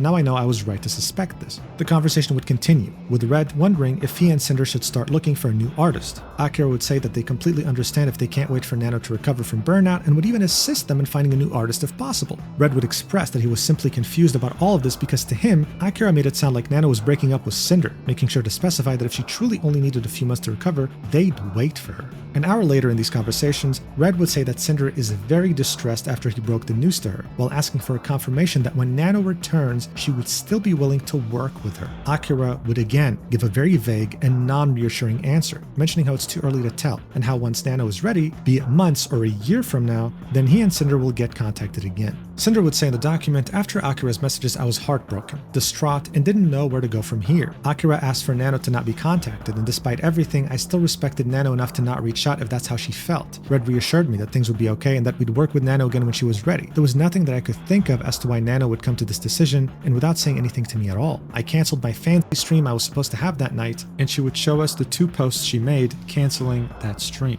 In this message, Sinder would say the sub-only stream is canceled tonight because she received some bad news and doesn't have the energy to stream right now. Sinder would say if this was truly what Nano was feeling, even if we were completely unaware of it and she chose not to talk to us at all about it, we still accepted her decision with hopes of working with her again in the future. I was extremely hurt by how Nano went about this. She didn't even give us the courtesy to explain herself after years of working together and instead sent someone we've never even heard of to say goodbye for her. The last message above was 5 days before Nano posted her document. In these DMs on April 21st, it will be read saying that Sinder was very hurt that Nano hadn't chosen to talk with her directly about this. That both him and Sinder understood that yes, burnout makes sense since Nano was really overworking herself with so many projects. Overall, they just feel like this could have been handled better, or hell, even a compromise that made both sides walk away satisfied, instead of having a long-time relationship feeling like it was upended overnight. He would also reveal that due to the uncertainty of the future, he and Sinder began discussing backup plans with other artists. Akira would reply with a very PR answer, saying, I'm also truly sorry the situation came up so suddenly. Nano has been bottling up her feelings for quite a while, and it unfortunately led to a recent emergency hospital visit due to the stress. So I don't know whether this is true or not. I don't know if Akira just made it up to calm Redacted down, but in any case, 5 days later, Nano would post her document about Sinder.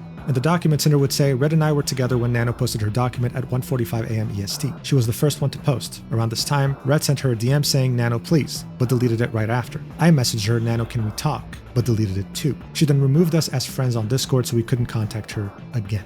So yeah, this entire situation seemed to have been radioactive and was plagued by gossip and unprofessionalism. It shows us that even though we're dealing with very big amounts of money and projects that can touch the lives of hundreds of thousands of people, it still managed to involve high school level antics. I really wonder what you think when it comes to Nano's situation from Sinder's perspective. I wonder if this changed your mind about anyone involved here, and I wonder if you're starting to rethink your life, seeing how far you've made it into this video. In any case, I would recommend silencing those thoughts in your head because we still have a lot to cover, with the next section being about Shylily, meant to be directly seen after the whole V-Card and Numi concert incident. Let's get to it.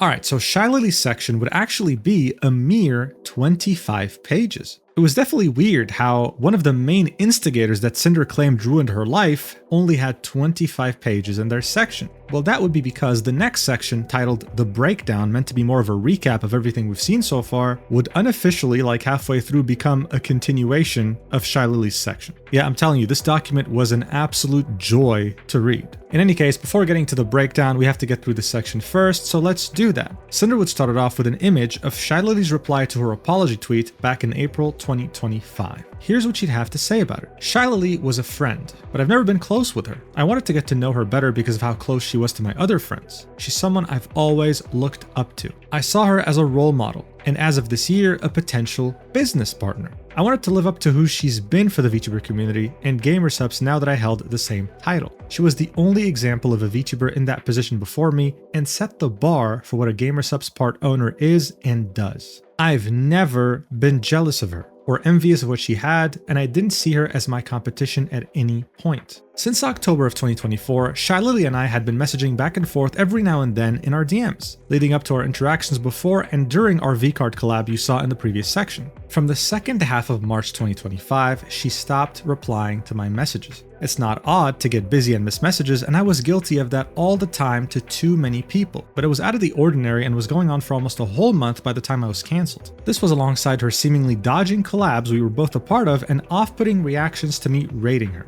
I became anxious about what was going on in March and April because I viewed her in such high regard. Shylily didn't have her own document about me and didn't say anything until after I did, but she was the first one Nano contacted about any of this and was involved the entire way through. Shylily pulled everyone together to organize, plan, write, and post the documents that ended in my cancellation, and her lie-filled reply to my apology was the final nail in my coffin. Her actions show she clearly had something against me before Nano ever said anything to her, and she couldn't take accountability and admit to it until I was already in the ground. Shylily said she wanted her own section, so here it is. This would of course be referring to Shylily in a stream as the drama was going on, jokingly saying, "I wanted my own section," or "Where's my section?" And she continues, "I'll show and explain everything I was experiencing with Shylily for the couple of months leading up to what happened since it's relevant to understand what Red told Nano in their messages. I won't be repeating things that included Shylily in the previous section about VCard, and this section will pick right before the release of the game and my collab with her." Okay, so first off, these are some pretty heavy accusations,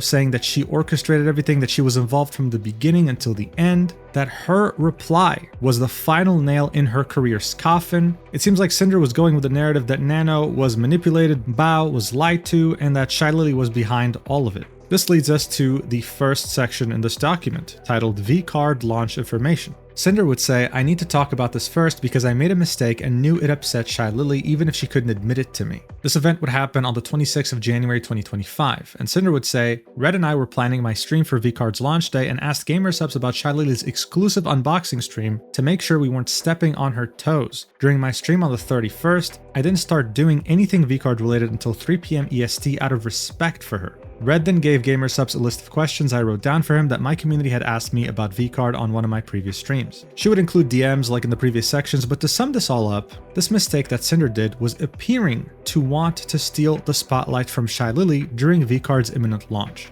Why is that a big deal? Well, look, it's a fairly known fact by now. VCards was a project that was in the works for a while, and Shylily spearheaded it. Like Sinder said, she was the first VTuber to ever be a part owner of gamersubs, and this was her baby. This is why Sinder didn't want to do an unboxing stream as Shylily was doing hers. She didn't want to disrespect that. Sinder would join gamersubs officially as a part-time owner as VCards was getting ready to launch, and Shylily was okay with getting Sinder on board the project even though it was literally near the end. But of course, Sinder, being the second VTuber to ever become a part-time owner of this company, felt a lot of self-inflicted pressure to live up to Shylily's name. This is why she wanted to participate in the launch of this product and advertise it as much as she could. She, along with Red, would ask questions her community had about the product directly to gamersubs staff 5 days before the product was meant to be released. The problem, though, was that many of these details were still not 100% confirmed, even though the product was very close to release. Staff, of course, failed to mention that to Sinder. Now, on the other hand, Shylily wasn't mentioning any of those details on her stream either. So Sinder took it upon herself to clear the air and answer questions, because there were many questions about this product that weren't really very clear yet. Here's the thing though, many of the answers that Sinder was given and that she gave out to her community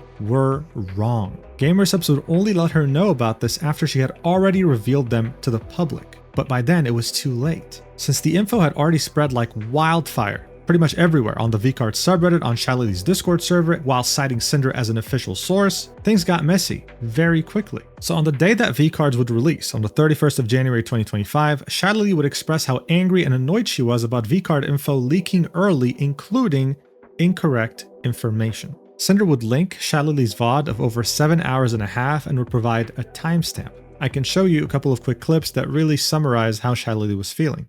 Most likely correct. because sometime today or sometime late yesterday, info has been giving out. But whoever has been making rumors over the last couple of days that have been ruining my day off, let me correct that bullshit arena real quick. Let me just find the info. So yeah, she was very visibly frustrated. Here's another clip showing that off too. Watch. Sad it happened, but sure, I guess people are just excited to be the ones to spread stuff before me. Whoever added the rumor that there's a 20-minute pre-launch on the app, that's wrong. Yeah, she wasn't happy at all about this. Here's what Sinder would have to say in the document. Of the info I gave out the day before, I was wrong about the price by $5, which I was only updated about after my stream ended. The other thing I advertised that I assumed would be the case, but was wrong about, was vCard being available 20 minutes early on the GamerSupps app. All of their drops were consistently like this for a long time, but it was only on vCard's launch day did Red and I found out that it was discontinued. Everything else was correct, but I didn't know I wasn't supposed to say anything about it. Shylily said that official sources were the only ones with correct info, meaning herself and the GamerSupps or vCard Twitter accounts. When someone asked if I was an official source, she said no. I was a part owner now, and I didn't know there was a difference between me and the other official sources. I was given the information directly from the source, thought it was okay to make public, and thought I was doing the right thing by answering questions the community had. My motivation wasn't to be the first to share this info. The community didn't know what was going on just a day before the game launched, and instead of leaving them in the dark, I gave them the answers to the questions asked on their behalf. As a new part owner, people were looking to me for answers about vCard, and I thought I was doing the right thing by informing them. I was wrong to do so and made a mistake, and I made sure to correct the info I had wrong on my stream on launch day. That night, I messaged Shylily to apologize about what I did. After what happened with Numi 2 nights earlier, I was making an effort to be more open about things. Shylily avoided saying I was the person who was leaking info, or admitting I was who she was mad at. I was the only one who could have shared the incorrect price and was the one mistakenly advertising the early app pre-orders. And there were posts citing me as the source of all this leaked information. Shylily knew it was me, sounded pretty mad on stream at the leaker who was excited to be the one to spread stuff before her, but danced around it as if she was never mad at me. In the end, she praised me for having the balls to reach out to her about this. So as Sinder mentioned, she felt guilty, and she didn't want this drama to erupt further, especially since she only so recently joined GamerSupps. She'd messaged Shylily to clear things up on vCard's launch day, so January 31st, 2025, after Shylily's stream, I guess, where she was ranting, and what would follow would be a very wholesome conversation with Shylily completely understanding that it wasn't even Sinder's intention to make things more complicated, and blamed GamerSupps for not telling her that this info was still confidential and not final. And as Sinder said on the previous page, Shylily would end the conversation saying, "Huge fucking respect to reach out. That takes a lot of balls, LMAO." Almost a couple weeks later, on the 16th of February 2025, both Red and Sinder would ask their contact at GamerSupps to please give them updated information and not make them go through what they went through very recently. They didn't want these misunderstandings to happen ever again. However, 11 days before that, on February 5th, 2025, we would have the last ever collab between Shylily and Sinder. It would be both of them with two other VTubers playing Super Mario Party Jamboree. A month later, on the 3rd of March 2025, Sinder would ask Shylily if she wanted to play a co-op game with her, hoping to bond over it while getting to know each other. Lily would say that she was busy due to the new World of Warcraft season coming out and said sorry. 8 days later, on March 11th, 2025, Shylily would reach out because she was having streaming issues, and her chat told her that Sinder had the same exact issue at some point. The conversation seemed very friendly and both walked away from it positively. However, things would soon start to change from Sinder's point of view, starting from the 21st of March, barely 10 days later. Here's what she would say in the document about that. After this, there were two different repo collabs Shylily and I were supposed to be a part of. This was when I thought things started to change between me and Lily. There would be one on the 21st of March 2025, and Sinder would say this was the first repo collab. It was originally going to be on the 15th, but was rescheduled to the 21st. Shylily was supposed to be there, but she decided to cancel last minute due to a Bikini Bottoms collab she had going on that day. I understood just like everyone else, and this alone wasn't a problem to me. The second collab would be on the 27th of March 2025, so barely 6 days later. Sinder would say this second collab never happened, but was being planned in a group chat. Shylily was added to the chat but apparently couldn't make it shortly after. She never messaged in this chat directly before she was removed. These are all of the messages here and it never went anywhere after this. And yeah, we can see just barely a few messages here. Someone would say, oops, Lily can't make it, and they would remove Shylily from the group very shortly after. This would happen on the same day, less than an hour after Sinder had joined the group. What would happen next is Sinder including all the rest of her DMs with Shylily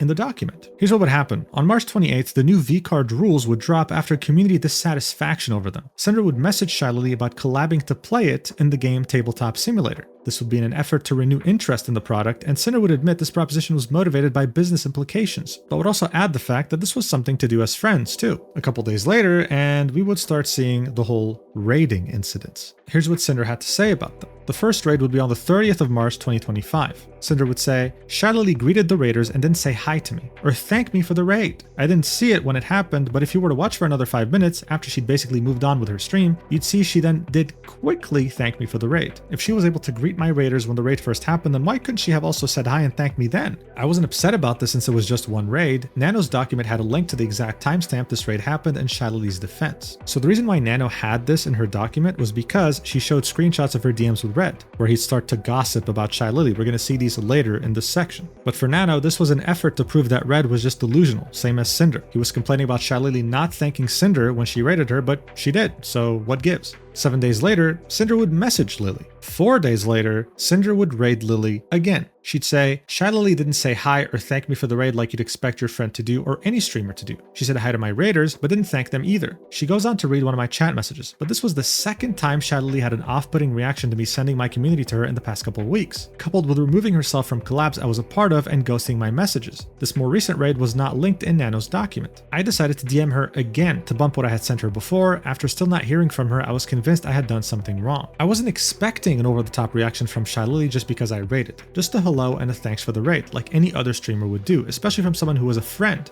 In the past, Silvervale, who Red and I knew had a problem with me, purposefully refused to say my name when I raided her. She continually ghosted my messages and got a model from Nano at a suspicious time, among other things, which will all be shown in her section. These specific experiences with someone else who we knew didn't like me further led both Red and I to believe that Shylily had a problem with me for some reason. I wouldn't have thought that the individual things I experienced with Shylily were pointing to a greater problem if they weren't all happening over the same few weeks. So as I said, what comes up next would be Sinder including the DMs between Nano and Red, where he would start gossiping about Shylily on the 11th of April 2025. They would be 6 pages in total, and we already went through all of them in Nano's section, so there's no need to go over them again. But if you've already forgotten, which is totally reasonable since this document's way too big, Red would basically start gossiping about Shylily, saying how she's been avoiding Sinder, how she's been acting weird, how the antenna went off on his head because she's been asking Nano for a model. That would pretty much be it. Then by the 15th of April, Sinder was getting really anxious, so she messaged Boeska, Shylily's manager, asking him if he could bump her messages to Shylily. This is when Boeska would say that she wasn't really on Discord that often except for business meetings and stuff, so that's why she wasn't replying.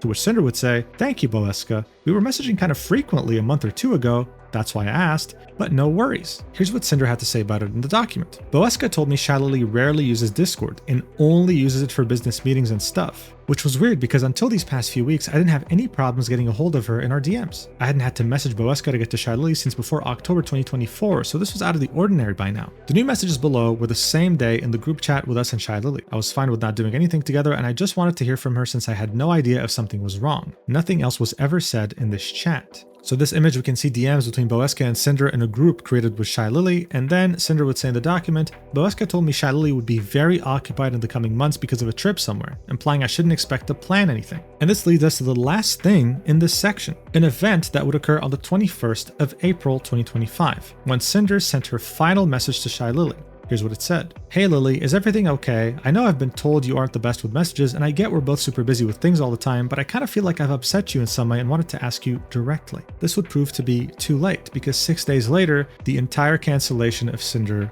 would occur. Nano would post her document, bow shortly after, and nothing would ever be the same again.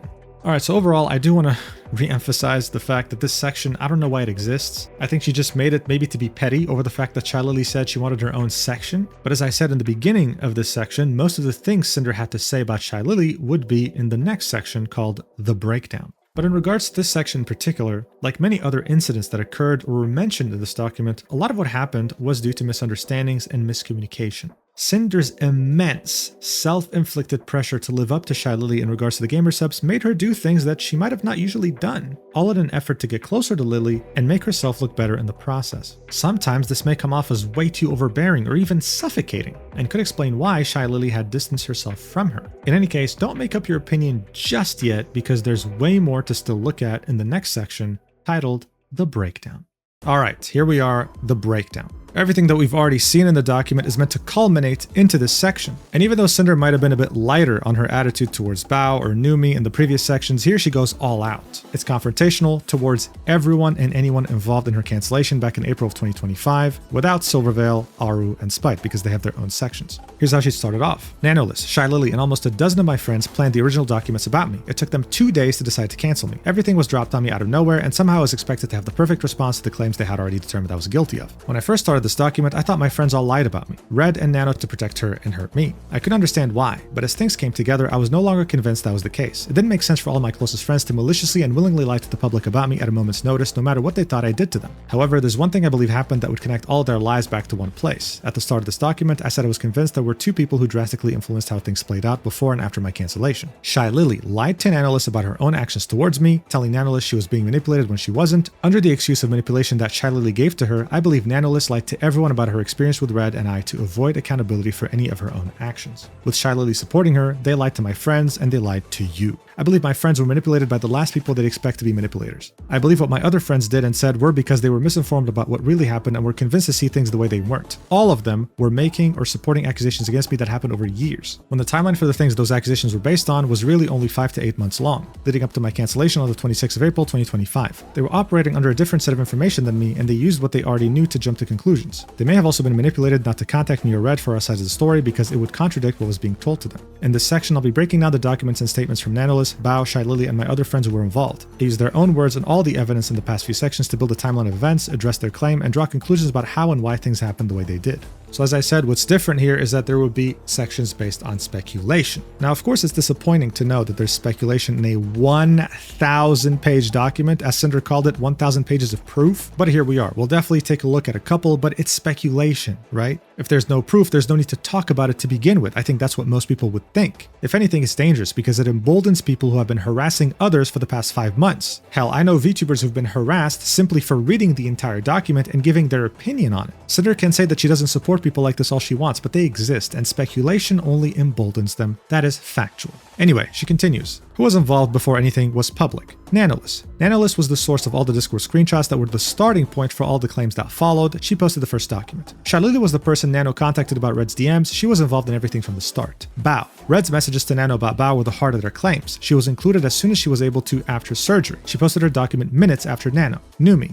Numi's involvement is evidenced by Shylily's knowledge of my private DMs with her about her concert. She also gave a list of people who were involved on her stream on the 28th of April 2025. So this is why she included the section about VCard and Numi, right? Numi told Shylily about this, and Shylily talked about it on her stream. This was Sinder trying to explain what happened and that she didn't abandon her friend. She'd continue, the other 3 girly pops. That's the name of their friend group. I don't believe they were a major part of planning anything that happened and had no malicious involvement. They were only brought into this to help corroborate things the rest of them talked about. Buff Bup and the other 3 Vichiban members. Numi said that Buff and the other 3 Vichiban members were also included in their calls together. On Buff's stream on the 22nd of July 2025, she basically said that she and a lot of other people were involved before things were made public. The VOD of the stream was made private within a week or 2 of it happening. Sinder would link a Google Drive link. She saved the VOD. You know what? You gotta respect it, man. At a certain point, this document's ridiculous in terms of length, but you gotta respect the effort. I mean, seriously? That's crazy. Here's what Buff Bup would say. And I don't want to bring up this situation because it still is affecting a lot of us. But, you know, with the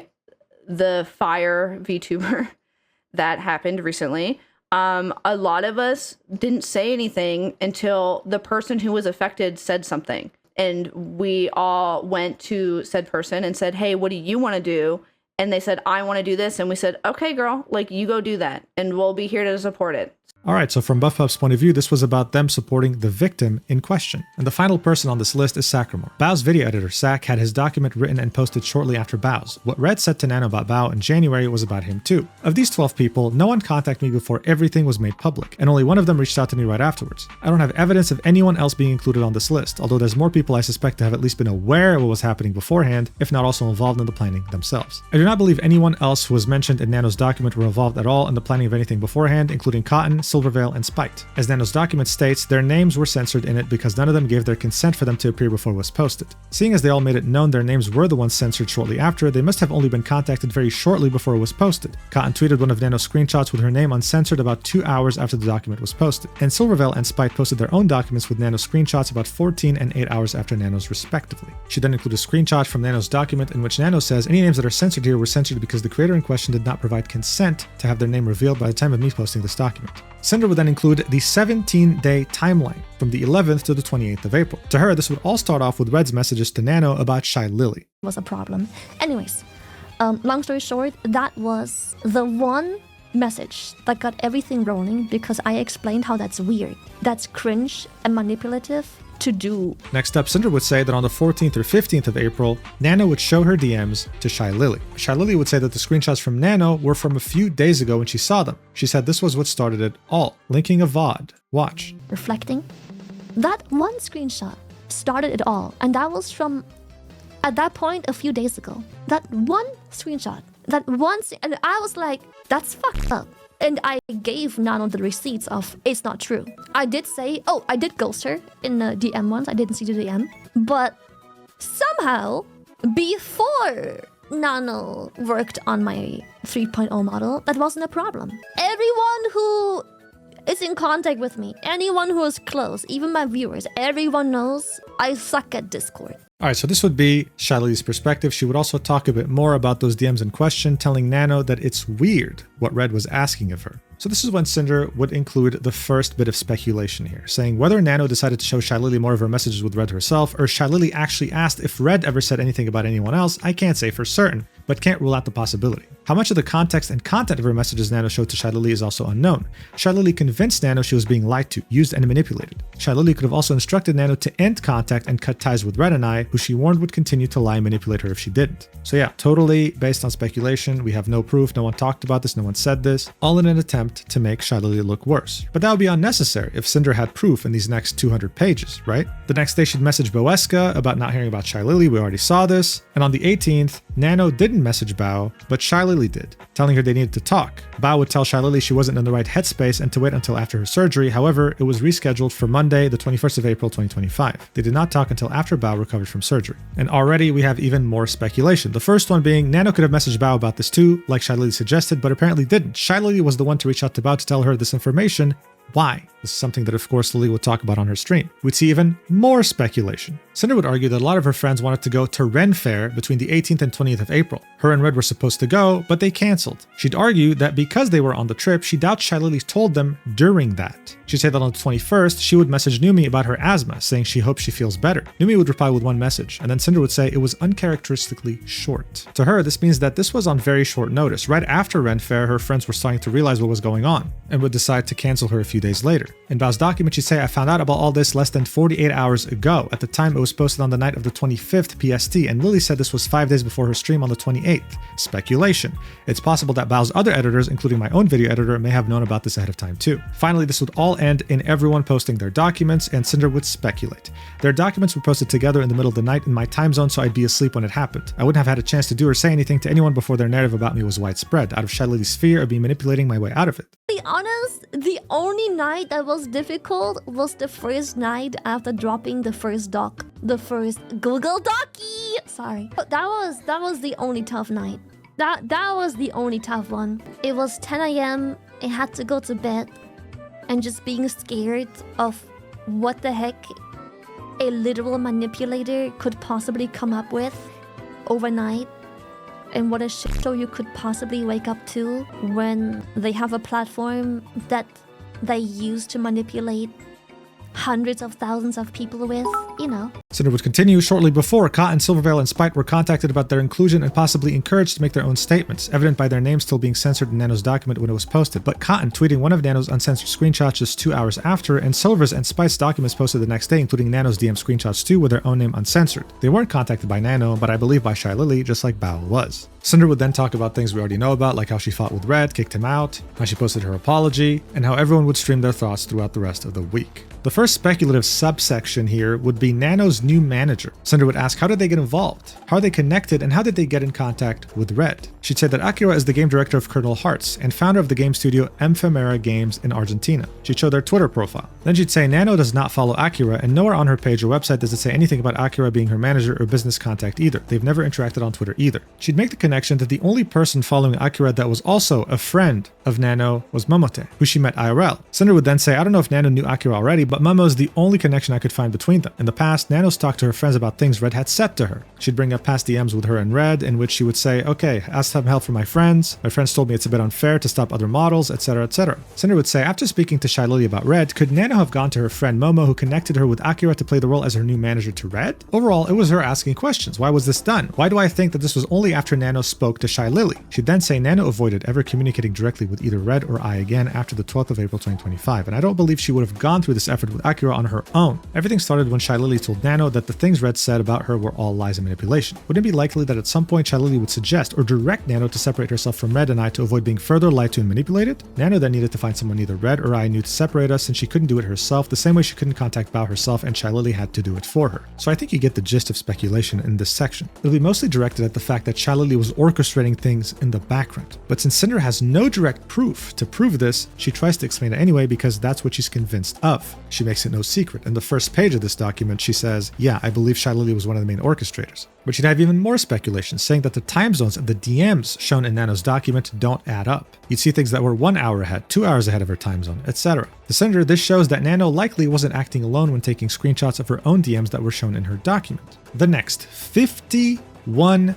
pages would be Sinder breaking down sentence by sentence, paragraph by paragraph, the entire document that Nanoless had written about her on the 26th of April 2025. Now, as you might expect, the entirety of these 41 pages are Sinder reusing proof that she used in Nano's section to argue against her entire document. Like, for example, she would reiterate the fact that Nano was never used, that she wasn't fully honest about being burnt out, which resulted in most of her models being cancelled, and would also call out some embellishments. Like, for example, Nano would say, they also complain and accuse Bao of giving their editor too much work, resulting in the editor not having any time for new clients, which will be important later on. Sinder would argue, Red did not make this claim against Bao, and said nothing about our video editor not having time for new clients. Our editor wasn't seeking to take on more clients, and was content editing for me and Bao only. This is what he said, which is what the screenshots below show in her document. This claim was only made to push the false narrative that we were maliciously overworking Nano, which is brought up later in her document. She'd also say that Nanoless was being dishonest with how she would portray Red talking about Bao. How one message was in August of 2024 when she initially cancelled Bao's model, and how the other one was in January 2025 when she accepted the exclusivity deal. To Sinder, this is deceit. It manipulates the messages to leave out vital context and misconstrue what actually happened in each case. Overall, though, it was really just a repetition of Nano's section, except here she was being more confrontational and using all the DMs and images and her logic to go against everything Nano was saying sentence by sentence. If I may be so bold and talk about my personal preference here, I would have much rather had this in 40 pages than reading 200 pages of Nano's section. This maybe would have not resulted in 99.9% of people not wanting to read your 1,000 page document. The new things that will be included here is even more speculation. Look, we've already established that some screenshots in Nano's documents were cut off, like when she said, it do be fair to Red's proposition of an exclusivity deal. There would also be some context missing, as we saw in Nano's section. These conversations wouldn't start at certain places in which Nano's document said they did. Sinder would say, so if my friends knew what the full screenshot showed here, but they were manipulated in Nano's document before showing them to the public, then who did it? At the very least, I know that Nano's specific message calling their deal with Red fair was seen by Shylily, Bao, and my friends. My friends who were involved are not stupid. They wouldn't have done this to me if Nano didn't show them everything that happened first, right? I originally thought that as my friends, they would have wanted to be fully informed on everything that happened before making their decision to cancel me. Unless the first person Nano contacted, the one who told Nano she was being manipulated to begin with, unless the first person Nano contacted, the one who told Nano she was being manipulated to begin with, the one who contacted Bao for her, was backing all of her claims to them. I believe with Shylily already on her side, Nano lied to her about her experiences with us from the start to hide her own guilt and push it all onto us. How could she show Shylily what she did and said about one of her friends, Bao? If Shylily was only shown the snippets of the DMs that Nano chose to show to her, she wouldn't have cared what the full context was. Shylily saw what Red said about her, and that was enough for her to agree with whatever story Nano told her with whatever little evidence was given for it. The rest of my friends could have just been told by Shylily and Nano what happened and also weren't shown anything beyond Nano's cherry-picked screenshots, completely trusting in their story and jumping to conclusions because of their past experiences, especially in Bao's case, who was right out of surgery, whose most trusted friends were telling her what happened and posted her document 2 days later. Supporting the idea that they may not have seen everything is that no one tried to contact me about any of this, and may have been manipulated not to under the guise that I'd be the one to manipulate them. If they did, they would have heard a contradicting story.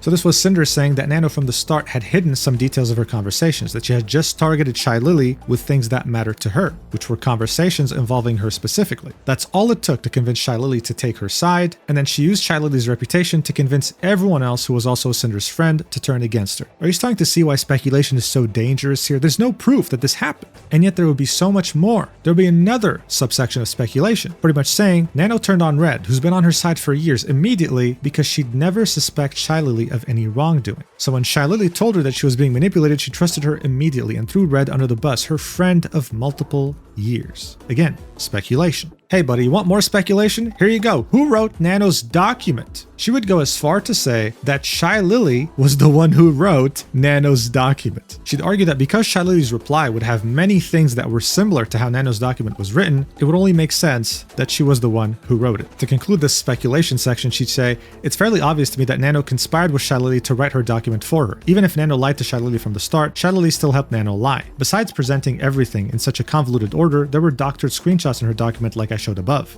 Alright, so let's just take a step back here. When she says doctored, she means either cropped, which we already looked at, or having had names censored, okay? It's not like it's Photoshop, right? Let's just get that straight. Just continue. The same screenshots in Bao's document being uncropped and unedited shows that Bao was being honest with the information she was given, but Nano and Shylily weren't. Being the person who presumably wrote Nano's document, Shylily and Nano would have known exactly what I meant by it's just business, but she was the one who lied the most about it in Nano's document, in her reply to me and on her stream. Interesting how she was able to connect my messages from that same conversation with Nano to how I must have known about what Red said in his DMs with her 2 years later, but somehow not the fact that my use of the phrase and its meaning came directly from what he said the day before. At some point in this speculation, she'd also say this, and most importantly, Nano's document is filled with the use of the and symbol in its writing, just like and only like Shylily's own reply to me. She's referring to Shylily's reply to her on her apology tweet. Okay, at this point, I do have to point out that during the 5 months of Cinder's absence, the Pyropups didn't also disappear with her, okay? To many people, this Pyropup community was truly everything they had. Some would literally tweet daily awaiting her return, similarly to how Christian talks about the second coming of Christ. And he'd even have fan pages pop up trying to keep this community together, all in the hopes that their queen will come back one day. Now, I want to point out there's nothing wrong with this. I mean, if anything, it's wholesome and it's definitely encouraged. Unfortunately, though, it wasn't just wholesomeness. There were many angry Pyropups that attacked people who just as much gave an opinion on Cinder. They would justify it with conspiracy theories. One of my favorites is how Shylily made all of this happen and forced people like myself who are on Mythic Talent to talk badly about Cinder, otherwise she threatened to kick us out. The problem with so many speculations in this document is that they are literally almost one-to-one. Some of the speculations, the most deranged aspects of the Pyropups were spouting on Twitter for months as Cinder had disappeared. And yes, one of them was that Shylily wrote this document. So I don't know if Cinder came up with this conclusion herself or if she took inspiration from those people, but this is dangerous. This gives people more justification to attack Shylily on nothing more than a baseless claim. I mean, it's literally titled, or at least labeled, speculation. Why is this here? Do you not have enough proof to prove your point about her? This is why I believe this section is so damn dangerous, and I just can't believe she couldn't see that when she wrote this. Anyway, the next 30 pages would be the same thing as what we just saw, except about Bao's document. She'd be breaking it down sentence by sentence. She'd say, originally I had gone through Bao's entire document pointing out the lies within it, but I no longer believe she and my friends were lying. They were misinformed and were speaking from what they thought was true. Nano and Shylily lied to and manipulated them all to see the story their way. Bao was understandably hurt when she found out about what happened and wasn't in a sound state of mind after her surgery. I'll only be going over parts of Bao's document with the context that she may not have had the full story from Nano or our side of the story and pointing out her assumptions that weren't true. Just like in Nano's document, Bao's document presents things as if her model was only cancelled once in August 2024, even though Nano cancelled it a second time in her deal with Red in January 2025. I will address this down below. So look, just like Nano's breakdown, Bao's breakdown is just a repetition of her entire section. We would learn some interesting details, like how, for example, Cinder was completely unaware that Bao had encouraged her video editor to take their exclusivity offer. This call apparently happened a month before Cinder was cancelled, but that video editor never told Red or Cinder about this, so that was interesting. Now, I know in the beginning I said that she was confrontational with everyone, including Bao, but when it comes to this breakdown right here, it wasn't the case. Cinder truly believed that Bao was misinformed, that she was tricked, hell, even manipulated by both Nano and Shylily. Bao would then stream on the 27th of April. This would be the stream where she would cry her eyes out for an hour straight. She would then transcribe certain aspects of this VOD and write comments about it. Sinder would reiterate that she believes that Bao couldn't understand what happened because she didn't have the full context, or ever known the motivations and reasoning behind what actually happened. She'd apologize again to her for not being able to talk to her before this whole thing happened. One of the more interesting things here is the fact that Bao would say, Numi forgave you when you didn't come to her concert that you were planning with her for over half a year. I wonder if you knew how devastated she was and how in the middle of the year when I was so depressed and there were some days where I could not even bring myself to leave my bed, I still managed to fly 6 hours to New York to be there for her. Sinder would say, Bao saying I didn't come to Numi's concert that I was planning with her for over half a year was the only thing she lied about on her stream. I'm choosing to believe this was just a mistake in the heat of the moment and not a deliberate lie. There's a portion of this section below talking about Numi's concert where I'll talk about this again. So yeah, maybe Bao meant that she didn't come to sing, which was the case, and Bao still had to be her replacement. I don't believe Bao was talking about the fact that she showed up in the audience. This was not about, she's literally talking about her flying to sing, right? So that's what she's talking about. She'd also argue that Bao had an impossible choice given to her by everyone involved. Remember that whole clip with Buff Pup? Cinder argues that that person Buff Pup was talking about, the person they were waiting on to see what they should all do, was Bao, not Nano. And then of course, she speculates. Nano could have said she wouldn't make anything public without Bao. Nano knew her story was a lie all along, it couldn't stand on its own, so she wasn't going to say anything unless it was backed up by Bao. The next subsection would be even more speculation. Yeah, so I hope from now on you can respect my decision. I'm not going to be reading those anymore. It's pointless. We were promised 1,000 pages of proof. Speculation is not proof. When people call these 1,000 pages a bunch of schizoid rambling, that's what they mean. They're referring to speculation. It's unfortunate because it makes the rest of the document look like poo-poo. So I'm not going to waste my time on it. There's no need to waste your time on it. I'll only read them when it's so ridiculous I have to point it out, or if it's funny. Did Nano even want to make Bao's model? Can't believe that's a subsection of speculation. Alright, so in the next subsection, Sinder would argue that what truly canceled her was Shylily's reply to her apology, having over 8 million views, 150,000 likes, saying it's full of false accusations made without showing any evidence, adding that it's much easier to only read this than read my whole apology, and who wouldn't trust Shylily? For reference, this was the entire reply, and she'd argue that the first sentence Lily would type, which was the absolute audacity to sit here and continue to manipulate and gaslight is absolute insanity, would be the first thing Shylily did was completely discredit anything I said in my apology as unbelievable, claiming it was all manipulation and gaslighting. No one was going to question her. She's Shylily. Shylily was involved in everything from the start, convinced Nano she was being manipulated, organized my friends against me, and evidently wrote Nano's document for her. Alright, so now this is pissing me off. Listen, I'm just going to take a step back here. I know I said I was going to be objective. I believe I still am when I say, what the hell are you doing? What do you mean and evidently wrote Nano's document for her? I thought this was meant to be speculation. I thought we weren't going with this as if it was a fact. But here you are doing that. Look, I'm not going to lie to you. This makes me not want to even talk about the rest of the document. Because what the hell are we doing here? 1,000 pages, and this is the best you can do. In any case, everything else she says, we've already seen in the document. The one thing that would be interesting, right, would be Shylily saying, you actively lied about it to them, instead blaming me for a collab you rescheduled, adding me to the pool of excuses to save your ass when you realized you were being a bad friend. Why blame me for choosing to miss an obligation you agreed to on one of the most important days in that friend's career? This is of course referencing the whole V-Card collab and Numi. Cinder would argue, Shylily said I blamed her for missing an obligation I agreed to. No. What I agreed to was to perform, and I didn't want to perform because of my own reasons. Actually, wait, is that actually interesting? Maybe I screwed up. She'd argue again that by Numi's own words, she wasn't obligated to go and perform at the concert, that she didn't blame Shylily, and then says, and the fact she thinks I did points out to the importance she gives herself when it wasn't about her. She made my apology to Numi about her when it wasn't. I took accountability, apologized, and still made it to her show after our collab. Alright, cool. So overall, there were definitely some things that might have been a bit exaggerated in that reply. The only last thing I want to show you from this tweet breakdown is Shylily saying that she's always had a bad feeling about Sinder. You're not the only person that say I always had a feeling. I know lots of you are probably men, so you wouldn't maybe quite get it. But as a woman, you can't not get along with another woman based on a gut feeling. You can't do that. You're a catty bitch. You can't do that. You can't not get along with someone because of no reason when they prove to be everything but a threat. You can't do that. Anyways, usually when you have a gut feeling, you stay back and you observe. You take distance. I'm a very distant, very in my own lane kind of person to begin with. I'm very distant, very minding my own business, very just me and myself time, Usually you stay back and then you observe for an entire year of how nothing goes wrong and how your friends like that friend and how everything seems peachy. And then you're like, you know what?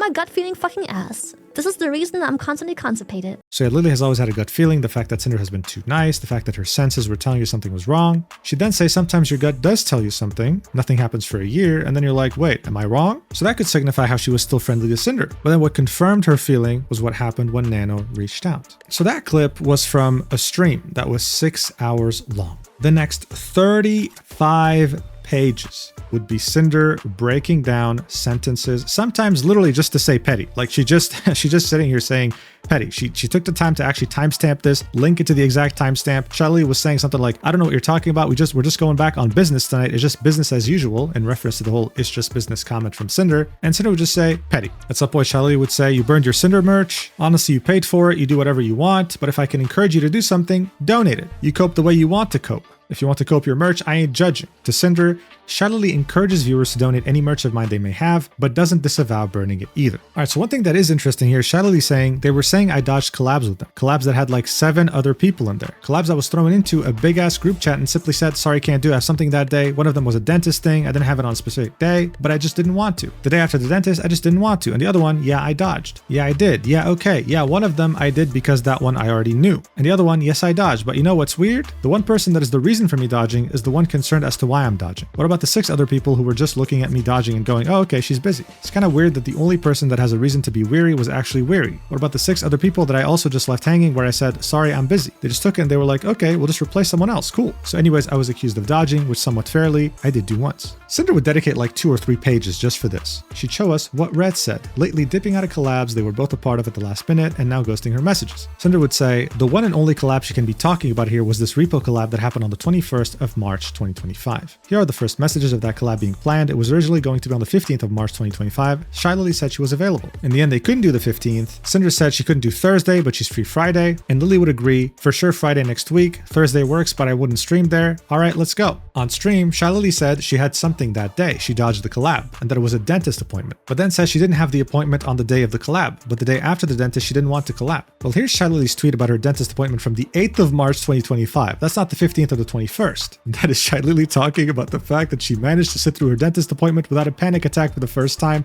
on the 8th of March. Cinder says, so then, before anything else, Shylily said, and the other one, yeah, I dodged. Yeah, I did. One of them I did because that one I already knew. And the other one, yes, I dodged. Cinder would continue saying, she said she dodged one collab with the excuse that she already knew, and another collab just because. So what Red said about dodging collabs wasn't slander like she lied about. The other collab I believe she's referring to is the one that never happened on the 27th of March 2025 that was shown in Shylily's section. This is where she would just leave the group. So if one collab was dodged on the 21st of March and the other collab being planned on the 27th of March was dodged, how could Shylily use the excuse that she already knew? What happened between Nano and Red from their conversation on the 12th of April? Then Cinder would reference when Shylily would say, but you know what's weird? The one person that is the reason for me dodging is the one concerned as to why I'm dodging. Cinder would say, the only collab Shylily could be talking about here is the repo collab from the 21st of March. First, let me address why she thinks I was concerned and weary. The day of the collab, we were told Shylily wasn't going to make it because of a Bikini Bottoms collab she had that day. Because we rescheduled this collab once for another friend, I thought we were going to reschedule again for Shylily so she could play with us. That's all. So far, she said this collab was dodged because of a dentist appointment. Then it was the day after dentist appointment, so she didn't feel like it. Then it was because she already knew what happened over 2 weeks in the future somehow, when in reality it was because of a Bikini Bottoms collab that day. But did she dodge because of the Bikini Bottoms that day? No. It's true that Shylily had a Bikini Bottoms collab that day, but that was only at 2 p.m. EST. Our repo collab was at 11 a.m. EST and lasted about 3 hours. Shylily would have been able to do both.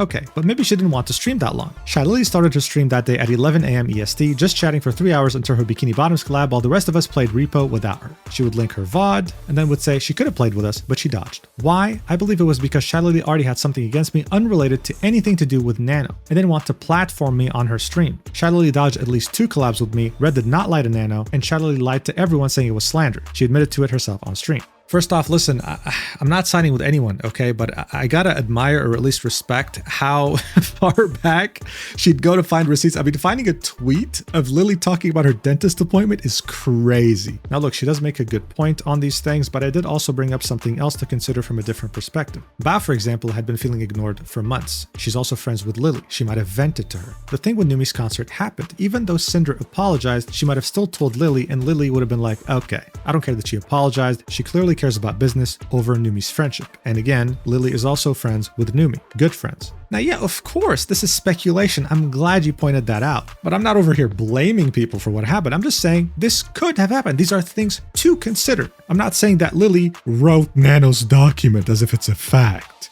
Sinder would also make a comparison to the whole raiding incident, right? How she said nothing, and compared it to back in 2024 when she raided her and Shylily was like, "Thank you so much for the raid, queen. It means the world to me," etc., showing us that her reaction was different. Shylily would say on stream that everyone who knows her knows that she sucks at Discord. She's very distant and very messy. That's why she doesn't reply too quickly. Sinder would again argue she had no problems communicating with her before this. Shylily would then say, "So anyways, yes, I am guilty of dodging a collab because I simply didn't feel like it. And yes, I'm guilty of ghosting 2 messages where she asks for a collab, which by the way, she also only does when there's something business related. AFK drop, VCard drop, any event, any debut, any announcement, any merch, then I'm important. Then we can network." Sinder says, Shylily again admits to dodging a collab, this time settling on the "didn't feel like it" excuse. Now she said she's guilty of ghosting 2 of my messages. Not one like she just said. She would say that earlier in the VOD. She'd go against this idea by showing all the other times she asked for a collab. They weren't all business related. Sometimes it was just, hey, let's just play a game. The next thing Shylily would say in the VOD that is noteworthy enough to include in the video is, she saw me as competition, painted it on me for asking for it by wanting a model from the same model mama, which is a bit weird when she's the one begging for a partial owner and all kinds of other things that she wants from me, but hey, somehow I'm the one who's looking for trouble for wanting a new model. Sinder would say, I didn't see Shylily as competition, and Red's view was more than just going to Nano for a model. If she treated me like a friend, it wouldn't have been something he brought up to her. She said I claimed I was begging for partial ownership and all kinds of other things I wanted from her. That's wild. Not only did she have nothing to do with my part ownership, as if she ever had the power to give it to me, not once have I ever said anything about that to her, ever. All kinds of other things I wanted from her, to hang out and get to know her. I've never begged Shylily for anything. What a narcissistic thing to say. She'd conclude this section by saying, throughout her whole stream trashing me, Shylily avoided accountability, gave excuses, deflected, and made jokes out of the things she was doing, while simultaneously admitting to everything she claimed was slander and manipulation that turned Nano against me in the first place. For the love of God, please use commas. I'm running out of breath. Shylily didn't care about the lies she was telling about me on stream. She won and celebrated my cancellation. She couldn't help but take a victory lap around my corpse. Says a lot about her narcissistic character. Accountability only mattered to her when it's the other way around. I should have known better than to expect the Shylily to hold herself to the same standards as she did Snake. Shylily is the only one who was involved that has a highlight video of her stream talking about me on her main YouTube channel. She was more than happy to profit off of this and broadcast her lies about me to her 1 million subscribers. And just as you thought Sinder was going to stop, she goes back to speculation. This one is unfortunately worth mentioning, not because it holds any ground, because it's speculation, but because a part of it is actually a continuation of a V-card conflict. You see, in Shylily's section, there was only the conflict of the whole misinformation thing. The fact that Sinder was told by staff the wrong info, and that kind of stepped on Lily's toes because this was her baby, this was her project. She is literally the owner of V-Card. But we'd also see that there was another conflict, one that's probably even bigger, that wasn't mentioned in Shylily's section. Let's get down to it. Sinder would argue Shylily always had something against her. Why? Let's look at some of the things she said on stream again. We're skipping this because there's nothing noteworthy we haven't looked at. Now, the continuation would be here. Sinder would say, Shylily viewed me as a very greedy person, and that all my actions were due to my alleged greed. She encouraged viewers to donate any and all of my merch, but didn't dissuade them from burning it either. Lily also wants to make it seem like I begged to be in her position at Gamersubs as a part owner, even begging her for it, as if I was jealous of her. Not because I actually earned it like she did. She seemed to have a very emotional outburst when talking about me calling myself the Charizard of V-Card. So see, this is what I was talking about, the whole continuation of the V-Card drama. Let's keep going.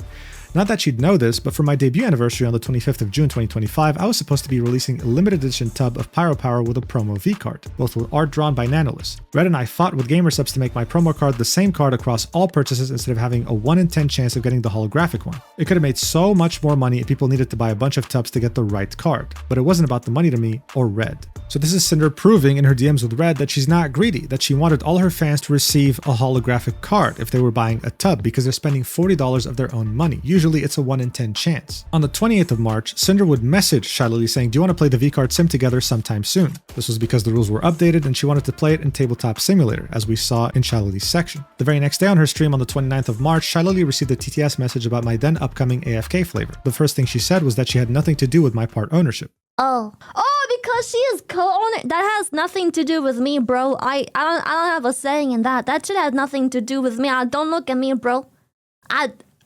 It's got nothing to do with me. That's Gamersubs.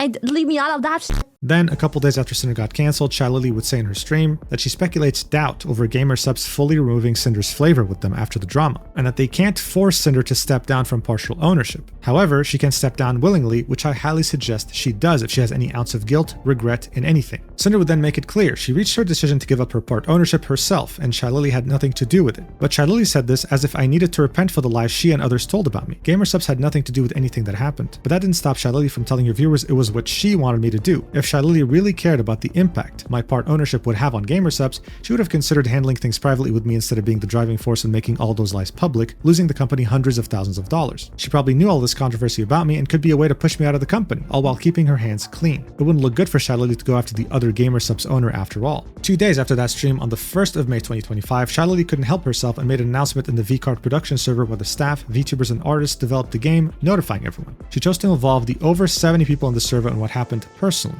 I don't have a screenshot of the Discord notification or the full message because it was deleted shortly after it was made. However, I have a screenshot of my notification history from that day when it happened, showing a part of what she said. Here we can see Shylily saying, "Hey crew, I know it's been a terrible fucking week. I hope you're all holding up. I'm not good with words and drama and emotions and all that business, but just wanted to say I feel sorry for you guys dealing with the stuff that is none of your business or concern." So this was Sinder speculating, right? That Shylily always had a problem with the fact that Sinder was a part owner of Gamersub, something that was unique to her, and she didn't like the fact that it was now someone else like her. She'd say, I think most importantly, she didn't like how enthusiastic I was about VCard and the role I was carving out for myself in it. Not only did I mistakenly give out information early when VCard launched, like I showed in that section, but mine became the most sought after card in her game. Finally, the continuation of the VCard drama. Sinder would say, I called myself the Charizard to advertise myself in the game and advertise the cards themselves. Everyone knows Pokemon and everyone knows Charizard. VCard's first set of cards was like Pokemon's base set. I compared myself and Shylily to the Charizard and Blastoise of the Vtuber card game because we were the two Vtuber part owners of Gamersubs, like Pokemon Red and Blue. Calling myself this wasn't to try to steal her thunder in her game or take credit for it in any way. I may have called her Blastoise, but she's literally the Pikachu of VCard. Shylily didn't like me calling myself the Charizard. She didn't like the prominence it gave me in her game, but Gamersubs did. Here we can see her Gamersubs contact being very excited, calling her the Charizard. Can't wait to see everyone ripping packs in the search for the Charizard card of the set. Someone would even show Sinder a card of hers on eBay that sold for $750. This was the clip that Sinder had linked here of Shylily talking about the situation. I still find it funny that she called herself the Charizard if V card. Girl forgot Lily wasn't a Goldeen, she is a fucking Kyogre. There is no competition. God, that... Oh, when she said that, and when she tried to bring me onto... Okay, I know. When she sat there and she tried to make this thing with me and we were doing a collab and she was just like, oh, haha, the Charizard and Blastoise of V-Card doing the... Oh, like... How dare you sit there and pretend to be some Boggs legendary of something that you didn't create?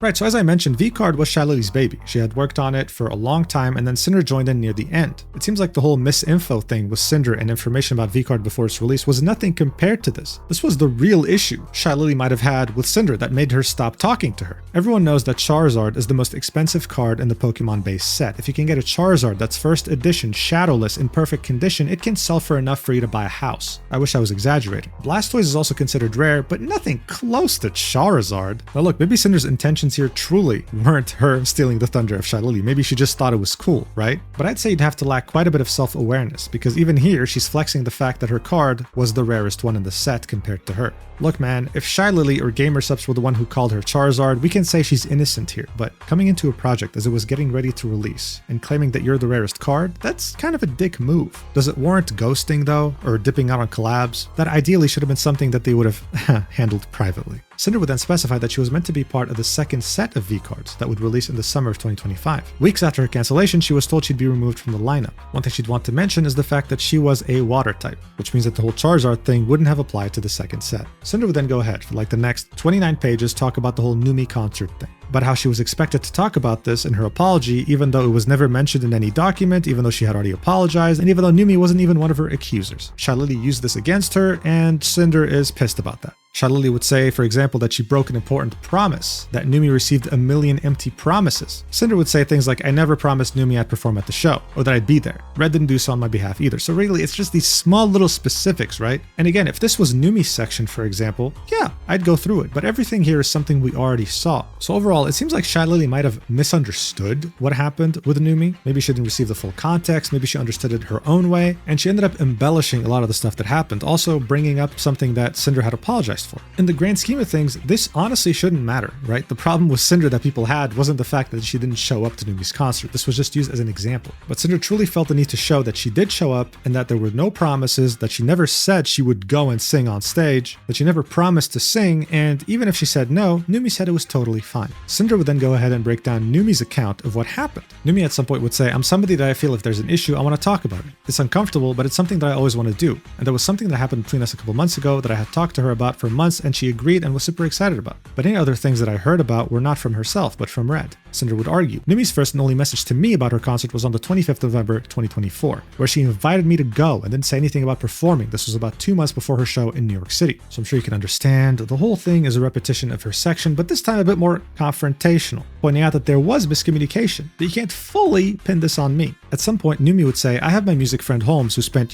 dozens of hours working on the set list for, me and Office Drummer to perform, and we put a lot of time and effort into putting this together, and I asked every single month for months and wasn't told about it until it was at a point where we literally couldn't find a replacement. Sinder would say that this set list was never communicated to her or read. Sinder would then say, I don't know what Numi means by, I asked every single month for months and wasn't told about it until it was at a point where we literally couldn't find a replacement. Numi's message above to Red was the one time she asked either of us about my performance in the concert, and the only time she messaged either of us first about planning it in general. She did not ask either of us every month for months when this one message was from her 5 weeks before the concert. On stream she said they literally couldn't find a replacement for me, but from her messages to Red, it sounded like she really didn't need a replacement guest. It was her show. She had a set list made, and as far as I ever knew, it didn't include me at the time I pulled out. She told Red 3 days before he canceled that she never announced me as a guest and that I shouldn't feel pressure to perform or even go at all. Numi would then say that Bao literally saved her, and it sucks to see how Sinder and Red talked about Bao behind her back, all while she meant so much for her. She then said that she talked to Bao about how she felt, and she didn't really know what to do, and said she just wants to hear from Sinder. Numi would then say, I forgave her, but I saw that she brought up a collab that she said she couldn't miss, and I didn't believe that because if there's one person outside of Bao that I know would not put business over me, it's Lily. And I found out that I was lied to, and that this was something that could have easily been changed and didn't have to be on the day of the concert.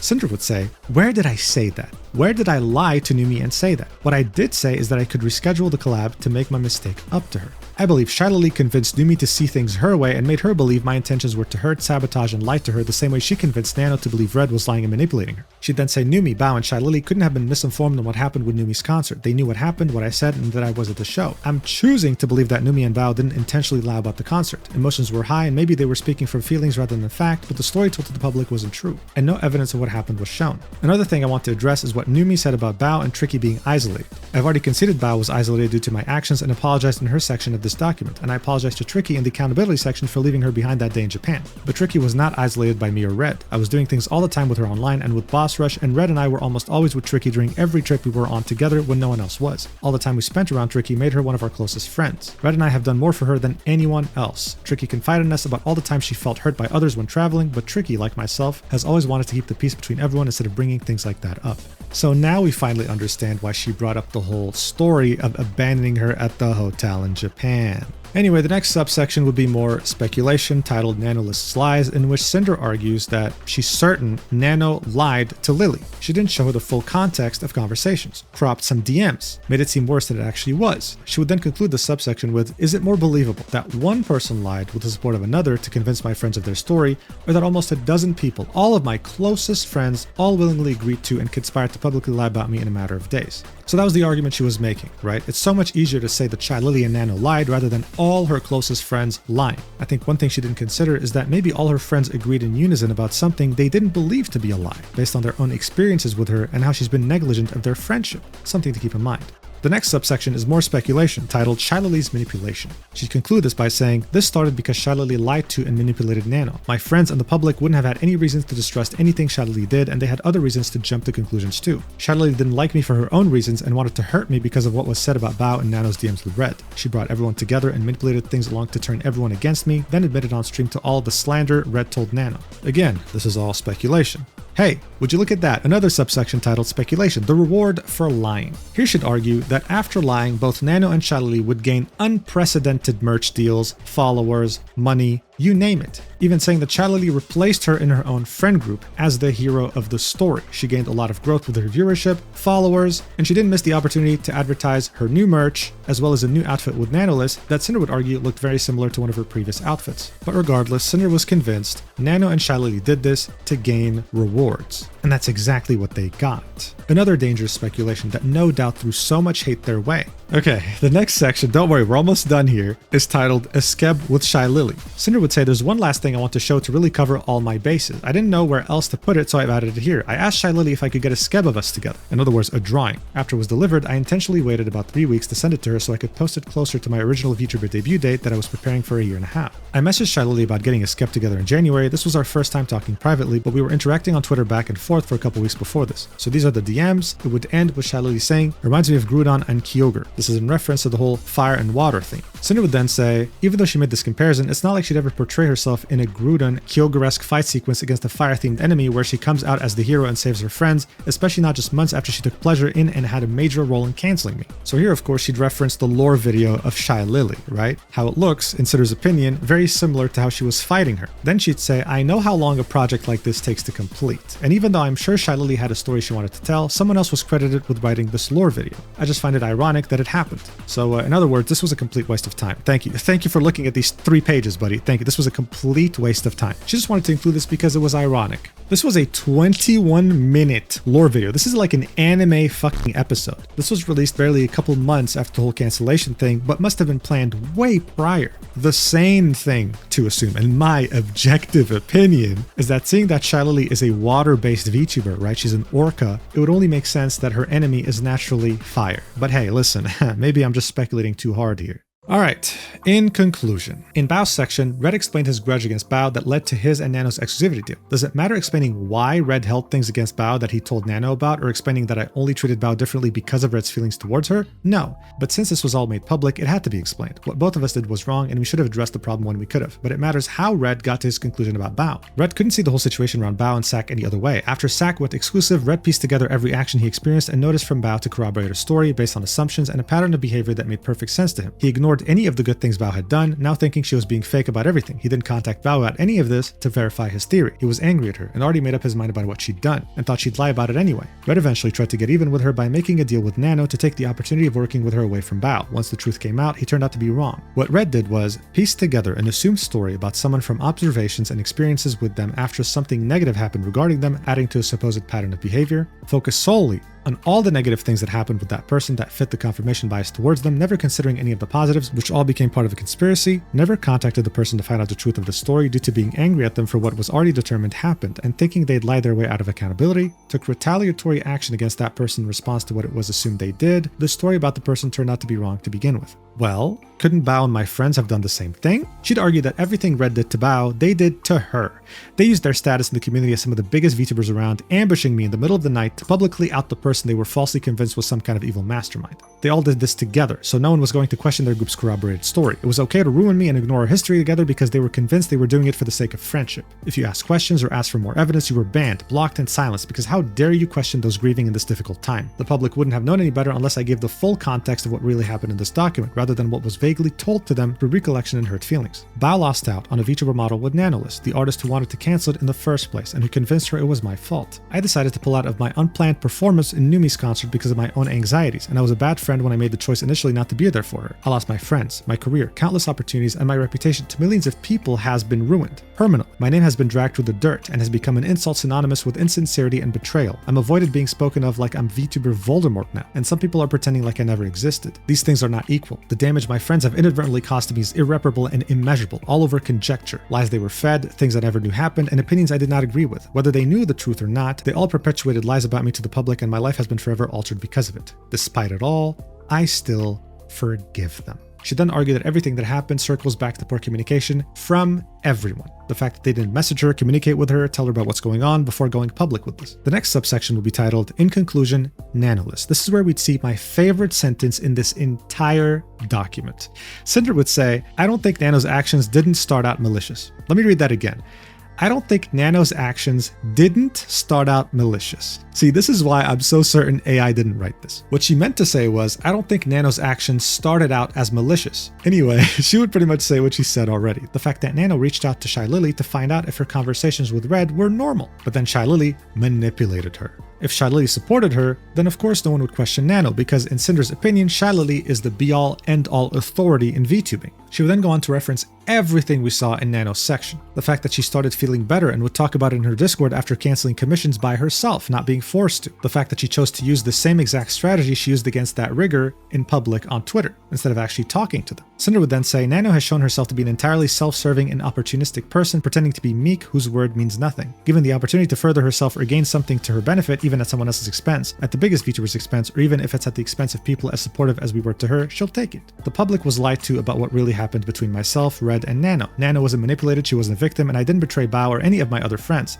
Nanoless betrayed me, and in the end I was nothing to her. It really was just business to Nano. Red and I were her most supportive and loyal clients over 4 years, paying for her to be taught how to cut art for model rigging in the first place, giving her over $100,000 to buy her new house, building our careers side by side, and this is how she thanked us. No matter what Nano did, she will continue to be supported by the people she worked with to cancel me and by people that want her artistic talent. I will continue to use my art and models from Nanoless until they can be replaced. Finally, we'd have the final subsection in this section titled, in conclusion, Shylily. I used to look up to Shylily, but now I don't know how anyone can. The L she holds on her forehead must stand for liar, because Shylily was the first person to do so. She had her own grudges against me before this all started, and in true narcissistic fashion, she lied to and manipulated Nano to avoid accountability, turning her against me. She's Shylily, so of course Nano is going to believe anything she said. The only thing done to Shylily was that Red dared to speak about what she was guilty of doing, and thought we'd have to consider her competition for her petty, unwarranted behavior towards me. She still expected her own section in my apology though, as if I had anything to apologize to her for other than not knowing she was talked about. She probably just wanted a concession from me for some narcissistic sense of victory. Then she would talk about Shylily's claim that she sucks at Discord, saying that it's an excuse to avoid accountability. For her not putting enough time and energy to talk to people she doesn't feel are worthy of her time, including her own friends, something that Sinder was attacked for, from Sinder's perspective. Sinder would then say, I'm confident Shylily wrote Nano's document for her. Dude, are we really doing this again? I thought this was meant to be speculation. Alright, whatever, I'm not going to read the rest of this. Look, this whole section ends with yet another conclusion, right? It's fairly short. It's Cinder saying, it's very easy to lie about someone when the person being lied about is the only one who can disprove them, and everyone was manipulated to believe anything they could say, and their defense couldn't be trusted. Twist what really happened to fit a narrative, then repeat it over and over again until it's believed to be fact. Cinder took no accountability. Cinder knew everything. Cinder betrayed her friends. It's just business. And no matter how many times they claim Cinder did this and Cinder did that, it doesn't make any of Red's actions my actions. Any evidence shown of my actual involvement was near non-existent. Just because they corroborated their stories and told them loudly and emotionally doesn't make them true. If you need to present your evidence dishonestly, out of order, out of context, even doctoring it, and then make claims that the evidence doesn't show, then maybe that evidence isn't reliable, and the real story is different from the story being told. This was a witch hunt, and everyone involved just wanted to move on from it as soon as I was gone. So yeah, look, this section was definitely crazier than any other section in this document. There was definitely some proof here, some things from certain VODs that are worth questioning. For example, Shylily's dentist story, right? Or the fact that there seems to be a misunderstanding over the whole Numi concert story from multiple people. Either way, I think these valid points get undermined heavily by the sections titled speculation. Extremely dangerous, very irresponsible, and they do nothing but hurt the entire document. I also don't know why the whole Shylily disagreement over the Charizard thing wasn't included in Shylily's section. I think it belongs there. I also don't know why Sinder decided to write 1,000 pages when she could have just done,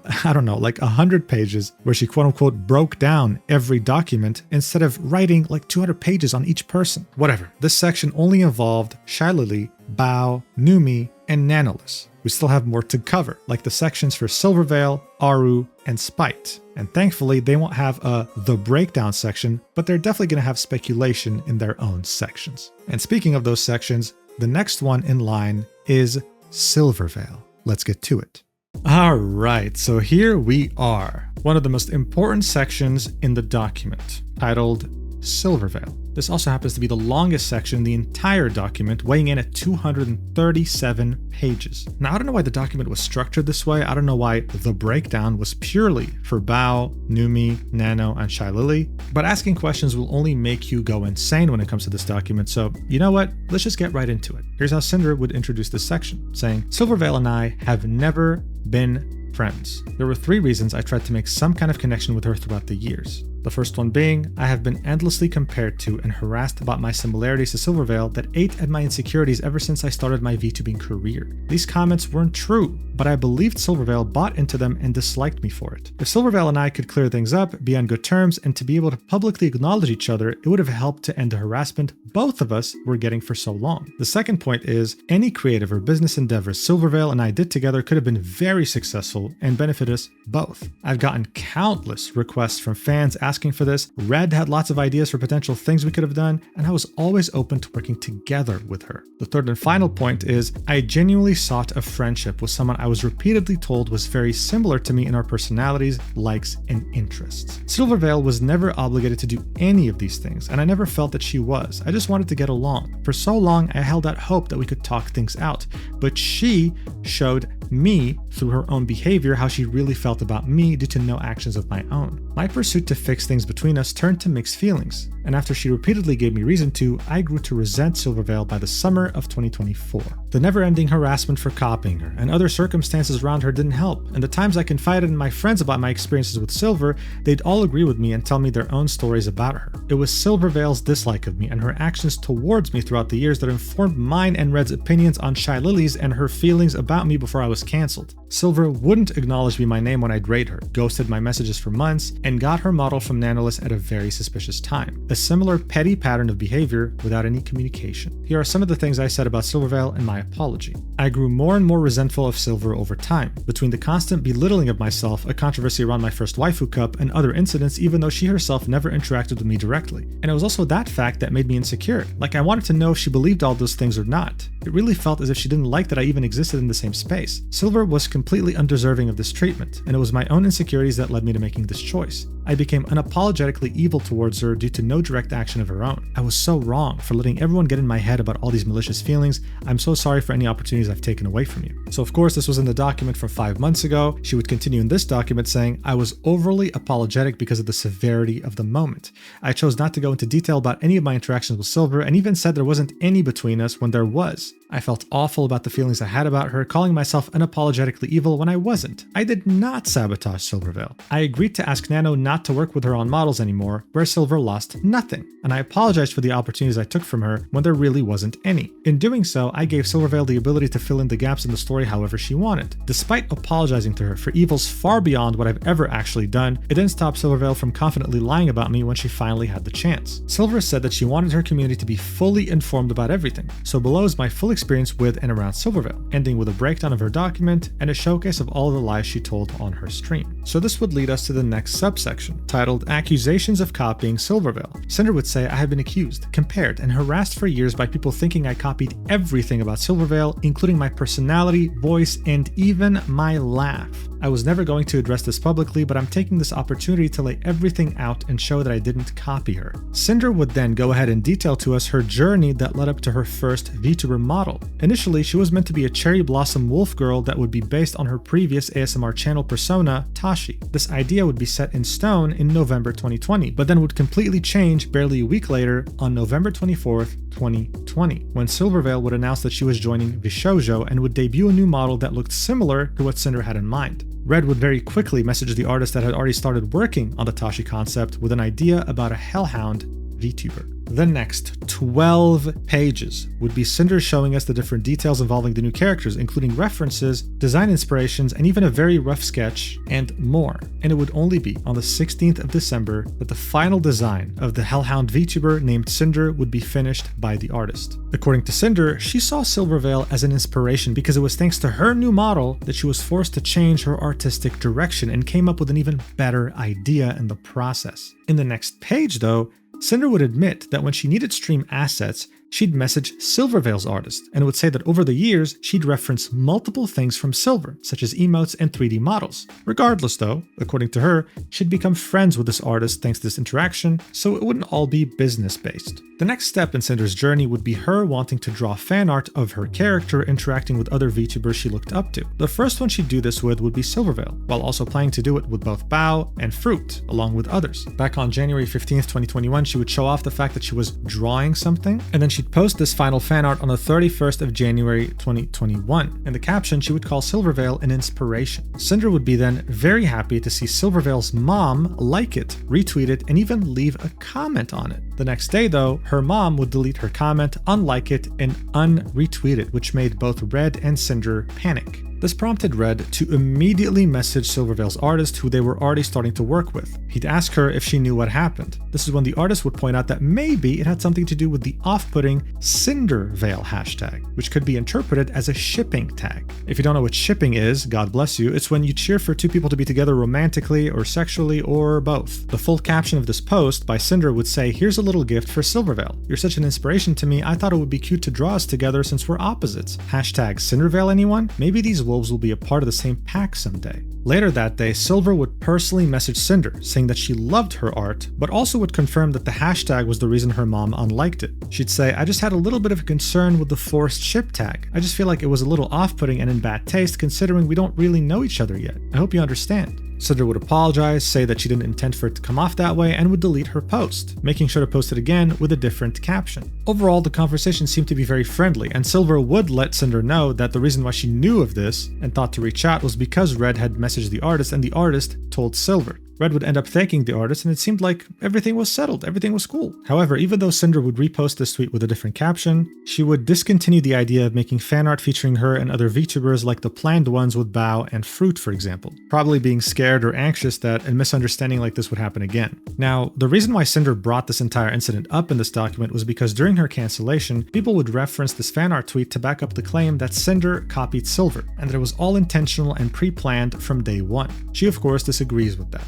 The next event in the timeline would be in November 2021, when Sinder would message Nano to create a demon version of her model. The reason why this is shown in the document is to prove that she never intended to copy Silver's goddess design that was revealed a month later. If anything, it was inspired by another VTuber's design, Fruit. This whole Sinder demon design would officially debut in 2023, so it took quite a while to get done. Before that though, she would debut her first ever model, the one that was made for her concept art, back in June of 2022. It was the third VTuber model Nano had ever drawn, and Sinder would specify in this document, "I was finally able to use and show off my model by Nano," which was the third one she ever made. But the first one she made after I had taught her by another artist to cut art layers correctly for Live 2D. But as exciting as this all was, it wasn't just sunshine and rainbows. According to Sinder, after her debut, she was harassed for allegedly copying everything about Silvervale. Nano's model was compared to Silver's original model and was used as proof that Sinder was copying everything. According to Red, they'd say that she looked like Silver, sounded like her, acted like her, and hell, even her name, being Sinder, sounded like Silver.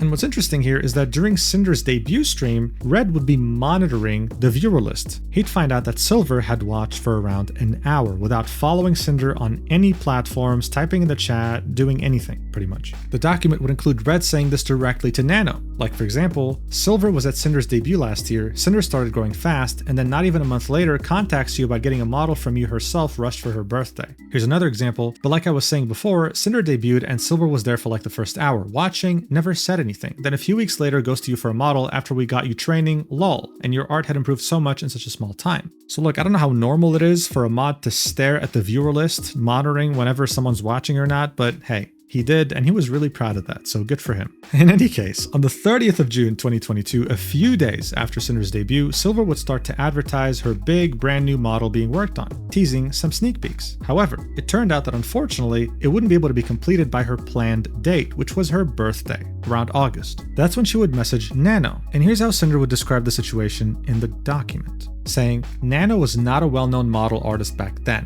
I was her third model she ever made, and I had trained her on how to cut her art for L2D, aka Live 2D, aka VTubers, right? You have to cut a VTuber model in order to rig it and have it move." By the 30th of July 2022, Nano already had Silver's model fully drawn. Red sent me this copy-pasted message from Silver in her server. I responded with, "Great," because we both knew that if Nano was making her a new model, I was going to be accused of copying her again. So overall, this subsection was meant to outline Cinder's frustrations with being compared to Silver, all while not being acknowledged by her. What I find interesting though is Cinder's justification towards her protectiveness over Nano, pointing out not once, but twice that she was the one who trained Nano on how to cut models for rigging. This is something that she would again mention during talks of exclusivity over 2 years later, just as we saw in the Nano section. That's where she would say, "It's just business." Now we're still on page 43. The rest of this section's 200 pages would expand on Cinder's frustrations in regards to Silvervale over the years. And the next event in the timeline is a perfect example of what you should expect for these next 200 pages. On the 2nd of August, 2022, Silvervale would make a tweet saying, "Send me your plushie collections to review on my stream," and Cinder would reply to this post with her own collection. She'd be hoping to connect with Silver over something they're both passionate about, plushies. Here's the thing though, Silver never ended up doing the stream, and Cinder believes it's because she had the most liked reply, which would have forced Silver to interact with her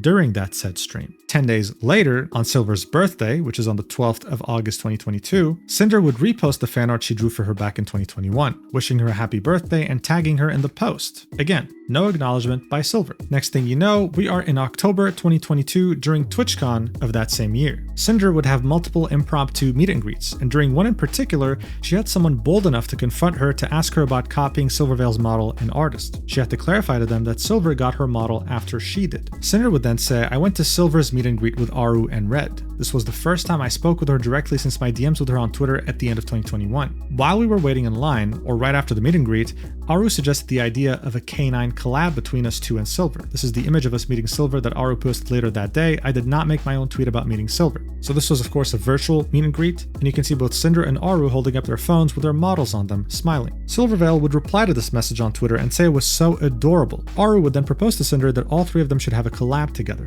While driving back home from TwitchCon, Cinder would ask Aruuu if she was still planning to message Silvervale about that, and Aruuu would say yes. Silvervale's reply to Aruu's message would come quickly, with her saying that would be a ton of fun, then adding, "I've been really busy with the con prep and stuff, but things have been calming down lately." However, just as Cinder felt like she was making progress with Silvervale, something she would deem weird would happen. You see, before she went to TwitchCon, she would post this meme on her Twitter account. She'd claimed that this meme had always been an inside joke with Red. This wasn't a meme format, this wasn't viral, she hadn't seen anyone else do it. To her, she was the first to have ever done it. I'll show it to you just for the sake of you understanding what the hell's going on. So it would start off with a voiceover saying, "Do you ever wonder what's going on inside someone's head?" And it would transition into her dancing and showing off her model's assets. What Cinder found weird though is that after TwitchCon and 8 days after she had posted her meme, Silvervale would post the same exact meme format. Here's how Cinder would describe it in the document. She'd say, "Silver tweeted her own version of my meme a week after mine. Before I was retroactively accused of copying her again, I replied to her tweet with my own. This was not a meme format going around, and I don't own this format by any means, but the fact she just so happened to do the same thing I did right after I went to her meet and greet without following me on Twitter and without ever acknowledging me was very off-putting." So as you can see here, as soon as Cinder would see the tweet made by Silvervale, she would reply and say, "We have the same brain cell," linking her own tweet. This incident would also be something that Red would vent about to Nano when he would bring up Silvervale. Next thing you know, it's the 17th of October, 2025. Cinder would join a Minecraft server called Bounce NMP that had many VTubers in it, and she'd run into Silver. Red would describe this encounter as Silver being dismissive while Cinder being super nice. However, in the VOD that was linked in the document, I watched it, but it was a fairly normal interaction. I mean, Silver was kind of awkward, but I don't know if we'd call that dismissive. I'll show you a bit of this encounter so that you can make up your own mind. Watch. Silver? Oh my god! Oh my god, hi! Oh my god! Hi! Hello! Hello. Hello! Hi! Hey guys, what's up? This is Ross. Silver, this is Cinder. Hello. Ross. again. Hi, nice to meet you. We're being swindled. The trader's invisible, right? Yeah, I he heard did there some was invisibility saddles. potions. Oh, whoa, you tamed it. I guess I did. Wait, is this someone's house right here? Sure, It's wish yours I had now. a It's saddle. my storefront. So Really pretty. nice, man. I'm Yeah, so just to save you like a few minutes of your life, the encounter would kind of just carry on being the same exact way. Cinder's friend, Lena, would be doing most of the conversation with Silver, and Cinder would just spectate, saying, "Wow, cool, awesome." But she'd never directly speak with Silvervale. They just said hello to each other, and that was pretty much it. Regardless, though, this was a very big deal for Cinder because it was the first time they had spoken verbally, and the only time they've ever interacted in a stream setting. The reason why she mentions this encounter is because this is what would make Cinder want to message Silvervale again on Twitter for the first time since their little art misunderstanding that occurred back in 2021. She would even mention this in her apology in April of 2025, saying, "I tried reaching out some time ago to try to start up a friendly conversation to change things things and make things right, say hi to you at conventions, and support your endeavors. But despite all that, I was still being eaten alive by my own doubts and fear or harassment. I was pressured by the community as a whole to try reaching out to collaborate since I got these messages so often comparing us, and I hoped we could work something out. Red would even talk about this with Nano as he was spilling the beans, saying Sinder DM'd Silver on Twitter before asking to play Minecraft together since they were both really into it, and was never answered, and they're not Discord friends. Just so we're clear here, Silver didn't follow her, right?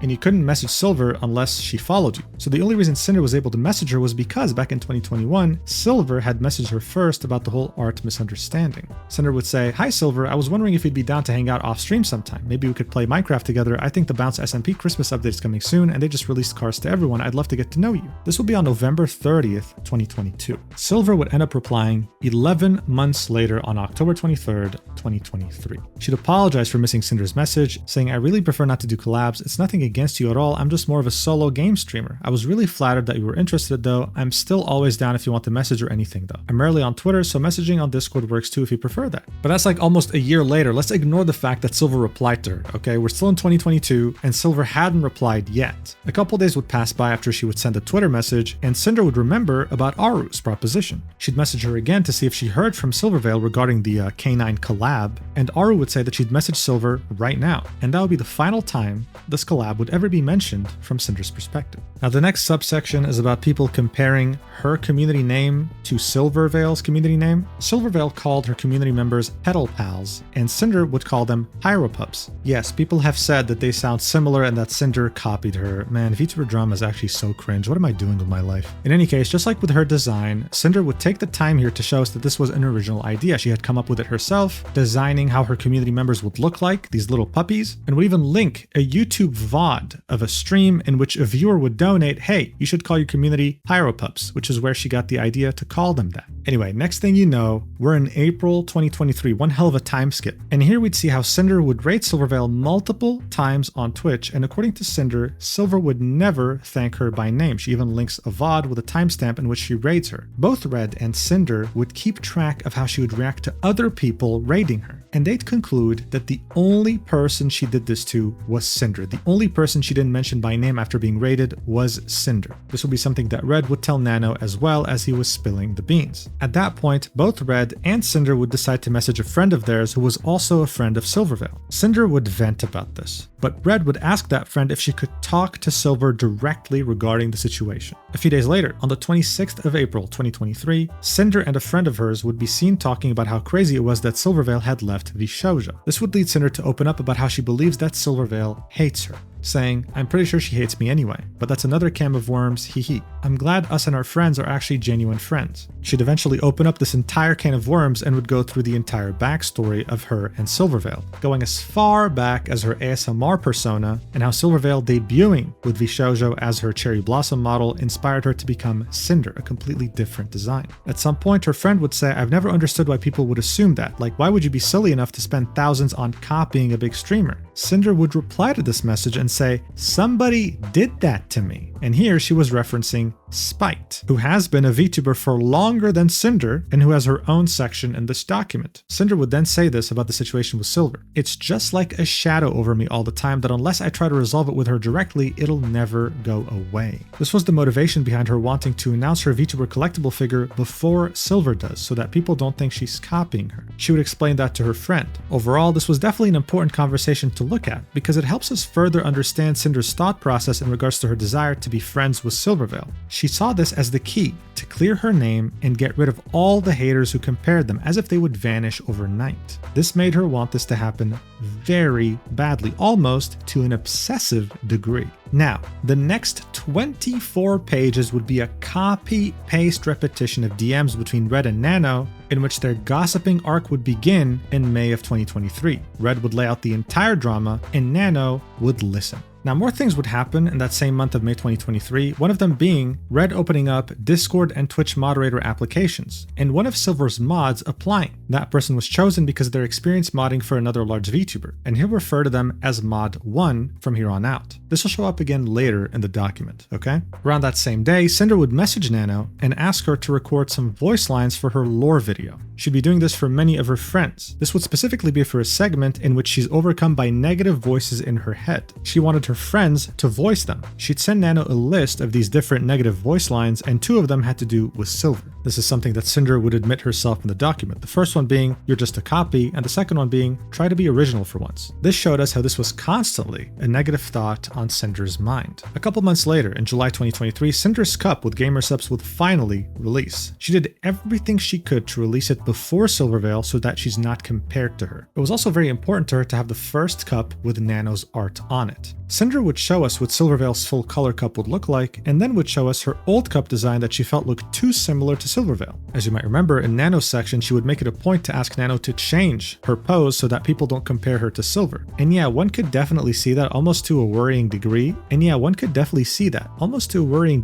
As if Nano had literally recycled Silvervale's pose. Anyway, the next 6 pages would be another copy-paste repetition of DMs between Red and Nano. This is where Nano would mention that she'd be getting more commissions thanks to Sinder's popularity. Red would tell her about Silvervale being competition against his and Sinder's will, and Nano's eventual request to stop mentioning Silvervale. The next subsection would be about TwitchCon 2023 and the infamous picture of Sinder and Silvervale. If you remember, Silvervale in her document would pretty much say that this picture was taken without her consent, that Sinder had posted it to make it appear like they were friends, when Silver wanted nothing to do with her. Here's how Sinder would describe it in the document. "Silver and I had back-to-back meet and greets at the Mythic Talent booth at TwitchCon. When mine ended, I saw her line wasn't busy, so I hopped into it to say hi to her. The last time I tried talking to her was my Twitter message about Minecraft almost a year earlier. Another friend of ours happened to be there to see Silver too, so I went in line with them. When I saw her, I congratulated her on her Novel Horizons figure and Starforge PC that were both displayed at Mythic's booth. Told her she should be proud of all the cool things she was doing recently, and I wished her luck on whatever she was planning next. Silver nodded along, thanking me, and I left. Red took a picture of me talking with her in the moment, which is not something either of us planned to do beforehand. Later in the day, I posted it on Twitter. I didn't see the harm in posting a cute picture of us together. We were both with Mythic Talent. Everyone wanted to see us interact, and showing us on friendly terms could stop the harassment." Cinder would then reference her apology from April 2025, in which she said, "The photo of me at the meet and greet was taken candidly and I thought it looked so cute, and I posted it without asking you which was wrong of me." And here we can see that tweet with an image of Cinder with Silvervale in front of her, again, virtual meet and greet, and the caption would be, "Stop by to say hi after my meet, Wolf Girls." Alright, so here's the thing. Before we continue, I need to take a second to explain a pretty big misconception in the VTubing community. Cinder outlined these reasons for posting the image with Silvervale, saying, "I didn't see the harm in posting a cute picture of us together. We were both with Mythic Talent. Everyone wanted to see us interact, and showing us on friendly terms could stop the harassment." Now, while I'm sure that most people could empathize with the last point of wanting to stop harassment, the second point, saying everyone wanted to see us interact, was maybe subjective, but the first point of "we were both with Mythic Talent" shouldn't even be there. The reason for that is, Mythic Talent is a talent agency, yes, but many make the mistake of assuming it functions like a VTuber agency or corporation, where the talent roster is expected to interact in order to boost their own popularity, while also boosting their agency's popularity. As you might already know, I happen to be with Mythic, okay? And one of the first things I was told as I was being pitched the idea of joining by their staff was, "We are not a VTuber agency like Bishoujo or Nijisanji, for example." This means that if you just so happen to be a fan of someone that's in our agency, it doesn't give you the right to message them, interact with them, or collab with them. Your talent manager can maybe reach out to their talent manager, but if they signal no interest in interacting with you, then that's it. There's nothing else we can do. And I mean, think about it. If that wasn't the case, then I'm pretty sure everyone in this agency would have collabed with Queso by now, okay? Seeing that he's also signed with Mythic Talent. I just thought this was important info to get out of the way because it's not explained in the document, and also I've been seeing a lot of people online talk about Mythic as if it's a full-fledged VTuber agency. It's not. And just because you happen to be in it, it doesn't mean much in regards to who you can interact with. I should also mention that Cinder has not been with Mythic for a while now, but I'm not sure if her departure had anything to do with Silvervale or the drama that happened in April 2025. In any case, after seeing her in person, Cinder would ask her Mythic talent manager to reach out to Silvervale to see if she was interested. 3 days later, Silvervale would respond to Cinder's Twitter DM that was sent 11 months beforehand, and they added each other on Discord. This is when Cinder would show her entire chat history with Silvervale. It would be a direct continuation of their Twitter DMs. After saying hi and going on about how she got sick from TwitchCon, Cinder would get down to business and say that if Silver wasn't interested in stream collabs, then maybe they can do sponsorships, merch, music, or something else, echoing what Red told Nano at some point. I believe he said something along the lines of, "Imagine the money they could make," because they were perfect for each other. They just fit their theme perfectly. This is when Silver would say she's flattered and that she appreciates the persistence. However, she wasn't interested in transactional relationships with anyone. Sinder would reply and say that she completely understands and congratulated Silver on her new model teaser. Silver would thank her and wished her the best. The next 4 messages that were shown in these DMs would be from Sinder, as Silver just simply wouldn't reply anymore. Sinder would specify in her document that while Red was more focused on the business side of things, especially seeing that there were dozens and dozens of her fans asking for a collab, she just wanted to fix whatever problems Silver had with her, all in an effort to be on good terms and maybe lessen the harassment. One of the 4 messages that Sinder sent Silvervale was her congratulating her on her gamer subs drop, saying that she got everything in the mail and that it looks amazing. Cinder would argue that this was used against her in Silver's document. We'll get to that later. In any case, the next 6 pages in this document would be more DMs between Red and Nano that we already saw in Nano's section. They would detail the entire process of Nano canceling Silver's model and Red arguing that he didn't manipulate her to do so. On the 16th of February 2024, Sinder would send a message in her DMs with Silver, in which she congratulated her on her new model debut, but also pointed out that she couldn't send messages in her Twitch chat for some reason. In the document, Sinder would say that even though she was being ghosted, she still clung onto the hope that they could make amends, and always gave the benefit of the doubt to Silver for missing these messages. She'd then say, there were multiple times I thought to just straight up ask her about the problems between us so we could try and work our differences out, but I never had the courage to send that message. Look, at this point, to say that Sinder clung on to hope can either be seen as optimistic or just straight up devoid of any logic, maybe even naive. At the same time, Silver should have definitely been more direct at this point, but one could argue that Sinder was so persistent that maybe she was scared to be blunt with her. So yeah, we can definitely try our best to understand the logic here, but it won't do much at this point because things will only get worse from here. The next subsection would be on April 2024, and it would start off with something similar to the GamerSupps Cup fiasco, except this time it would be about a GamerSupps flavor. In this instance though, Sinder wouldn't be able to release her product before Silver, and would claim to have received harassment because of it. Silver would release her product on April 19th, 2024, my birthday, and Sinder would release it on the 26th of April 2024, so a week later. Regardless though, Sinder would still make it a point to message Silver. Sinder would still make it a point to message Silver on Discord congratulating her on her new flavor. However, this would be the last message she'd ever send her on Discord. All of this had happened in April 2024. This leads us to the next major event in this Silvervale section, which would take place on May 7th, 2024 during a round of new mod applications for Sinder. Here's what was written in the document. I had mod applications open again, and another 2 of Silvervale's moderators applied after being encouraged by Mod 1. Red messaged Mod 1 for their opinion on these new applicants. They've been modding for Silver for almost 2 years alongside them. Red then asked about me being restricted in her Twitch chat a few months earlier and if there were any problems her mod team had with me since Mod 1 had been around for a long time. Mod 1 had asked Red to keep their conversations private from Sinder. She'd say, I was never told about these conversations Red was having with them or what he was told by Mod 1 over the following year, until Red and I were putting this document together. So bear in mind, these conversations happened in May 2024 and Sinder would only discover this after being cancelled. Red would chime in and say, I want to apologize to Mod 1 for including our messages here. I hope you understand. So, in other words, this was Red admitting that he didn't even ask Mod 1's permission to show these DMs to the public, even though that mod had told him to keep this information private. So in these DMs, Mod 1 would say that he had encouraged a couple of Silvervale mods to apply. He'd also revealed that he had incorporated an idea in Silvervale's server that was already present in Cinder's. It worked well, but the response he claims he got from Silvervale was, well, I'm glad you like modding for Sinder more than me. A day later, Red would end up accepting the 2 Silvervale mods who applied due to their experience and recommendation from Mod 1. 16 days later, on May 24th, 2024, Silvervale would post her own version of an emote with the caption saying, hi. Sinder would reply with her own version of that emote also saying, hi. An hour later, Silvervale would delete her tweet. Sinder claims that this was the last time she had ever attempted to interact with Silvervale, and that this, after many years, would be the turning point in which she'd finally lose hope of fixing things between Silver and herself. A day later, Red would message Mod 1 about this incident, to which Mod 1 would admit that the reason why this happened was because a Silvervale subscriber had shared Cinder's post in the subscriber-only chat in her Discord. A few other subs would see that post, and would start to ask for a collab between both Cinder and Silver.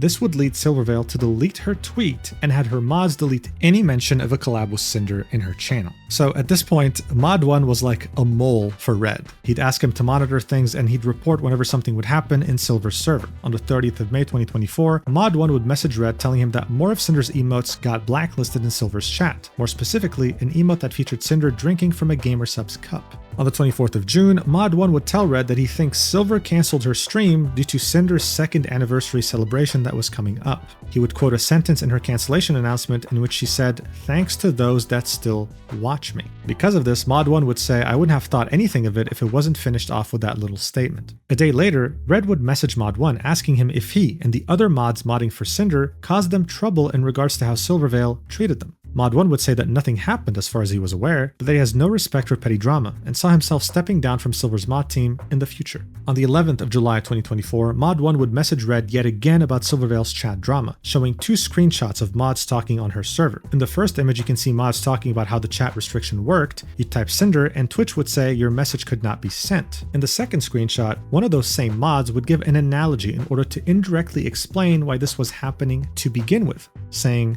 "Let's say you're my neighbor, and every morning on my way to my car you say hello and try to draw attention towards yourself from the crowd of people that are for some reason also watching me walk to my car. I have told you in private multiple times to very nicely please leave me alone in every aspect of my life. I have never walked over to your driveway and attempted to draw attention to me from the crowd that watches you walk to your car. I have never even set foot on your property. You continue to show up in the morning in my driveway. You continue to show up in the morning in my driveway regardless." To Cinder, this didn't make any sense, right? Silver had never so explicitly expressed the desire to be left alone in DMs, instead always being friendly, which makes her speculate that she had told her mods a different story. And I'm sure if we were to look at this from Silver's perspective, she had expressed this, but in the nicest way possible. Mod1 would continue to provide the tea. He'd send a screenshot to Red in which we can see him talking to another one of Silvervale's mods. In this image, he would be the one in green. The other mod was venting to Mod1 about how Silver apparently begged for help from him, but then would ignore him when she didn't need him. He said that she offered him $500 to help her fix her Skyrim mods. He'd try, but then he'd fail, and she'd make him feel like a loser for that, even though he tried for over 10 hours. This was all used to highlight that Silvervale was unstable, mean, petty, and I guess to Red, it would be justification that in this issue, him and Cinder were the good guys. After sending this image, the conversation between Red and Mod1 would continue, with Red confirming that he'd not told Cinder about any of their conversations, and Mod1 would express yet again that he wasn't sure whether he'd continue modding for Silver.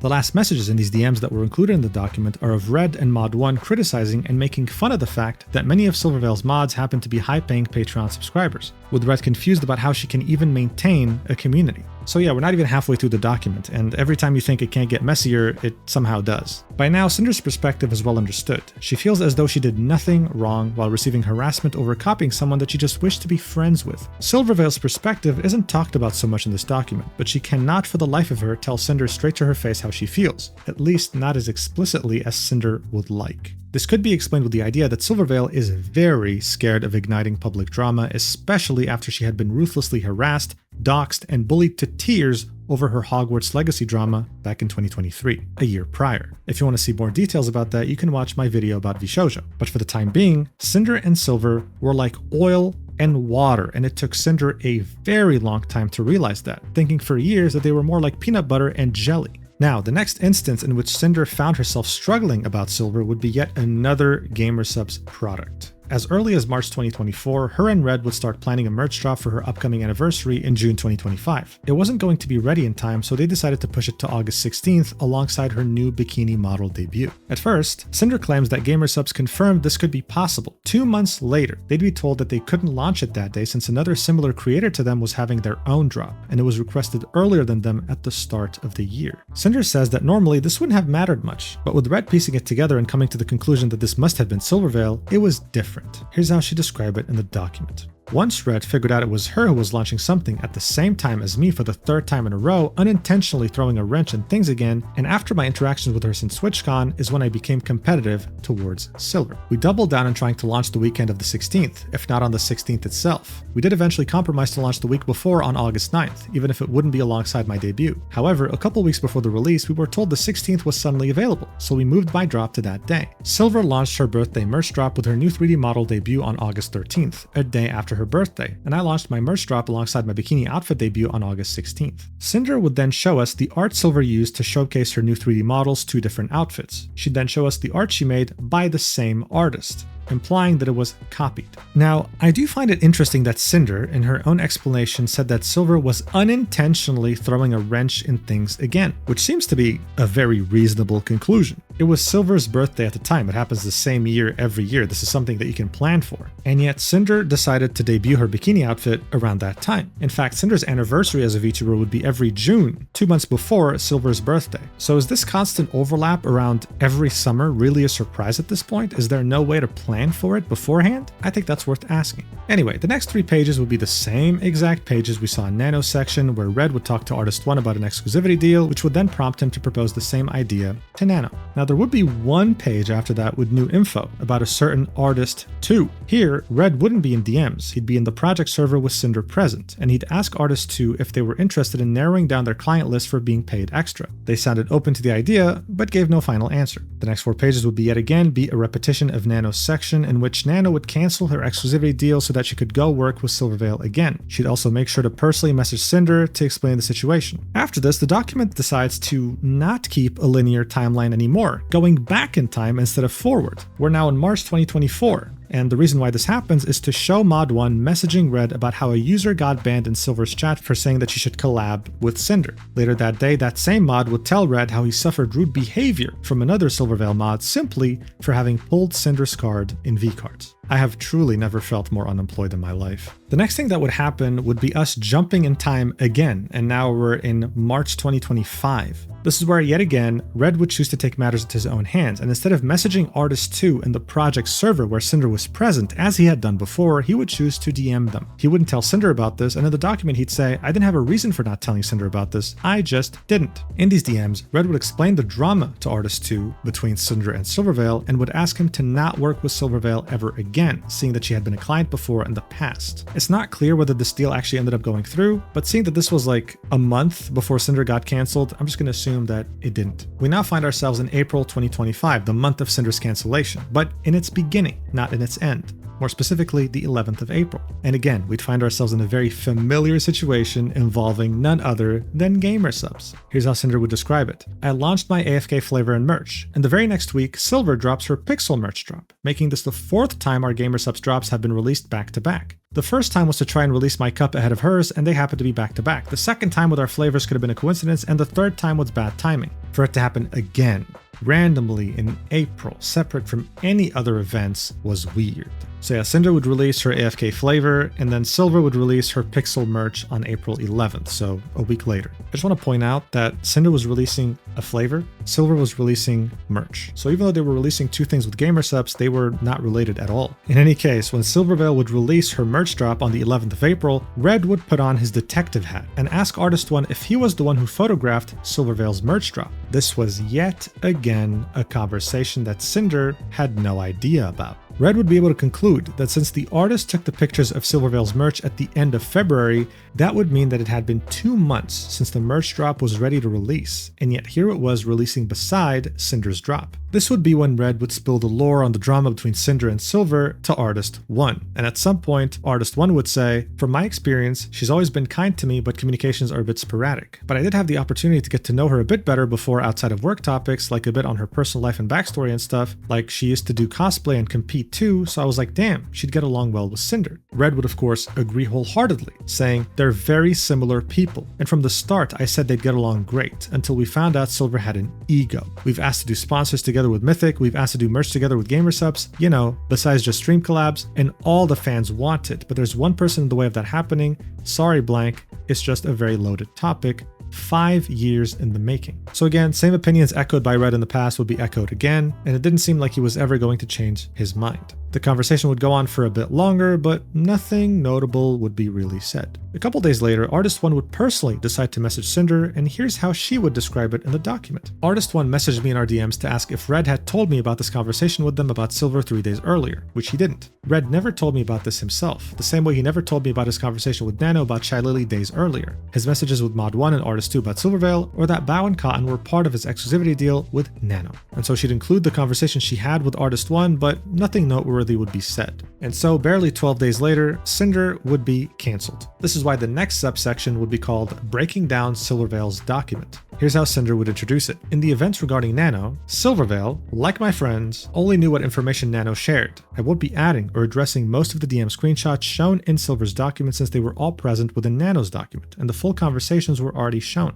After going through the things Silver wrote, I'll address the many things she claimed on her stream. So as Sinder had stated in what I just read, she would go ahead and dissect Silvervale's document and comment on individual paragraphs. Now you might be wondering, Mujin, why did you skip Cinder's dissection of Bao's and Nano's documents in the breakdown section? I already explained, it's due to repetition. But you know what, I won't skip it here and you'll see for yourself. It'll just be Sinder repeating what she's talked about in this section or the other ones. So Silver would start off by saying that even though most of the screenshots provided by Nano featured Red, she found it impossible that he acted by himself and without Cinder's consent, seeing to what extent he represented her publicly and professionally. Cinder would say that Silver had no knowledge about how she and Red conducted themselves together and how she was just agreeing with the narrative the other accusers had decided upon, pushing all the blame onto her. In the next paragraph, Silver would express how heartbroken she was over Nano being manipulated and treated like a tool. Cinder would reiterate that Nano was not manipulated, abused, or treated like a tool in the 4 years they worked together. Next, Cinder would show us the screenshot in which Red is proposing an exclusivity deal to Nano, where she wouldn't work with Bao, Cotton, or Silver ever again, models or art. She'd cut off the final message by Nano in which she'd say, "It do be fair, but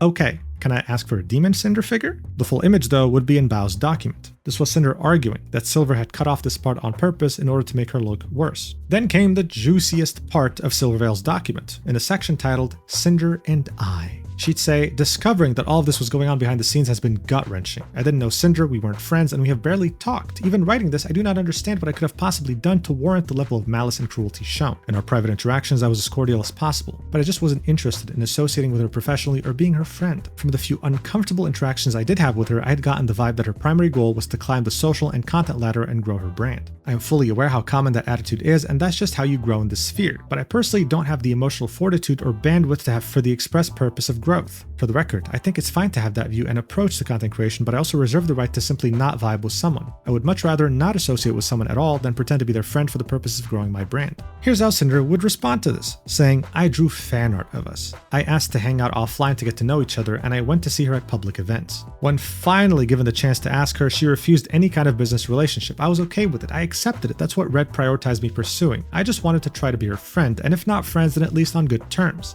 She's absolutely correct in saying that she has the right to not vibe with someone. She was never obligated to be my friend, but instead of telling me that directly, she was completely two-faced to me. I did nothing wrong to her, and yet she still held some hatred against me for existing alongside her. The next paragraph in Silver's document would be about how Cinder would ask her Mythic talent manager to reach out to Silver, and how she declined her proposition of collabing on merch with other various collabs that were meant to be monetized. She didn't want to be used transactionally. Cinder would re-explain her logic of reaching out to her through Mythic since they were both in the agency and she had just met her at TwitchCon at a Mythic meet and greet panel. She would say that Silver made the decision to message her on Twitter, and would express confusion over how she was nothing but nice to her in DMs, saying things such as, I'm always down to message or anything, while never telling her off or directly saying she doesn't want to talk. She'd also point out that their DMs were cropped out, not showing how Cinder completely understood Silver not being interested in monetized collabs, and how the next messages were Cinder congratulating her and wishing her well. Cinder would then go ahead and explain how 2 messages from Red that were sent to Nano in DMs were presented out of order in Silver's document in order to make her and him look bad. However, it's important to point out that they were presented in the correct order in Nano's document. The next paragraph being dissected in Silver's document would be in which she would talk about her VTuber model being cancelled. It was meant to be completed for her birthday, but Nano messaged her in November 2023 saying that she needed to cancel the commission for health reasons.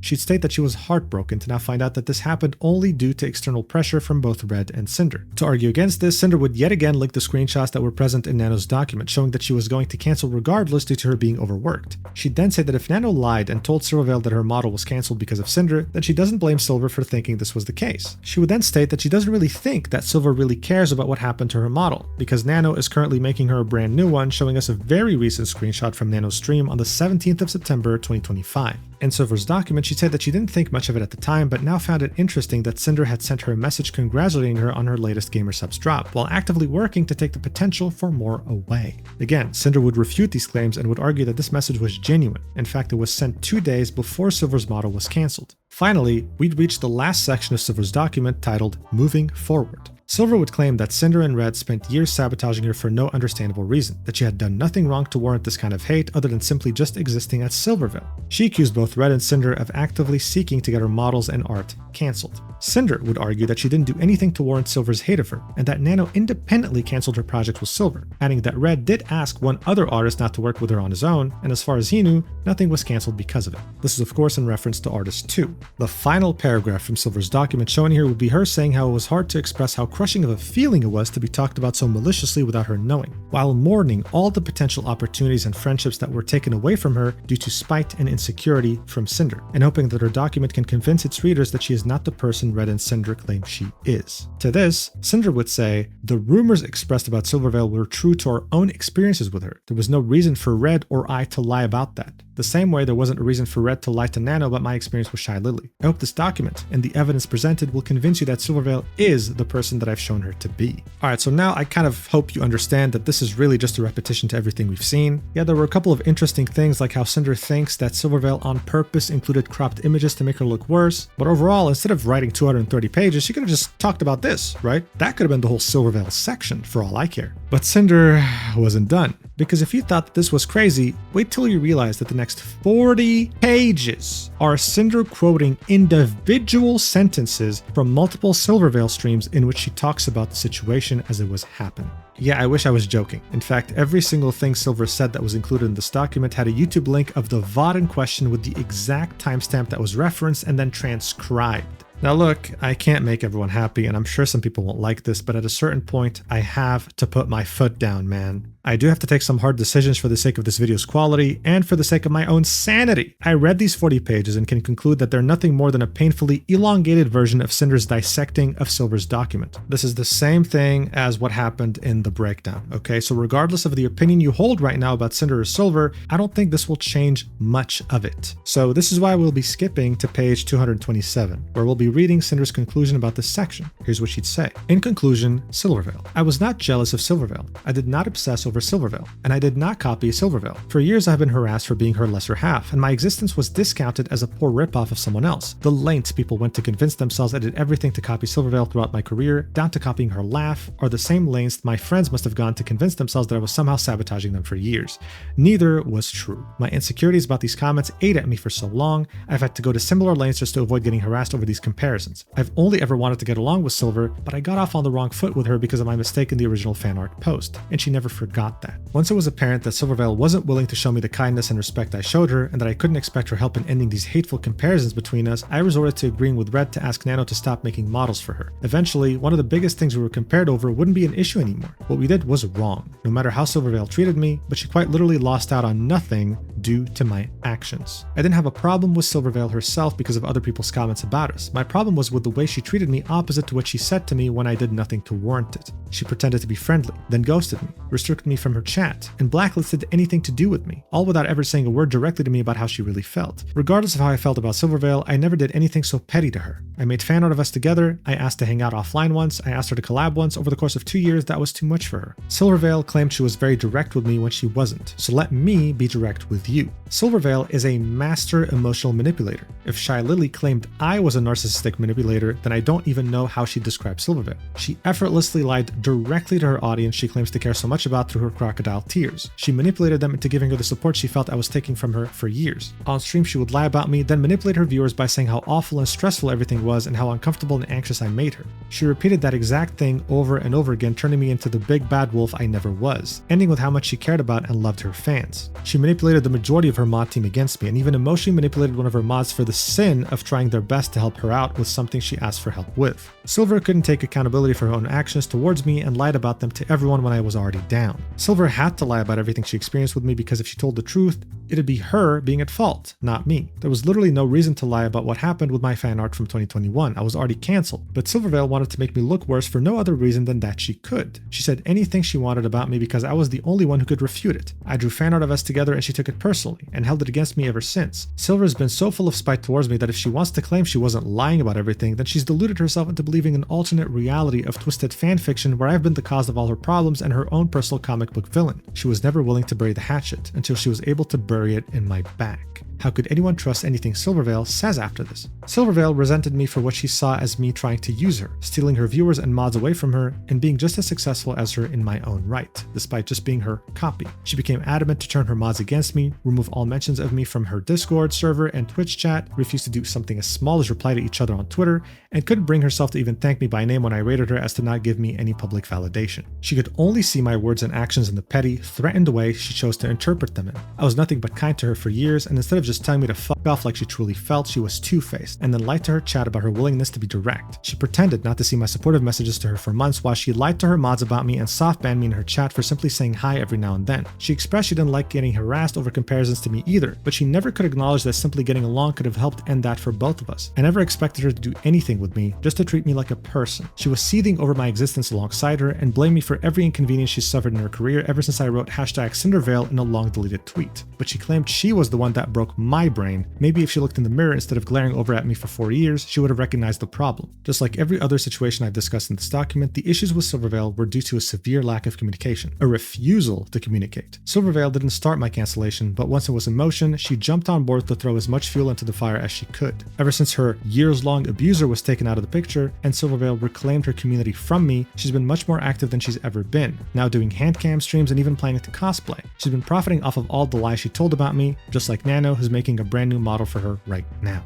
Sinder would then link a clip of Silvervale on her stream saying, "You know, maybe people can stop being so fake. I don't know if they will, but you can hope, I guess. It's not hard to be a good person. It's really not. It's so much more effort to lie to people and manipulate people. And how did that not get stressful, you know? Like, how did you not feel bad at least a little bit?" This was of course in reference to Sinder. Now normally, this is where you'd think the section would end, but Sinder had other plans. She'd include a subsection titled "A Pattern of Behavior," labeled of course as speculation, continuing the dangerous trend she started in the section titled "The Breakdown." Here's what she had to say. Silvervale did not like me. It's very clear by her own behavior over the past few years, her own mod accounts, and her lies. My second debut anniversary was on the 25th of June 2024. It's very likely, evidenced by her own words on stream and the account of one of her longtime mods, that she canceled her stream on the 24th of June because of my celebration subathon, meaning she knew when it was. In August 2024, my bikini debut and merch drop coincided with the week of Silver's birthday debut and merch drop, an important event for her where she debuted a similar pair of outfits to my 2.0 and Demon designs from the year before. Her Pixel merch drop was presumably completed and ready to release at any time almost 2 months ahead of the eventual launch date on the 11th of April 2025, and just so happened to be released a week after my AFK merch drop on the 4th of April 2025. I got to be cancelled for my anniversary this year on June 25th, but I was supposed to be launching a limited edition label of Pyro Power with a promo card on that day, both with art drawn by Nano, planned as far back as February 2025. On the 26th of June 2025, Silver had the same bikini debut and merch drop I had during her birthday week and merch drop last year, a day after my anniversary this year. During her stream about me, on the 29th of April 2025, she said that we plan out our drops like the whole year, so I have like a whole year of really cool drops planned. And in 2024, she had her birthday drop planned as far back as the start of the year too. In almost all cases, GamerSupps creators choose when they want their drops to be. Her bikini debut and merch drop was already put together before my cancellation, and she would have been able to schedule it whenever she wanted. If the pattern of back-to-back releases was to continue, I believe Silver planned this at the same time as my drop to spite me and overshadow my anniversary, the same way I'm sure she felt my bikini drop did on her birthday week last year. Another thing I noticed were the unusual amount of similarities in our beach background environments, which were both done by the same artist. Sinder would then go ahead and show them side by side. She'd also argue that the overlay also looked the same exact way. Then she would say, "But she broke me?" Then she'd end this by saying, and if she didn't make it clear, Silvervale prefers not to do collabs and doesn't want any transactional relationships. She would show a tweet from Shylily saying that she was going to collab with Silvervale to play video games with, and it turns out that they were playing this video game because it was for an advertisement. This entire section would end with an image of both Silvervale and Shylily playing that game together, having a good time, to which Sinder would say, "Birds of a feather." Now, of course, this wasn't a normal collab, it was a sponsored stream for a game, but maybe that's the point Sinder was trying to make, right? This whole monetized relationship, that Silver was doing that collab for money when she told Sinder that she didn't like to do that. One could argue, though, that Silver and Lily were already friends before this collab and didn't meet purely for monetization purposes. In any case, this is how the document ends. So first things first, I'd like to congratulate you for making it this far. Wow, what a trooper. But more specifically, to this section alone, since it's the longest in the entire document, even though we skipped like 40 pages. High five. At this point, I don't know what you think. Maybe you side with Silvervale. Maybe you side with Sinder. Maybe you hate both, and maybe you genuinely don't care and want some trashy VTuber drama to listen to while doing chores. Either way, I've already tried to provide you with different possible explanations as to why Sinder and Silver were behaving the way they were, and it's up to you to decide what you want to think. However, I wouldn't decide just yet, because we do find ourselves in a precarious situation. You see, the way Sinder felt about Silvervale was almost exactly how another VTuber by the name of Spite would feel in regards to Sinder. She'd constantly get harassed, compared, and belittled in regards to Sinder, and being told that she was nothing more than a cheap copy, while never being acknowledged by Sinder. The next section in this document involves Aruuu, but we'll put that on the back burner for now and go straight for the one after that, the section titled Spite. This is where I'd be very curious to see how your opinion evolves. Let's head straight to it. Alright, so Spite's section would start off like any other section in this document. Sinder would show Spite's tweet in which she had her Google Doc about her, and then would write an intro, saying, "I'm very sorry to Spite for the harassment she's gotten over the years for absolutely no reason other than being similar to me. I know how it feels to be called a copy, or inferior version of someone else when you know it's not true. I disliked Spite for what I thought was her copying me, and I was harassed for being similar to her too, just not nearly to the degree I was with Silvervale. I never reached out to talk things out with Spite, and I should have. I'm sorry. I've never condoned or told anyone to harass any other creator, even if I've ever held anything against them myself. I lied when talking about Spite in my apology. I knew Red had talked to Nano about her in 2023. He had gone as far as to ask her not to work with Spite. It was not something I had anything to do with, but I was okay with it after he told me Nano agreed. I lied so I wouldn't make things worse for myself and admit to more than I was already being accused of at a time when everything was crashing down for me. I'm sorry to her for being unknowingly excluded from working with Nano because of how I felt about her. I believe Spite was contacted by Shylily and compelled to make a public statement about me. It's made up of allegations without evidence and is purely based on conjecture. She's profited off these baseless accusations since making them against me. If Spite was never shown in the screenshots of Red asking Nano not to work with her, which I feel Spite would have included in her document, then she made her statement over one screenshot of Red's DMs talking about her from May of 2023. At no point have I ever stolen or copied anything from Spite. Besides Red, I've only talked about my grievances with Spite to a handful of friends. Following her on Twitter is the extent Red and I have ever been watching her, and I haven't cared about what she was up to beyond mid-2023. I moved past all of this a long time ago, and I wish no ill will towards Spite. So again, this section would have speculation. In fact, the first page had speculation saying that Spite was contacted directly by Shylily and compelled to make a public statement. We don't have proof of that as far as I'm aware, but the most important thing I'd like to tell you is that this section is 112 pages. The majority of it is images, either DMs or designs, in which Sinder tries her absolute best to show us that everything in Spite's document, in which she outlined how Sinder copied her without acknowledging her, is false. She did this by showing us her origin story, the fact that her characters always had two colors, one of them being blue, similar to Spite. The fact that according to her, Spite only revealed her model a few months after Sinder had revealed hers first, back in 2021. She showed us the references she used for Sinder, and in it we can see a VTuber by the name of Kaza, and the funny thing is that it was created by the rigger of my VTuber model, Cho.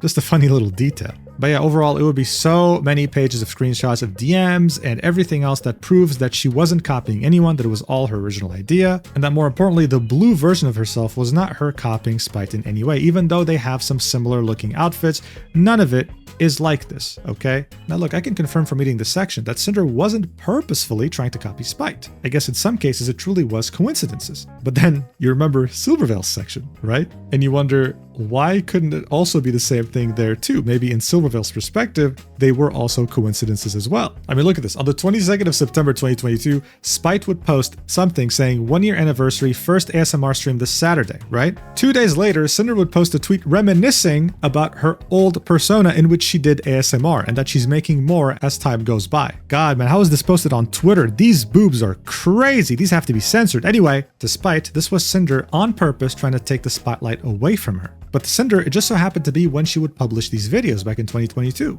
However, there would be one tweet, okay? She'd admit at least that there's one tweet where she made it specifically to piss off Spite. She'd say, there's one tweet I found that I know I made in spite of her. This was after 6 months of what I thought was Spite copying me and being compared to her and harassed for being similar. It was wrong and petty of me to do this. So on the 10th of January 2023, Spite would announce that she was doing an outfit reveal debut. And so on the day of her debut, Sinder would post this tweet on purpose as some sort of clapback. saying, "Queen of Fire, check out my cool skull throne. I can't wait to wear this on a hoodie when my merch comes in." And it would be artwork of her specifically in blue flames, which kind of looks similar to Spite. So now you might think, cool, there's some misunderstandings. Cinder does admit that she did it and she regrets it, sure. Can we finally move on because this document has been going on for way too long?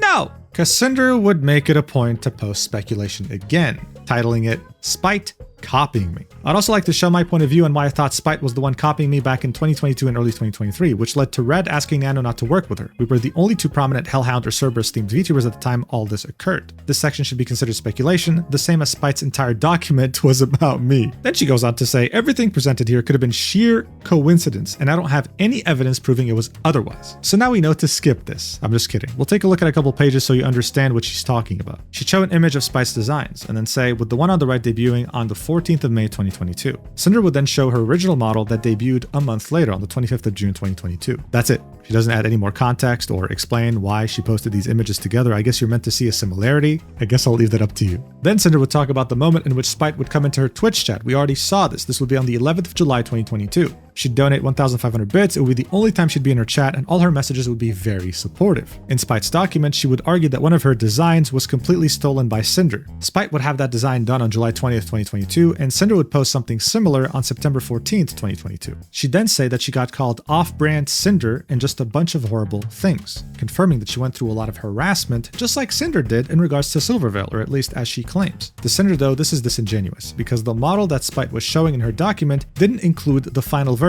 that had ear flames. Yes, I agree. I do think VTubing was a mistake. You don't have to tell me. She'd then show a VTuber model teaser in which there were like flames and embers behind her and her model was fully black, and then would show that 3 months later, Spite would do the same thing, inspired by what she had done. Last thing I'll show you about this is that on Cinder's stream, she'd have this Hellhound running to the side as one of her alerts. This would be before and after June 2022. 3 months later, Spite would post her own mascot running to the side as well. Alright, so maybe she did get inspired by Cinder here, but it's interesting because Cinder herself admitted that she had used Silvervale for reference when it came to her stream assets, her emotes, etc. So even if that was true, even if Spite actually used her alert as reference, where do we go from here in regards to Silvervale's point of view? You'd even have some DMs from Nano's section make a comeback here where Red mentions Spite and talks about excluding her from being able to work with Nano, and that would pretty much be it. That's Spite's section. Be grateful that we didn't just go through every single page. However, at the end of this section, you'd see something else pop up, a subsection called My Design Elements in Nyantales Claims. This would be something that happened back in 2021 when Cinder was still a PNG. It had been resolved, right? But Nyantales felt the need to remind everyone about what happened with them while quote tweeting Bao's document on April 26, 2025. Nyantales would say, "Do we remember when she sent her entire following to attack me because I made an ASMR roleplay with this Hellhound OC that was copying her? Or how about when she was actively liking tweets calling me names? Of course we don't remember because she made me delete every tweet regarding it after it happened. This mean girl behavior is not new. Smaller creators like myself were just intimidated into silence and pretending like it never happened." So yeah, while this was old news, a lot of people weren't aware of it because it happened before Cinder had even gained some sort of an audience. One of the screenshots that Nyantales would include in her post would be someone saying "you're cringe" to Nyantales with Cinder liking it. Back then you could publicly see people's likes. So Cinder would claim that Nyantales made it seem to be like Cinder had a problem with the fact that the character looked similar to hers, when in reality it wasn't the case. Nyantales would reach out to Spite and tell her, "Yeah, I had issues with this Cinder person before. She caused this whole drama with me for a character that looked similar to hers when I called her a dog girl." Cinder would show us that actually, the initial tweet Nyantales made back in September 9th, 2021 would call this design a Hellhound girl. Cinder would claim that this is what pissed her off. And then of course she'd say that it looks very similar to her concept. Cinder would claim that she didn't send anyone to harass Nyantales and would show Red messaging an artist friend to ask for advice because they didn't know how to handle a situation like this in the VTuber sphere. He didn't know what to do. The artist was also confused, and he'd joke around and say, "Looks like Cinder if she worked at a strip club," shaking my head. Cinder then says, "It was after this that our friend acted on their own and commented on Nyantales' tweet to defend me, with another couple of our friends joining in. I messaged the friend Red reached out to after they commented on the tweet." In these DMs, Cinder would say, "Oh my god, blank, thank you for saying something after seeing that it really got me down." That friend would say, "You're fine girl, copycats are everywhere, but you should definitely step up and comment or at least DM her to tell her to change up her character design because it's too close to yours." To which Cinder would say, "Thank you for the advice," and the artist would say, "Of course, cutie." So this of course is in reference to the whole "you're cringe" comment that Cinder liked on Nyantales' tweet. So did she send people to harass Nyantales? No, not directly. But did she condemn this behavior? No, not really. She was happy about it. Anyway, they'd end up messaging each other on Twitter, with Sinder starting the conversation saying, "I'm sorry I didn't message you before," replying to your tweet. "Yes, this should have been private." Nyantales would agree with this, saying this could have gone a lot differently if it had all gone down in DMs. Nyantales would do the same exact thing Sinder has done in both Silvervale and Spite sections of this document, showing her references, just to prove that it wasn't an exact copy of Sinder. She then specified that this character will never be the main focus of her channel. She'll just appear in 3 audios at most. So it's really not that big of a deal to make some changes if that'll appease you. Sinder would take her up on that offer and say that the most unique things about Sinder are the flames inside the ears and the tail's design. Regardless of the outfit, that's the biggest thing. Now, there was one picture in particular of their DMs that seemed really off, and Sinder addresses that, explaining herself. Sinder would say, "Below, I said you should be careful with what artists give you back in the future. It could lead to another situation like this with someone else." And it sounds a lot worse reading it back now than I meant it back then. I asked her to remove only the artwork tweet until revisions were made, followed by her saying, "I'll remove my tweets if you remove yours," which I agreed to. So yeah, you see, this is Sinder saying, "Yeah, I can do that. I agree this was a misunderstanding, and I do apologize for all this stupid Twitter drama. Really, I do. I don't know what other artists you work with, but you should be careful with that they give back to you in the future. It could lead to another situation like this with someone else." Nyantales would explain herself, saying, "I hate confrontation. My artists are so sweet. I hate returning stuff or asking for alterations, though I see what you mean. I'll remove my tweets if you remove yours." They both removed them, and then Nyantales would say, "Sounds good. Glad we could sort this out. I'll be sure to get your approval for the changes when my artist is done with them." Yeah? One other thing to point out is that in these DMs, Sinder would genuinely apologize if there were supporters of hers that commented harsh things towards her due to her replying to her original post. They would agree on an apology they would both post, and then Nyantales would say, "Sounds good to me, so it's all sorted now," and we can assume it was. Nyantales would come back later, messaging her with a new design, and Sinder would say, "That's fine. Thanks for getting back to me. I appreciate it." Just to point out, these revisions took close to a month to be done. Sinder would then say, "I'm aware I did not and do not have the exclusive right to have fire on my character design, specifically in my ears. It is my most iconic feature, but that doesn't make it only my feature. Your VTuber character design is something that represents you, and in an IP-driven world, your design is very important to your brand. When someone adds similar details to their own design, or their design looks very inspired by yours, it can feel personal, like they took part of you for themselves. As I grew, I became much less concerned about other VTubers using fire elements like mine. I've seen many VTubers with fire in their ears, and many adding the swirl too, but fire with a swirl has always been a common trope. While it would bum me out when everything around that detail looked as if it could have been taken from me, I recognize that I probably inspired a lot of people to design themselves that way. I do not and have not held it against any VTubers who have fire on them, in their ears, have it change colors, are hellhounds, or have any other design element they share with me after moving past my feelings about spite in 2023. My friends would sometimes come to me about VTubers they'd seen that they thought were copying my fire features, like here, which made me feel justified in feeling bad about it, like I wasn't alone. Nobody likes to feel like someone is copying or ripping off something as personal as their VTuber design. Not me, not Spite, and I'm sure not Silvervale either. So yeah, she'd include DMs here with a friend that was telling her that someone was copying her and she'd feel bad about it, and then in the next DMs that she'd show would be her being very happy that another friend has fire ears. She'd also be excited about another friend making an outfit similar to hers. So look, by now if you've watched my channel before, you'd know that these dramas about people copying each other in the VTubing sphere happen too often. And that's because inherently, VTubers are anime characters, and there's only so much you can do to make an anime character original. It's inevitable. However, in general, it says a lot about how someone would handle someone quote-unquote copying their design. Silvervale, Spite, and Sinder all had different reactions. It's up to you to decide who had the best one and who had the worst one. But now that we're done with this section, this leads us to the last section directed towards someone personally, and that would be Aruuu. So Aruuu used to be a VTuber that now does facecam streams. As you saw earlier in the document, this wouldn't be the first time Aruuu would be mentioned, especially in regards to Silvervale. She'd be one of the last people to make a statement on Sinder as the drama was going on April 2025. Here's what she'd say. I hadn't planned on tweeting anything about this until I saw Sinder's apology. While I wasn't hurt to the extent others were, it's clear now that I was lied to and used, not treated as a friend, but as a tool. I first met Sinder during a Twitch Rivals tournament and really looked up to her. We hit it off, messaged a lot, and got even closer at TwitchCon 2022, where I spent most of the day with her and Red. At one point, she noticed I was mutuals with Silvervale, someone I admired since meeting her at PAX, and asked if I could introduce her. I thought she was just a fan like I was. Sinder invited me to go with her to Silvervale's meet and greet, and it meant a lot to me. As someone who didn't grow up with many social invitations due to being homeschooled in a foreign country, that gesture felt special. But looking back, I realized she only invited me because she thought I could give her access to Silvervale. After I introduced them, Sinder pushed me to ask Silvervale for a collab. I'm someone who rarely initiates collab. I prefer to build friendships off stream first and let things happen naturally. Still, I went out of my comfort zone to help because I believed she genuinely admired Silvervale. Now I know that wasn't true, and realizing she actually harbored resentment the whole time makes me feel completely used. I wasn't a person to her, just a connection. I did message Silvervale about the collab for the first time, but when Sinder followed up again, I brushed it off because I didn't want to pressure her. Over time, I started noticing that Sinder didn't treat me like a real friend, more like a means to an end. Sometimes she made it clear IRL that she didn't even like me, and I can't help but think it's because I didn't push harder for the collab.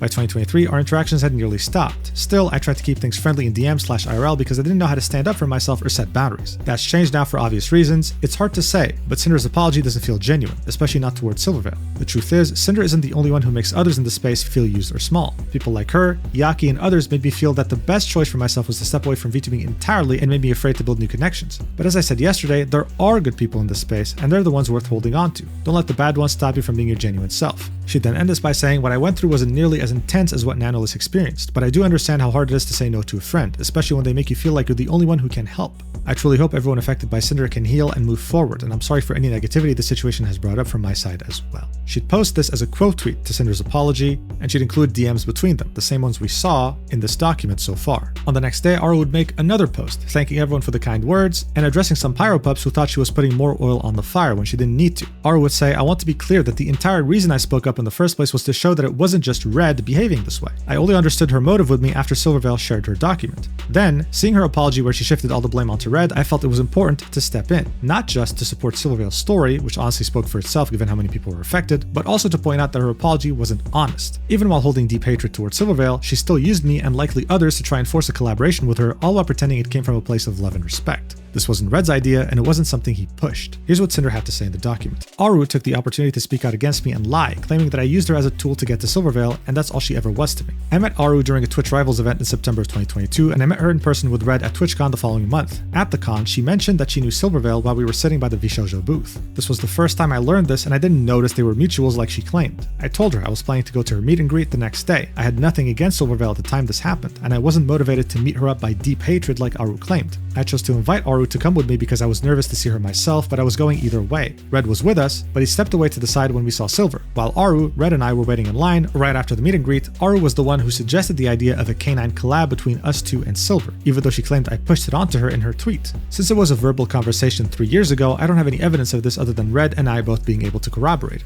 She'd then show us DMs between Red and Nano where Red was spilling the beans and telling Nano how even Aruuu wanted to ask Silver if the two of them and Sinder could do a Wolf Girl collab together. This was on the 10th of May 2023.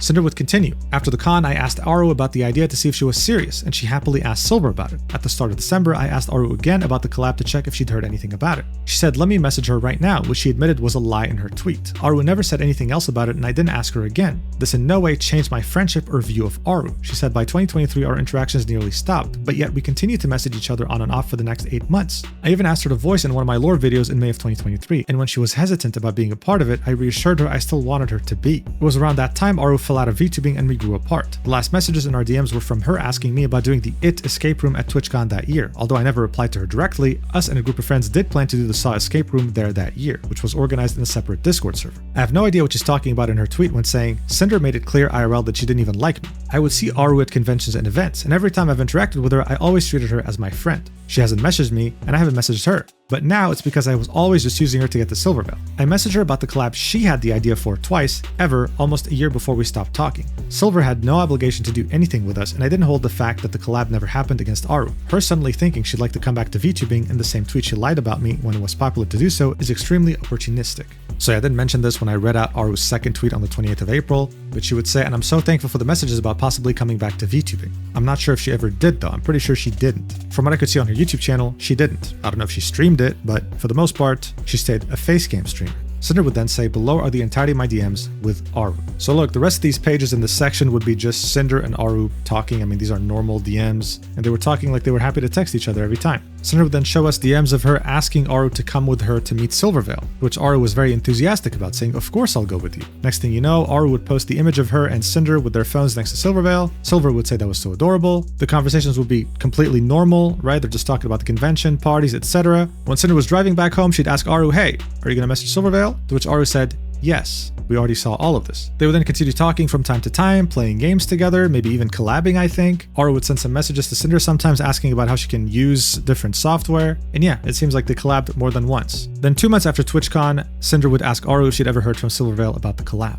To be fair to Sinder, after asking that, she would still message Aruuu from time to time. At some point even saying happy birthday Aruuu with no response. But Aruuu would still keep this going, saying things like I love you so much randomly. But Aruuu would also keep this going, sometimes saying I love you so much. I mean, I don't know what else to say. Overall, these conversations seem very wholesome. They seem to have been good friends. At some point, Sinder would even ask if Aruuu wanted to voice something for her lore video like she did with Nano, and their conversation would end in October 2023 when Sinder would pretty much ghost her. When Aruuu would say, Sinder, would you want to do an IT escape room at TwitchCon? It's this one. Sinder did mention in this section that she was going to go to the Saw escape room, but it's not known whether Aruuu was even aware of this. I don't know what happened after this. So yeah, all in all, this was definitely interesting, but I don't think it deserved its own section. It's all good though, because the good news is we finally finished all the big chunky sections in this document. The last 2 sections of this document would be message to the Pyropups. It would be 2 pages in which she'd apologize to her Pyropups for just leaving them like this, that many of them must have lost faith in her, and that she's sorry she hadn't said anything sooner. She says that she accepts the fact that some Pyropups would never want to support her again, thanking them for their support, and of course would reiterate that if they've sent harassment in support of her, then they're not a Pyropup. They're not a fan. She'd even go on to say that you're deplorable, disgusting, and I don't want anything to do with you. Adding that this also goes for anyone who does the same after this document is posted.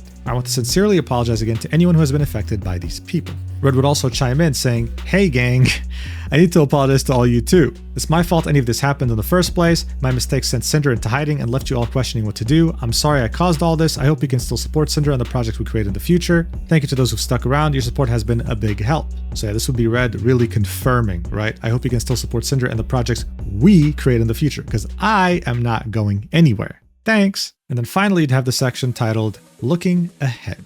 Earlier this year, my world fell apart. I lost my friends, my fans, and opportunities I could have only ever dreamed of. But sometimes things need to fall apart in order to rebuild them back better. I'm choosing to look on the bright side. I needed something to break me out of my cycle of working all day every day and adjust my lifestyle for a healthier work-life balance. This was a long overdue reminder that the friends I've made should have been the most important thing in the world to me, and I should have put more time and energy into my relationships with them outside of the work we did together. They were supposed to be by my side even when I'm not Sinder anymore, and I lost sight of that in my never-ending pursuit of the next big thing. It forced me to recognize that through my own actions or inaction, I was hurting people that only ever wanted the best for me. If ever given the chance, I don't plan on making that mistake again. Despite everything that's happened, I forgive my friends. I don't hold anything against my friends who weren't involved, the artists I've worked with, business partners, and former mods for anything they did after all this happened, and I'm sorry for how they were affected by all of this. I've had more than enough time to think everything over and over again. Obviously, the root cause of almost everything that happened was because of poor communication between Red and I, between me and my friends, and between them and me, and poor decisions made under pressure. I was under pressure from Red about his feelings about Bao that made me distance myself from her, pressure on myself that made me choose V-Card over going to Numi's concert, and pressure from harassment and my insecurities that led to trying to cut off Silvervale from Nano's models. Red and I had plenty of time to talk things out with people, and neither of us did.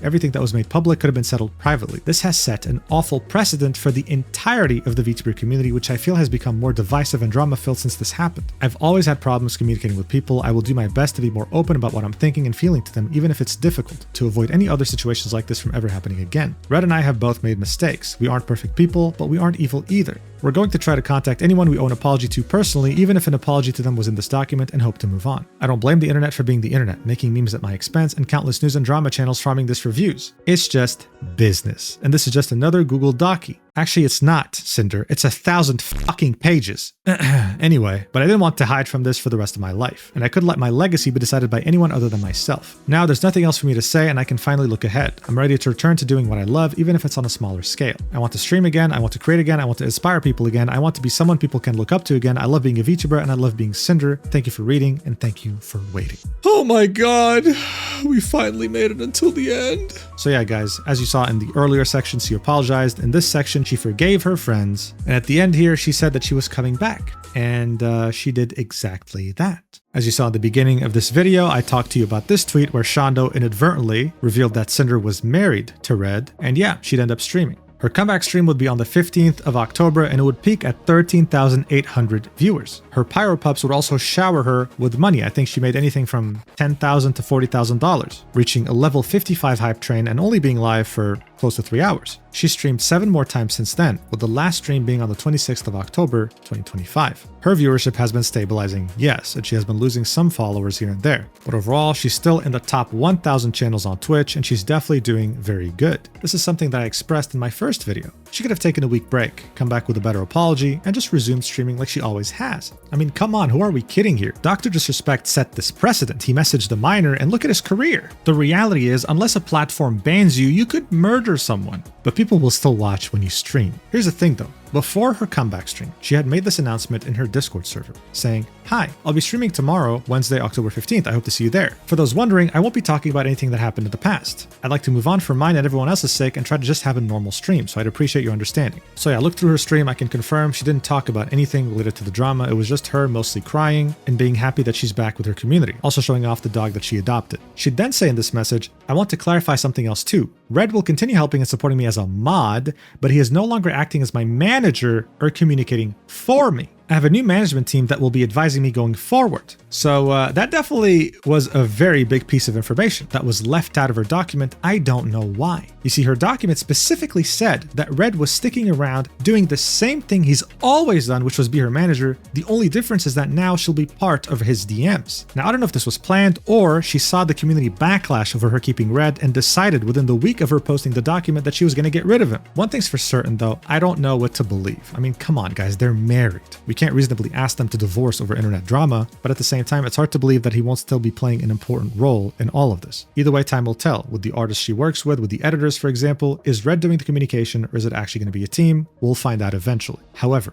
I cannot overstate how much of a massive positive difference it would have done for her if she included this in the redacted section of her document. She'd then say, "I'd also like to repeat here that I do not condone the harassment of anyone and I never have. Please leave people alone. The mods have been directed to take action against those who do so against my wishes. Thank you." Now, you're probably wondering, what were people's reaction to this? More specifically, how did the people in her document react? Did they make their own statement? Did they talk about it? Did they say anything? Well, of course not. This was a 1,000-page document. Regular people didn't read it, and even content creators for the most part didn't bother reading the whole thing either. Very few did. I mean, seriously, would you rather read this or Lord of the Rings? And plus, it's not worth it. And even after you come up with your response, what is it really gonna do? The people who hate you will still hate you, and the people who love you will still love you. In the end, the squeeze is not worth the juice. But that's not to say that no one responded. And that's what leads us to Nano. In her Discord server, Nano would add everyone and say this: "Hello everyone. I feel like my closest community deserve a bit of information on recent happenings. First of all, I'm sorry for bringing all this mess to the community. Honestly, it's all in my hands for posting it because I felt it was the right thing to do. Mostly to show what's happening on the backstage of things. So look, before we keep going, all right, this is clear. She posted this in a panic because the English is so ridiculously broken.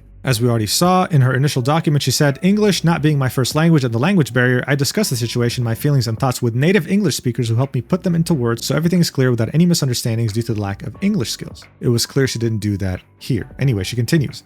Back then, I really tried to be the people pleaser and didn't know how to say no to a cool project, and I ended up taking too much I could chew and also keep up with Sinder's projects, which I love to work with. I already worked really hard to keep up with Sinder's rhythm, give her priority, and still wanted to work with new people, which as you could see, didn't work well. I canceled many commissions. I did use Mio with his consent as an excuse to my clients, and Mio is not my manager since it didn't work out and I actually cut it from him. I do my own management. None of the canceled commissions were paid upfront and communicated months prior to the starting point. The canceled clients knew this, maybe just not Bao. Sorry, I don't remember well, and we have things sorted. I already worked my ass off to please Sinder, and there was a point I thought to myself, why not ask if they want me to be exclusive if they would pay for it since I was almost doing so. I revisited the first doc, and I'm sorry, I did realize it looks weird, but this was not the whole point. It was about the blacklisting. The exclusivity was paid to me, but since I backed out because my friends told me I was being stupid by taking it, it was discounted from a commission payment. The offer was $3,951 cost rigging and Novels Horizon Cinder figure for my exclusivity. Thank you, friends. I also want to apologize to the people who have been mentioned with no reason at all on Cinder's doc. I needed help, but didn't think they would be included this way. They have nothing to do with the whole situation, so please don't ever bother them about this. In this case, I guess she's referring to Akira, her unofficial manager. She then ends this by saying, I have learned a lot through this whole situation I caused. Sadly, I will still be working as much as I can because that's what I like to do. Saying no to clients still hurts me, but it's something I'm enduring in respects to them and my own limits. So again, this was really rushed. She was clearly in a panic. There was broken English. It was all over the place. It didn't help her. And to the people that were siding with Sinder based on what was available in the document, this was proof that they were right, and so was Sinder. Nano was the issue, and without her, none of this would have happened. Is that truly the case though? Well, that's up to you to decide. Another one of the people who were involved that would reply to Sinder would be Aruuu. She'd need over an hour to go through everything and explain her side of the situation. The first one would be in regards to Sinder saying that she was never the one who brought up Silvervale first. It was actually Aruuu. Watch. Claimed. So this completely, it's a he said, she said situation at this point, because this is not true. Sinder literally told me that Silvervale inspired her and that one of her biggest dreams was to collab with Silvervale. And that is how it came up, because we were walking by the VShojo booth. So I don't know if this is how it happened in her head, but that is literally how it came up, because we were. So already they both disagree on the most fundamental aspect of this, the fact that Sinder wasn't the first one to bring up Silvervale, right? Now, of course, in Cinder's document, she would say, Red can confirm this, he was a witness, but come on, like he's your husband, right? It won't lead anywhere. She would then address the last message she ever sent Sinder, where she was inviting her to come to an escape room, and Sinder didn't reply to her. We did the escape room together. I remember you were feeling bad that you were shunned out. Yeah, no shit. Me not getting, and like, let me just say, me not getting the invite did make me feel shitty. I was sad. I was like, oh man, I wish I could have gone with them. I wonder why I wasn't invited.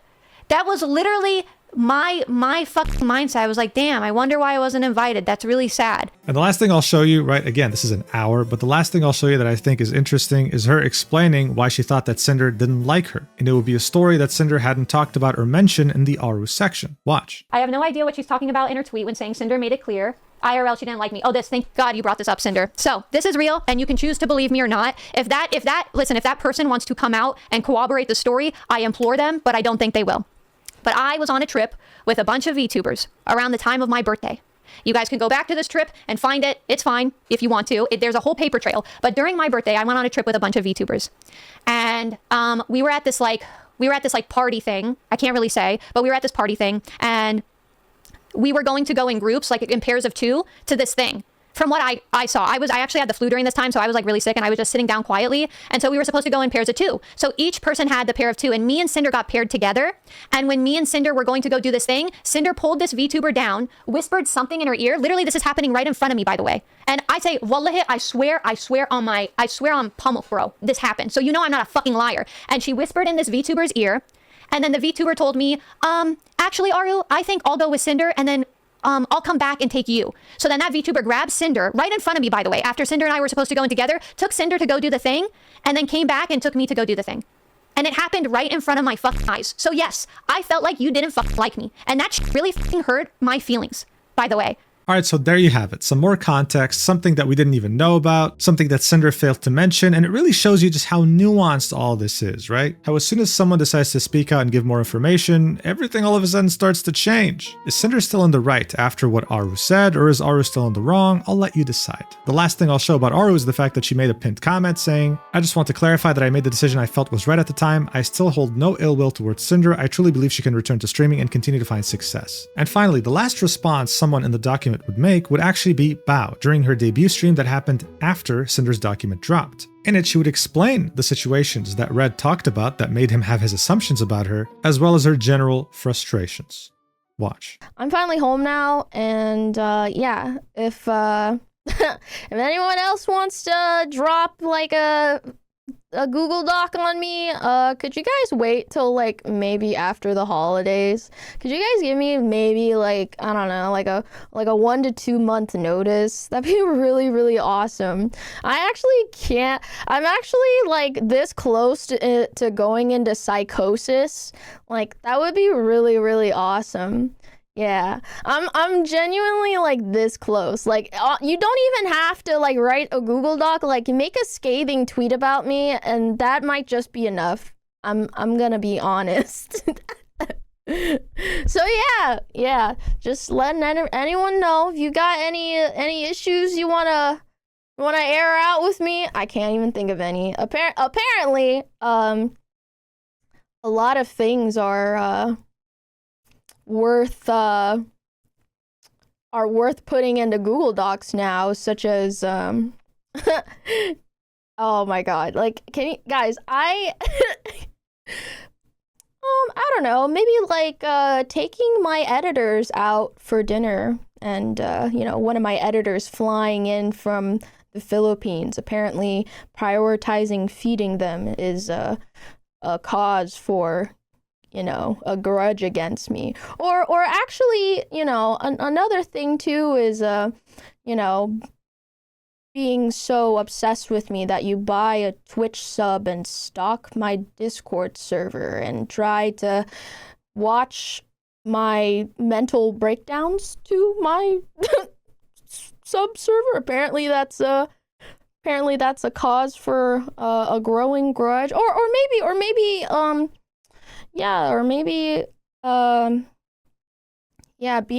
being pissed off at a racist Japanese shop owner for kicking me and my friends out because we were foreigners. Yeah, apparently that's also justification for hating the absolute shit out of me.